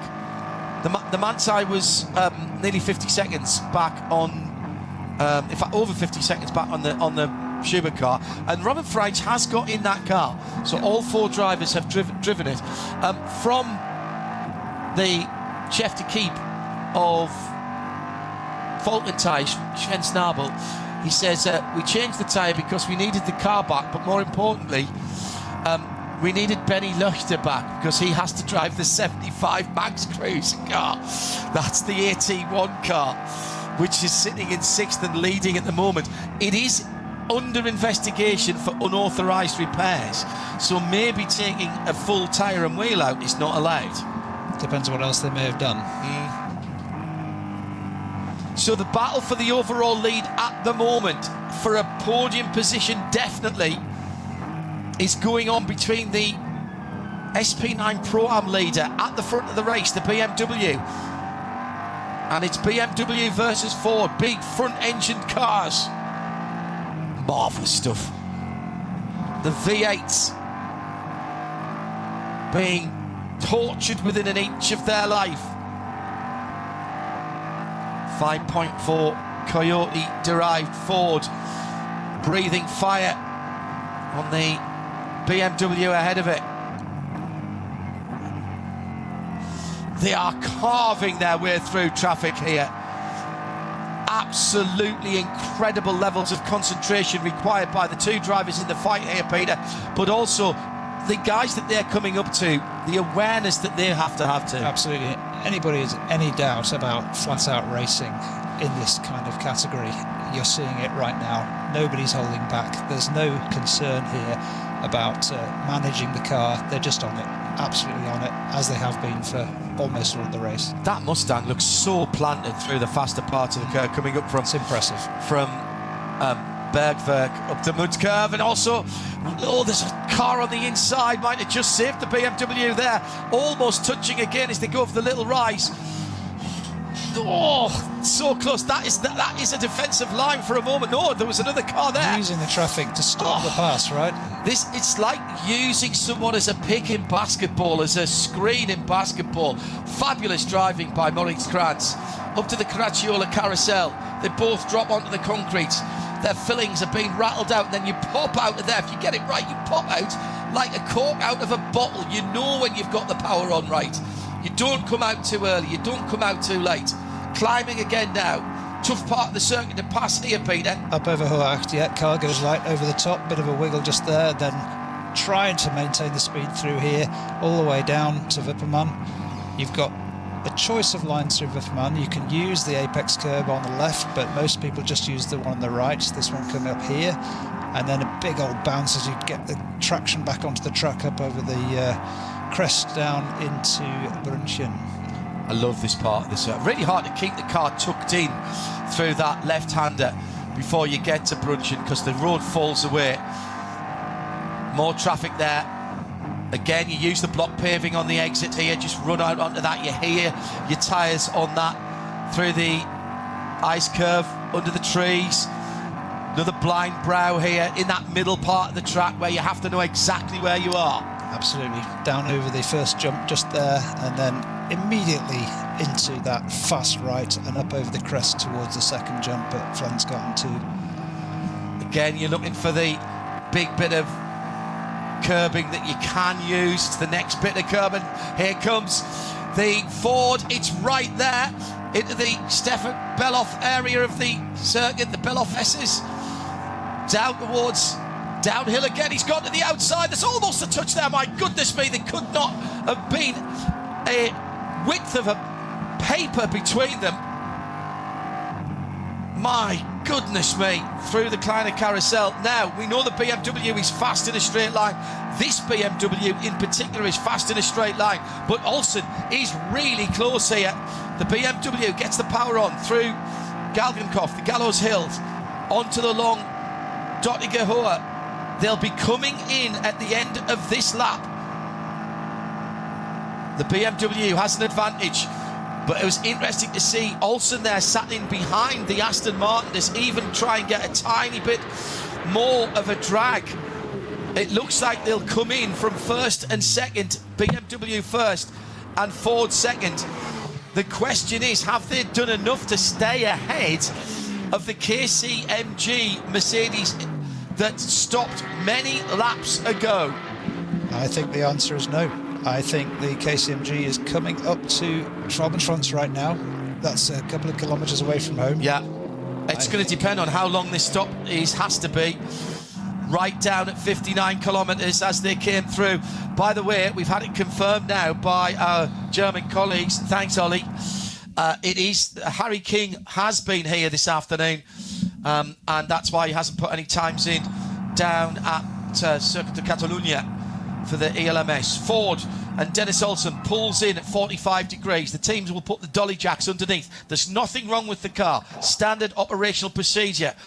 Time, breathe, Let's see if they do driver changes. There's time to do tyres if they want to, and I'm sure they will. Oh, now I've just said that, and there appears not to be a tyre change for the 23 BMW. So because there's so few laps to go, they are just going to do it on the fuel. They're not going to risk taking those out, and as I say that, they bring tyres out. So 47 will be through in about 10 seconds. So that will effectively be the lead of the race. And then 77 will be through in around about 30 seconds. I'm not seeing anything here. So this car we think will be second, the 77 BMW. It will be KCMG. Oh, no, they've pitted. This is going to be their stop and hold.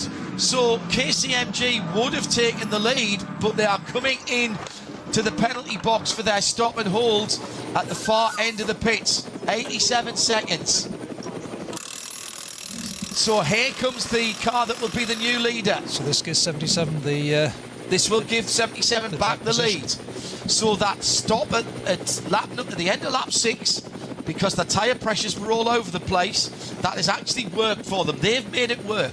They didn't plan that, but to your point earlier on about how you have to react and adapt, they've made it work for them. Incredible stuff. Through goes the Sherbert Motorsport car then, and through goes, here's the Manthey car coming through. The Yamaha Racing BMW's got out just ahead of the Porsche, I think. Yep, it has, indeed. And it looks like the Ford's just behind the Porsche. That's right. But yeah. How close, after all of this racing, are these top guys? And different strategies, coming to the slow zones at different times. They've been stretched, they've been concertinaed, they've been stretched. The penalty's going to kill the KCMG hopes here. All they can hope for is to have someone else to have an issue. Wow, what an end to this race, and that's just in SP9.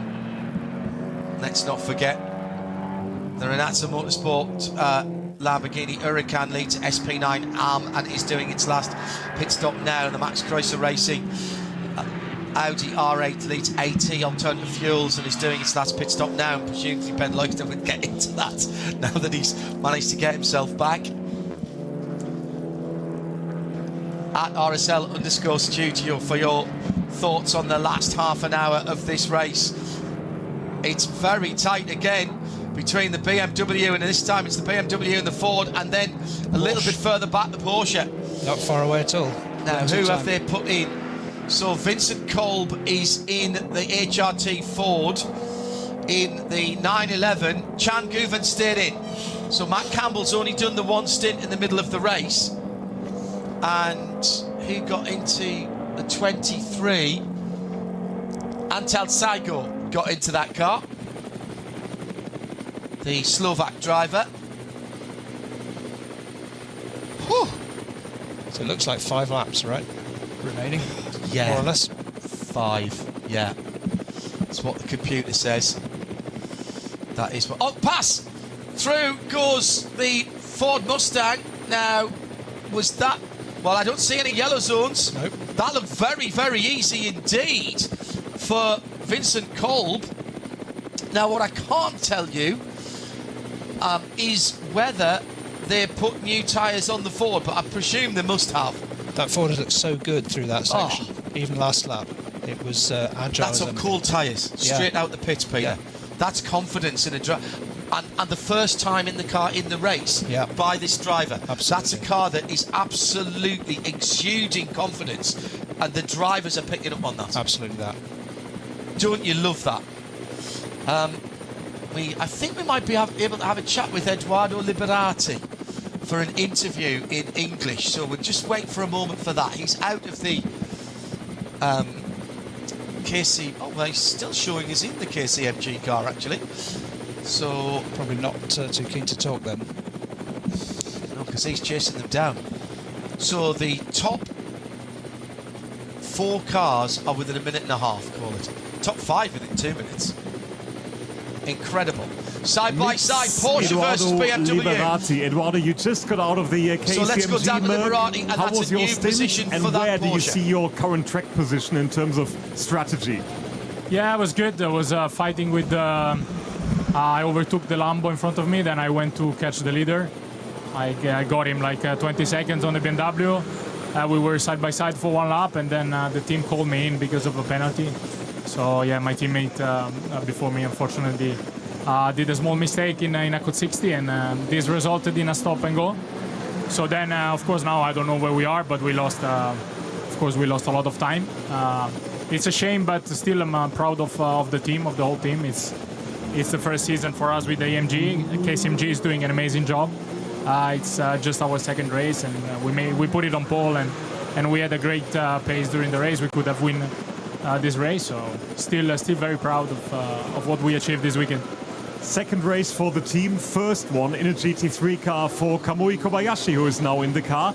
Was this according to plan on his debut to only use him for 35 minutes? Yeah. For him, first time in Nordschleife in a GT3. He only did the permit in a GT4 2 years ago. You know, Nordschleife is something special, and during the NLS weekend you don't have that many laps available. So for him, it's a learning weekend. We all know his career, so we just give him laps to learn the track and everything, and then let's see what the future will bring for him. And how is the team of drivers working together? Because it's such an interesting and mixed lineup you have. Yeah, it's amazing, you know, with the professional team we have behind, and Jesse and David and Kamui. This weekend we had a really good relationship. We worked on improving the car, no ego. So and then the result was there. We improved the car, and we work in one direction, and we put it on pole. So the atmosphere is great. Everybody's working towards the goal, the same goal. So we can only get better. Great stuff. Thanks a lot, Eduardo. Thank you. Lucas Gajewski asking the questions, Edo Liberati answering them. So timing screen has now changed over to Kamui Kobayashi. Just getting the last half an hour or so, get 4 or 5 laps in that car. So close to winning the race, but that speeding in the pit lane. But the tactics were perfect. What a pass, by the way, round the outside by Vincent Kolb. That is having total confidence in the car. Definitely. And we said earlier that the car looked agile, the Ford looked really good in that section. And just to be able to take that, you know, the track there is blind, it drops down. You've got to have confidence, not in your own car, but also in the other guy. True. To give you some track space. But look how the Mantai's hunted down now, that Ford. As these strategies play out, you can see, and there's some traffic involved as well, how they've been able to close down this battle. Yeah, this is the battle for second position with Chan Guven right under the rear wing of the Ford Mustang. This is the HRT Ford Racing Mustang GT3. My goodness me, this is tight. We've heard from people like Frederick Vervich that the new Evo version of the car, not really built or considered for tracks that are such outliers like here at the Nürburgring Nordschleife, much more for World Endurance Championship, for IMSA, for GT3 races around the world, to give the car a wider setup window. But it has translated into more competitive pace here, and certainly through the quicker parts of the early part of the lap and the middle part of the lap here, that extra stability that car has got now is really paying dividends. Just a reminder that the outside pass at the end of the Hatzenbach by Vincent Kolb was on his outlap on cool tyres in a car that he had got into for the first time in the race at that pit stop. He must have had so much confidence, built up so much confidence just round the Grand Prix circuit and the early part of the Hatzenbach. That's incredible. An incredible pass to pull off. Agree. Now these right together as they come into the end of this section here. It's not really a passing opportunity into the end of there, but it will position him possibly for a go at the end of this little straight here. on the start-finish straight now to complete lap 24 and start lap number 25. So they go through now, to start lap number 24. Look at the positioning of the Porsche. Look at the positioning. He's having a look. He's going to have a look. If he can get on the power, get a bit of traction. Now, right now, Vincent's got to close them off, stand them up in the middle of the corner. Switch back up the inside. Not quite there. Block pass was tried there. Vincent Kolb did a very, very good move there in the first part of the Haukuk because he just stood him up in the middle of the corner, so the Porsche could not. Just killed the momentum, didn't he? Yeah, absolutely. And now through the cutout. So the gaps, Robin Freins for Schubert Motorsport, 35 seconds ahead of Vincent Kolb when he went through, who was not even a Porsche 911 or a Ford Mustang GT3's length ahead of Chan Guven. Never mind the stopwatch now. It will ebb and flow with the strengths and weaknesses of both of these cars. Then it's another 22 seconds back to the Pro-Am leader, which is the BMW number 23. We know that's a quick car. And then 32 seconds back to Kamui Kobayashi in 5th position, 4th in class, of course. That Porsche's looking good all of the Ford is having to defend into the corners. That's when you know this is serious. Well, now this is the part where Vincent had so much confidence last time around. And here comes Chan Guven. He potentially can do this. We'll go side by side with our last ad break so you don't miss any of the action. No escape. Just asphalt, adrenaline, and the legend. The green hell never forgets. It never forgives. Every corner, a fight. No room for weakness. The Nordschleife is no place for empty promises. It is the place where they are delivered. Engineered for the green hell. Official partner of the NLS. Die Legenden der Nürburgring Nordschleife sind unterwegs. Und zwar direkt zu dir nach Hause. Dank CK Model Cars sicherst du dir deine exklusive Erinnerung an den Besuch an der Rennstrecke. Unzählige Modelle findest du auf ckmodelcars.de oder im Shop direkt in Adenauer.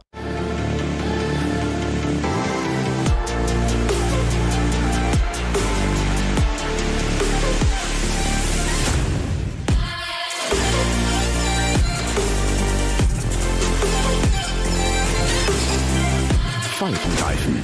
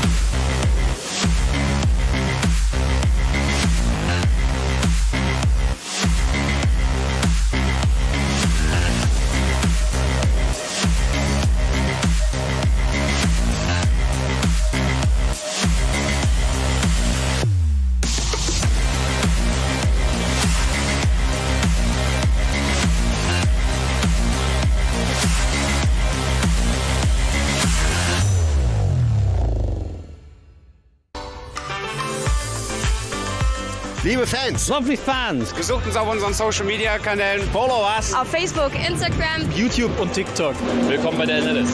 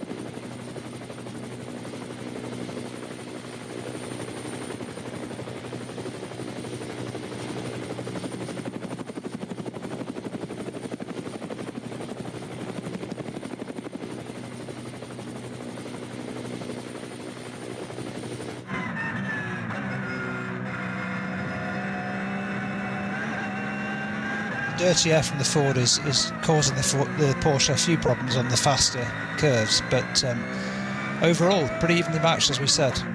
Let's see what happens when they get to this slow zone, which the leader is just coming up to right now. Yeah, that's a good point. They are going to have their wits about them. So code 60 and slow zone coming ahead of the leaders. They're coming down towards that area of the circuits. Yep, through Belofes. Yeah. Once they go through the Kleiner carousel, the small carousel. Traffic again in the wrong place, right there. Oh, that could be an opportunity for Guven. Really good reactions from Vincent Kolb. That's a tough corner as well, that little left-hander before the second carousel. And your slow zone starts here. Yellow flag. So that's the first warning. Waved yellow. Double waved yellow. And now, as they come through into the middle, guys, run in the back of him. Guven's run into the back of him. Into the 60 of the into the code 60, and the Ford slowed down. There's a track vehicle there, and Chan Guven has run into the back of the Ford. Now, what's the rule about overlapping, Peter? Well, you can't pass. Defined pass, right? The Ford is clearly not running exactly at 60, so they're on limiters.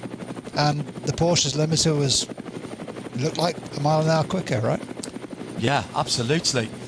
And I said they would have to have their wits about them. Now, the question for me, twofold.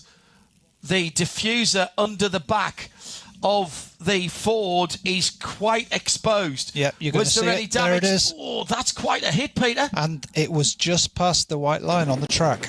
So I think the Ford was correct to slow. Right. And maybe the Porsche was a little late in slowing down. There are white lines painted at 90 degrees to the white line of the edge of the track. Just going past them now. Those are sector lines, and that is what is being judged for slow zones, code 60, single yellows, double yellows, and they are linked with the GPS trackers. So that will go back to race control. So twofold, I said the worry. The diffuser on the Ford, and we know how good the Ford is through the fast bits, and some of the Evo's been on the aero underneath the back of the car. Aero underneath the car, particularly at the back of the car, is good because it gives you downforce without too much drag, but also the front of the Porsche. Now, it looks intact. It does look intact. The Porsche GT3 car does not have its radiators right at the front extremities as a Cup car does. They're particularly prone to damage if there's a contact. What there is underneath the front of that Porsche is a splitter. Now, have they damaged that splitter? Because again, that'll be aerodynamic performance that they will lose. Drone shots around the circuits, both on the long track and on the Grand Prix track, are absolutely outstanding. We're loving that. It's a bit like when we did the digital Nürburgring Langstrecken-Serie, and of course, being digital, we could have every single view that we needed. Right, onto the Nordschleife once again. He's going to look at this. There's a little bit of something hanging down into Sabine Schmidt curve. It looks like Chan Guven has pulled the pin. He has over the outside curb for Vincent Kolb, and that is the path. Peter saw it coming from a way back now. Can Chan Guven pull away? We're now coming into the area of strength where the Ford seem to have the advantage. We'll find out now if there's any damage to these cars. The Ford was quick through here. It seems to be working okay. Obviously, they've both been leaning on the cars hard, but look at this replay. Just positioned the car, got enough of an overlap to stop the Ford turning in, and then he could make the pass. Yeah, very good driving from both. Black and white driving standards flag for Chan Guven for pushing another car. It's a warning. 60. That's a warning. That does mean that he's being looked at. Now, every single incident is looked at within its own merits, but he has had a warning for that. To be clear, that was nothing to do with the pass. No, that was the absolutely. impact into the code 60. The pass was clean. Yeah. passing another car is how it has been described. I think that's because he overlapped, yeah, as you asked me. Yeah. Cup 2 battle, second place. Looking backwards from Benji Height's Black Falcon car to the SRS Team Rennsport Cup 2. That's the 901. Sitting in behind that is a battle for second place in class. Meantime, the battle for second place overall and in SP9 Pro is still not resolved. So that is Cup 2 for 11th and 12th and second in class. Leading that class, by the way, in Cup 2 is the Milner Motorsport car. That's the 921 blue, black and white car, and that's in 9th position overall.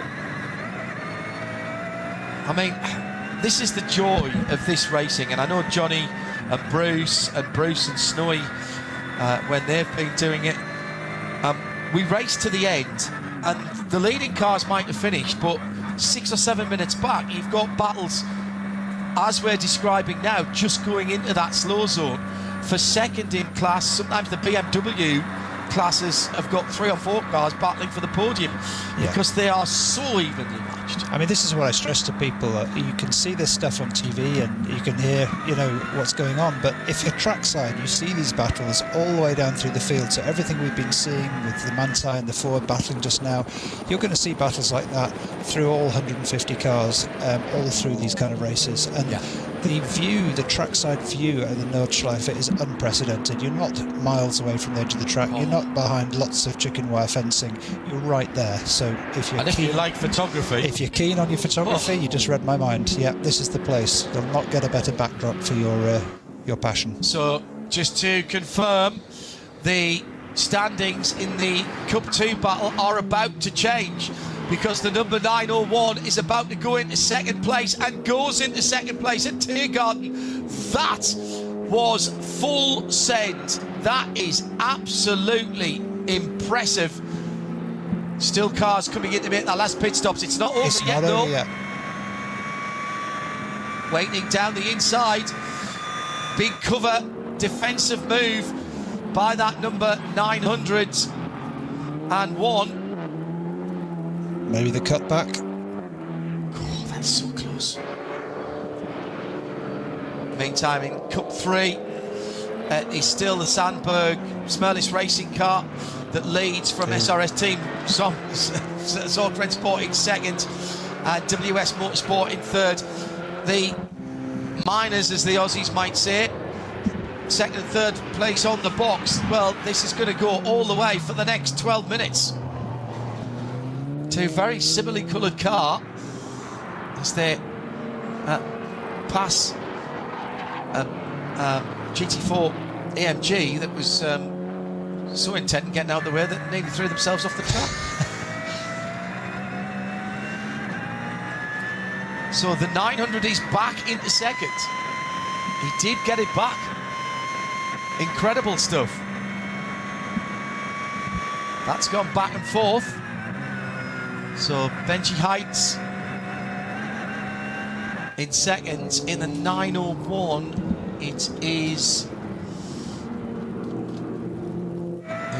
It's Gross. The driver is Gross, isn't it? Yes, it is. And that's Fabio Gross. It's Patrick Grutter who started the race.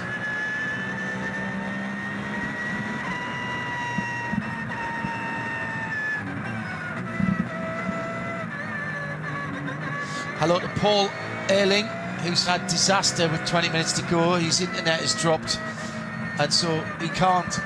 He's looking at the Catherine wheel of frustration on his TV, so he's tuned into RS1 for our audio for the remainder of the race. Paul, turn it off and turn it on again. That's as much as I can give you advice as an IT expert.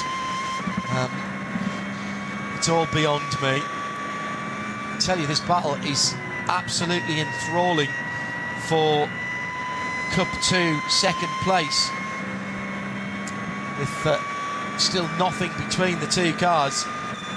The Black Falcon number 900 and the SRS Team Rennsport. It's Heights versus Gross.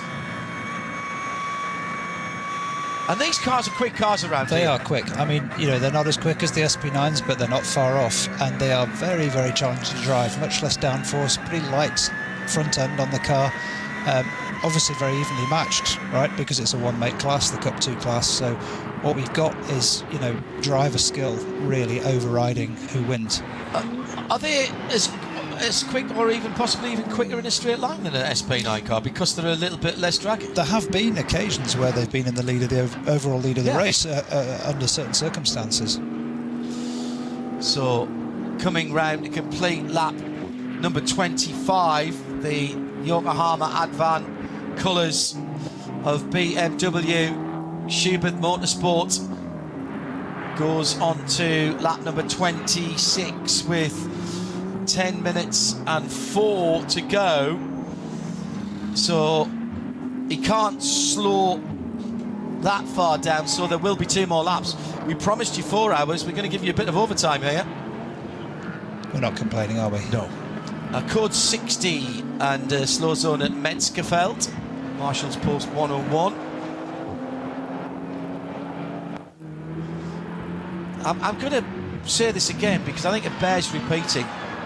Whilst we're fairly certain that Chan Guven now 2.6 seconds to the good in second place, 30 seconds behind the BMW that leads, we're fairly certain that the Manthey 6-lap stint at the beginning was either scheduled, planned, or at least talked about once the race got underway.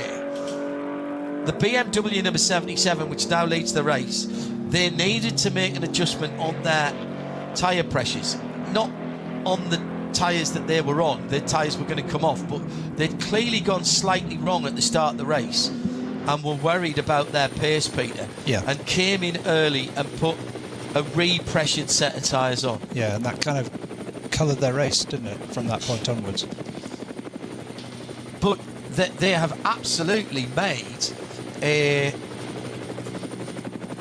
taken some value out of necessity. Yeah, really. definitely. It's reactive all the way to the flag, right? I mean, you never know, as you said earlier, plans are only as good as the moment you make them, and what we're seeing here is an unfolding of various different strategies, and it's just incredible that these cars can be so close to each other at the end of all of this racing, despite the different approaches to the race.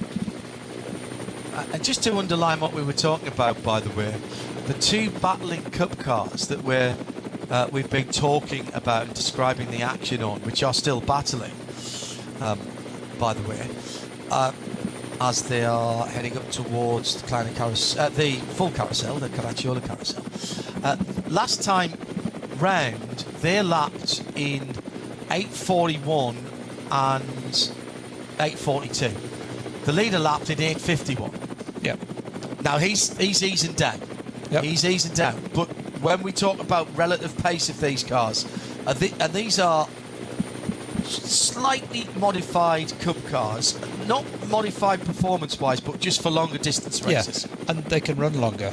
Yeah, big fuel temps. Exactly. But, you know, something quite frugal on fuel, actually, I'm told. Something like 10 to 15 seconds off for GT3, I would say, in a straight fight. In clear conditions. Yeah. If nothing else gets in the way. Yeah. Oh, big wiggle there on power. Yeah, coming through that tricky middle part of the track. Well, it's been lovely today. There was a moment in, I think, towards the end of hour 2, beginning of hour 3, when it just looked a little bit overcast from down at turn 1, and that's generally where the weather comes from. You start to worry if you see a gathering of clouds down there, but it's blown through. We're up a reasonable height here, not massive, but when you stand on the top of the pit buildings, you can see a very long way from around here. In fact, if you go on the Nürburgring site itself, they've got a 360 webcam right on the top of the control tower building, and one at the tourist lap entrance. You can look at those day and night. Sometimes when I'm working in the studio, I just put that on for a little bit of background, just to remind me of a happy place. This is outstanding racing by these two Cup 2 cars. Further down the field, picking off some other battles, and that is 7th and 8th. The Ronaldo Motorsport Lamborghini leading in SP9 AM. Oh, that is the battle for first and second, and it's just swapped over in SP9 AM. That's Dan Arrow just retaking the lead in SP9 Indeed. AM, 7th and 8th. So the Black Falcon, gold and carmine coloured car, gold and magenta car, has gone back into the lead of that class. Dan Arrow, the lanky young Dutch driver, really making a name for himself. Really making a name for himself. Outstanding. And hearing that Cup 2 in a leader has stopped at Metzgerfeld. So that battle we were watching is now for the lead. Exactly. Shearbath stopped, huh? So the Black Falcon, Ben Heights and the SRX gross-driven car, that is now the battle for the lead when they go past the Shearbath car. Oh, what a nightmare. The 921 Mühlner Motorsport car, 9th position overall. And there's the battle for it. Down the Dottingham Straight, there's a draft gone here. So, is there a chance here? Left dummy, right dummy, steer left down the inside here. He's got the overlap, gets up to the rear quarter panel, gets through. Now, can he hold on? You just need to move across a little bit. It's nicely done. Really nicely done by both drivers as they came into Tiergarten. Use all the entry on the left-hand side, swing back to the right through the middle. And at the end of what will be their 25th lap, we have a de facto, at least, new leader in this class. Have they been scored? Yes, they have. Scored as the leader. SRS Zorg Rennsport scored as the leader in class. So who's in third now? That's the stopped Shearbath car, so that won't hold on to it. So it'll be the other Mühlner Motorsport, the 904 car. Well, one man's meat, etc., etc. Every cloud. Complete that well-known phrase I'm saying for Mühlner. But they were in control of that class. No word on what's happened with the erstwhile leader, but stuck at Metzgerfeld. And I'll make a bet with you, John. I think that these two are going to switch again on the last straight of this last lap. Yeah. That's a good point, because they're on their last lap now. Exactly. Checkered flag comes out for them as soon as the main leader has crossed the line in SP9. Yeah, good point. Just depends if they can hang on to each other. Well, where is the leader is the question. Where is that number 77 car with 3 minutes to go? He should be about on the Dottinger. It was a classic piece of Dottinger manoeuvring. Tried it once one way, once another. Throw a dummy to driver's left. We'll use that car that we're just going by and slip through. Oh, he's just moved over. No, I'm going to go the other way. No, he's moved over again. I'm going to go back to the left. And that's basically what get it. And as soon as you get to the quarter panel, and that little left-hand kink just gave the advantage there. Exactly. The shorter run through the corner. Exactly. And, of course, at that speed, right on the limit of control, the last thing you want to do is take a chance. If you haven't quite seen the driver in your mirror, you're going to give them a foot or two. Yeah, good point. Very good point. So Robin Freinch bringing it home with a 30-second lead over Aychan Guven in second place. He'll go through, he'll start another lap, I think. Looks like the Sorg car has managed to pull a bit of a gap. Finally, has he done enough to break the tour? That's the question. By the way, it was Carsten Kramer behind the wheel of the K. Kramer racing car that crashed a wee while ago. Oh, big slide. That was a gallant Kopf, and that car is being towed away at the moment. Meantime, the leader is going to have to do one more lap, Peter. Okay. So that this will make it an 8-lap run, which is fine, as long as they've fully filled that car. The problem, of course, has been in other classes is you are tied by where the leader is. Exactly. The overall leader. So you don't know how much. He's just crossing the line now with 52 seconds to go. Yeah. So, yep, one more lap. So there's your 4 hours.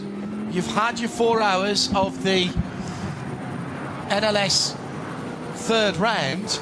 We are now into added time, if you will. Bonus lappery, bonus racing. It does cause problems sometimes for the lower classes. Trying to calculate how many laps they need to fuel for. I've pushed the car across the line here before that was made illegal, as we run out of fuel. Oh dear. So we haven't done the leaders in class for a little while, so we know that Schubert are leading overall. 4th place is SP9 Pro-Am with Gamotta Racing, and their BMW Max Chrysler Racing's Audi with Ben Lechtner behind the wheel is leading AT1, the alternative fuel class in 6th. 7th SP9 is Renatza Motorsport. No, I don't think that's the case actually. We saw Dan Arrow go through. That's right. The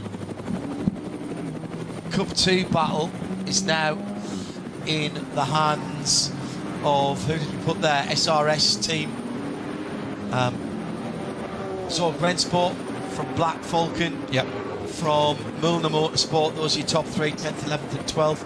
Pro-Am, 2nd, 3rd and 4th are all together on the timing screens, but spread out a little bit. 18-2, Black Falcon Porsche, it's number 632 in 16th. And then we've got the Cup 3, Smerlis Racing, the Sandberg driven 953 Porsche AV by Black Falcon. That's the number 177 that leads in SP10. SP3T is one of the Schmickler cars, and that is the Ravenol number 312. SP4T, Max Chrysler Racing, and the 76 car. These are all well inside the top 40. 40th is the best of the TCR cars. That's the Motorbill Motorsports 801. The 44th position car is the class leader. It's the Manthey SP Pro car. BMW M2 class, Hoffer. Of course it is Hoffer Racing by Bank Motorsports 888. BMW 240i Adrenaline Motorsport. They had the Team Manhattan wheels cars in 1st, 2nd and 3rd. They maybe still have. That's 54th, 56 is the V6 400. That's the Schmickler number 650. 400. Right, John. VT rear-wheel drive, VT2 rear-wheel drive. That is the next car. That's SRS again, the 524. The privately entered 495 is leading the fore and front-wheel drive class of VT2 and 64th. Sherbert Motorsports in 65th is the SP8T. And stand by, because I have to go down a little bit further. The number 89 is SP7 leader in 70th position. Adrenaline Motorsport in the V5 at 75th, lead that class. Kievan Motorsport 325 BMW leading their class, that's their 121 car. In 100th position, the SP4 leader is the 254 car. 105 is the 529 V3 leader, and the 380 SPTT leader is in 113, position 113. Those cars are all winning their classes and all still running. Have been some problems for other cars as we come down. Time has elapsed now, and so it's down to Robin Freinge, who's lost 4 seconds. Now, in a normal race, on a normal racetrack, that would be disastrous. But I am now going to switch over and put the splits on to see just if there is anything that's worrying on the splits for those leading cars, because they're out in the country at the moment.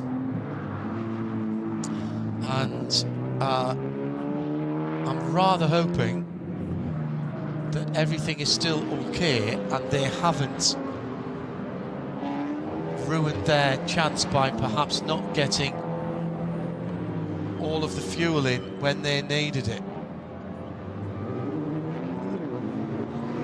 Congratulations to everybody who gets to the end. There'll be a few people here, Peter, who'll have been holding their breath, hoping that they got their laps in for their permits. If you weren't with us earlier on, the big story on that front was the fact that someone who was entered on his own here to get a minimum of 6 laps for his permit, which is Yasser Shaheen, and one of 2 brothers behind the Bend Motorsport Park, of course, WEC runner as well. And there's his problem. Crashed on the first lap of qualifying this morning. His Porsche came and did not take the start, and he's going to have to find a way to do 6 laps after he's qualified at Imola next weekend in the night race or the evening race here. I suspect some winged transport might be. Yeah, it's not that, actually, do you know what? It's not that far, is it, from the Nürburgring down to Imola? No, I think it'll have to be winged transport. I know there's a few people who are doing double duty at Spa in the 24H series, and here, that's a little bit more doable, a couple of hours or so by car. A little less if you know the back roads. And really know the back roads. Well, what do you say about this, Peter? A necessity that was turned into a virtue. A very shiny BMW in the classic Yokohama Advan colours. Looks like it's just rolled off the truck. Looks like it's a promotional film at the moment, as it's more than halfway around the last lap. And Robin Freins it will be that brings it home. I think that's just what he's doing, John. I think he's stroking it. He's being careful. Yeah. I'm more interested in what's going on behind the Manthey.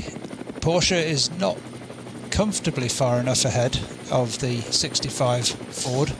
Certainly not to ease off. No, they're fully on it. Leader did a 9.23 last time around. We have got some code 60s out there. A 9.19 for Chan, a 9.20 for Patrick Cole. But again, we're not necessarily talking apples and apples there, because it's different parts of the track.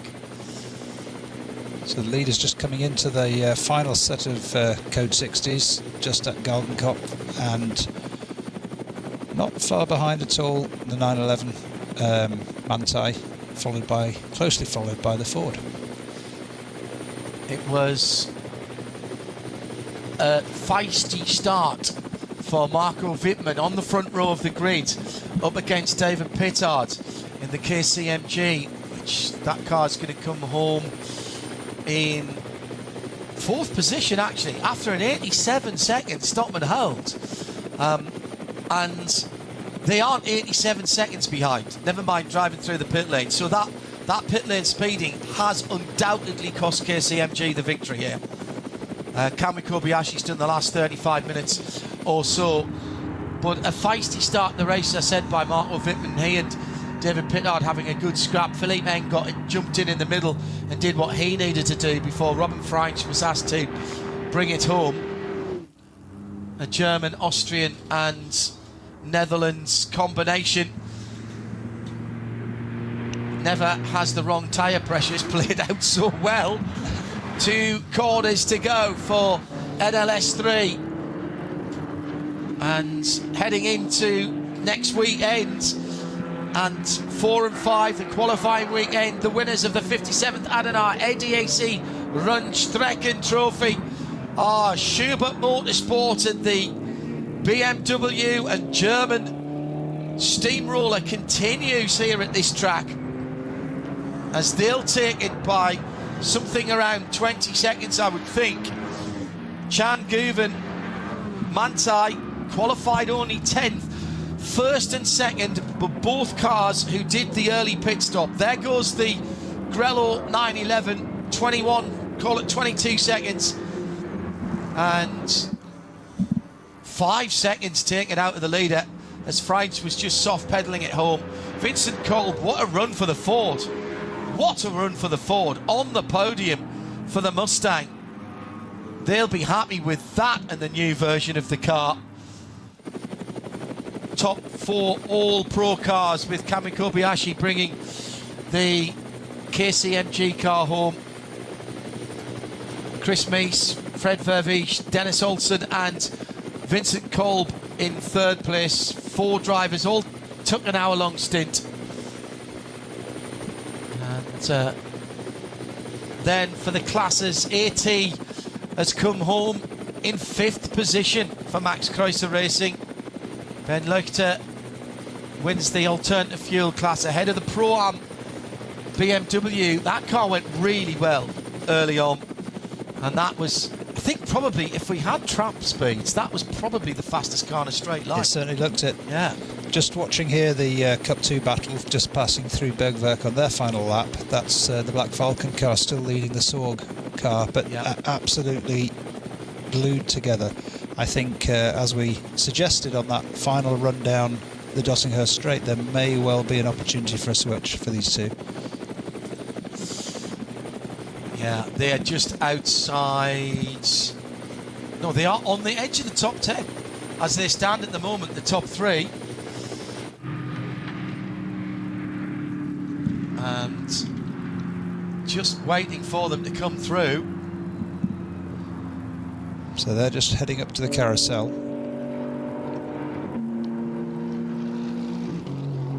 901 and 900 with a slight advantage.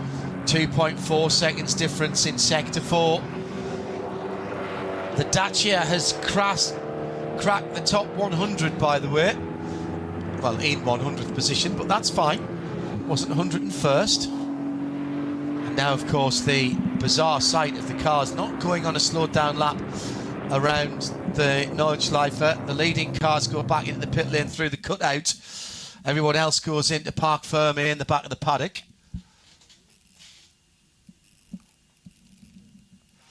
Hearing as well that the 009, or the 9 rather, the Jutta Racing Audi is under investigation for overtaking under yellow. That is 3rd in the Pro-Am, SP9 Pro-Am. That would promote the Toyo tyres Mercedes if that car gets, that Jutta Racing car gets a penalty. The leaders have become the winners. Wittmann, Eng and Freins, in that order, have delivered for BMW and for Schubert Motorsports.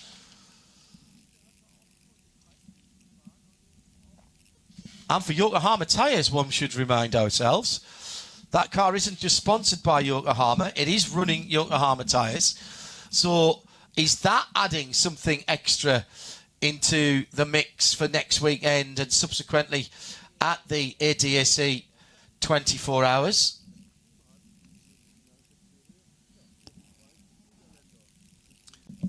Best Mercedes down in 4th position, but Mercedes should have won today. The Mercedes renaissance continues with KCMG. So the last 2 races should have been AMG victories, and both times it's been mistakes by the team or the driver that has cost them the victory. Kamui Kobayashi just 86 seconds behind the leader and took an 87-second stop and hold. So that easily, without that, they would have won that, because that's just the time they were stationary, the 87 seconds. They had to drive in and out of the pit lane and lose all that time as well. That's frustrating for them. That is very frustrating for them. Still waiting for this Cup 2 class to come down the Dottinger. You'll see them in the distance right now. Bit of a gap has established between the two, only because of that slow zone, and the emergence of the slow zone gave the leading car a bit of an advantage, just enough to break the toe, I suspect. Yeah. Coming through. Lights flashing. Lots of people with lights flashing. That's the first 901, and it's actually opened up quite a bit now. But on the edge of the top 10, 10th position for the Cup 2. Mulner Motorsports with a late issue at Metzgerfeld has robbed them of this victory, and after a 2 or 3 lap nose to tail, side by side battle. It will be the SRS Team Rennsport number 901 that brings home the victory in the Cup 2 class. That's always highly contested. Such a good way to go racing with Porsche Cup cars. And through in second place then is the Black Falcon. It will be Milner Motorsport in third. Scant consolation, I suspect, for them after losing what looked to be a nailed-on victory and around about a 10th place finish, I think. So Fabio Grosser and Patrick Grüter, just the 2 drivers in that Porsche. Well done to them. Well, Peter, sum that one up for me. You know, I'm obviously going to be in the position of these drivers in a week's time. It's the kind of conditions that you love to have as a driver: consistent, not too hot, not too cold, no rain. Of course, we had the usual code 60s and what have you, but I think as a preparation for particularly the 24 hours, what a great event. But what I would go further and say is, how close were they at the end there? Multiple classes. Yeah, I think as many questions as answers then in our second race, although builds the third round of the NLS season, and more data to be derived next weekend. 2 more 4-hour installments as we build towards May and the ADAC 24 hours of the Nürburgring. Peter Kate was alongside me, John Hindorf in the Global Broadcast Centre. Thank you to Ollie and the rest of our colleagues at the Nürburgring TV Master Control Centre. Brilliant coverage, particularly thanks to our drone pilot, who was good today, and to all of you who've watched and listened and sent us notes on RSL_studio. Midweek Motorsport on Wednesday, 8 o'clock at RS1. I'll be in Italy with a preview of the WEC, and it's a bagsy, biggie weekend next weekend. Make sure you join us for some or all of it. Enjoy the rest of your weekend and your motorsport. Whatever you're watching, wherever you're going, drive safely. From Peter and me, John Hindorf. Bye for now.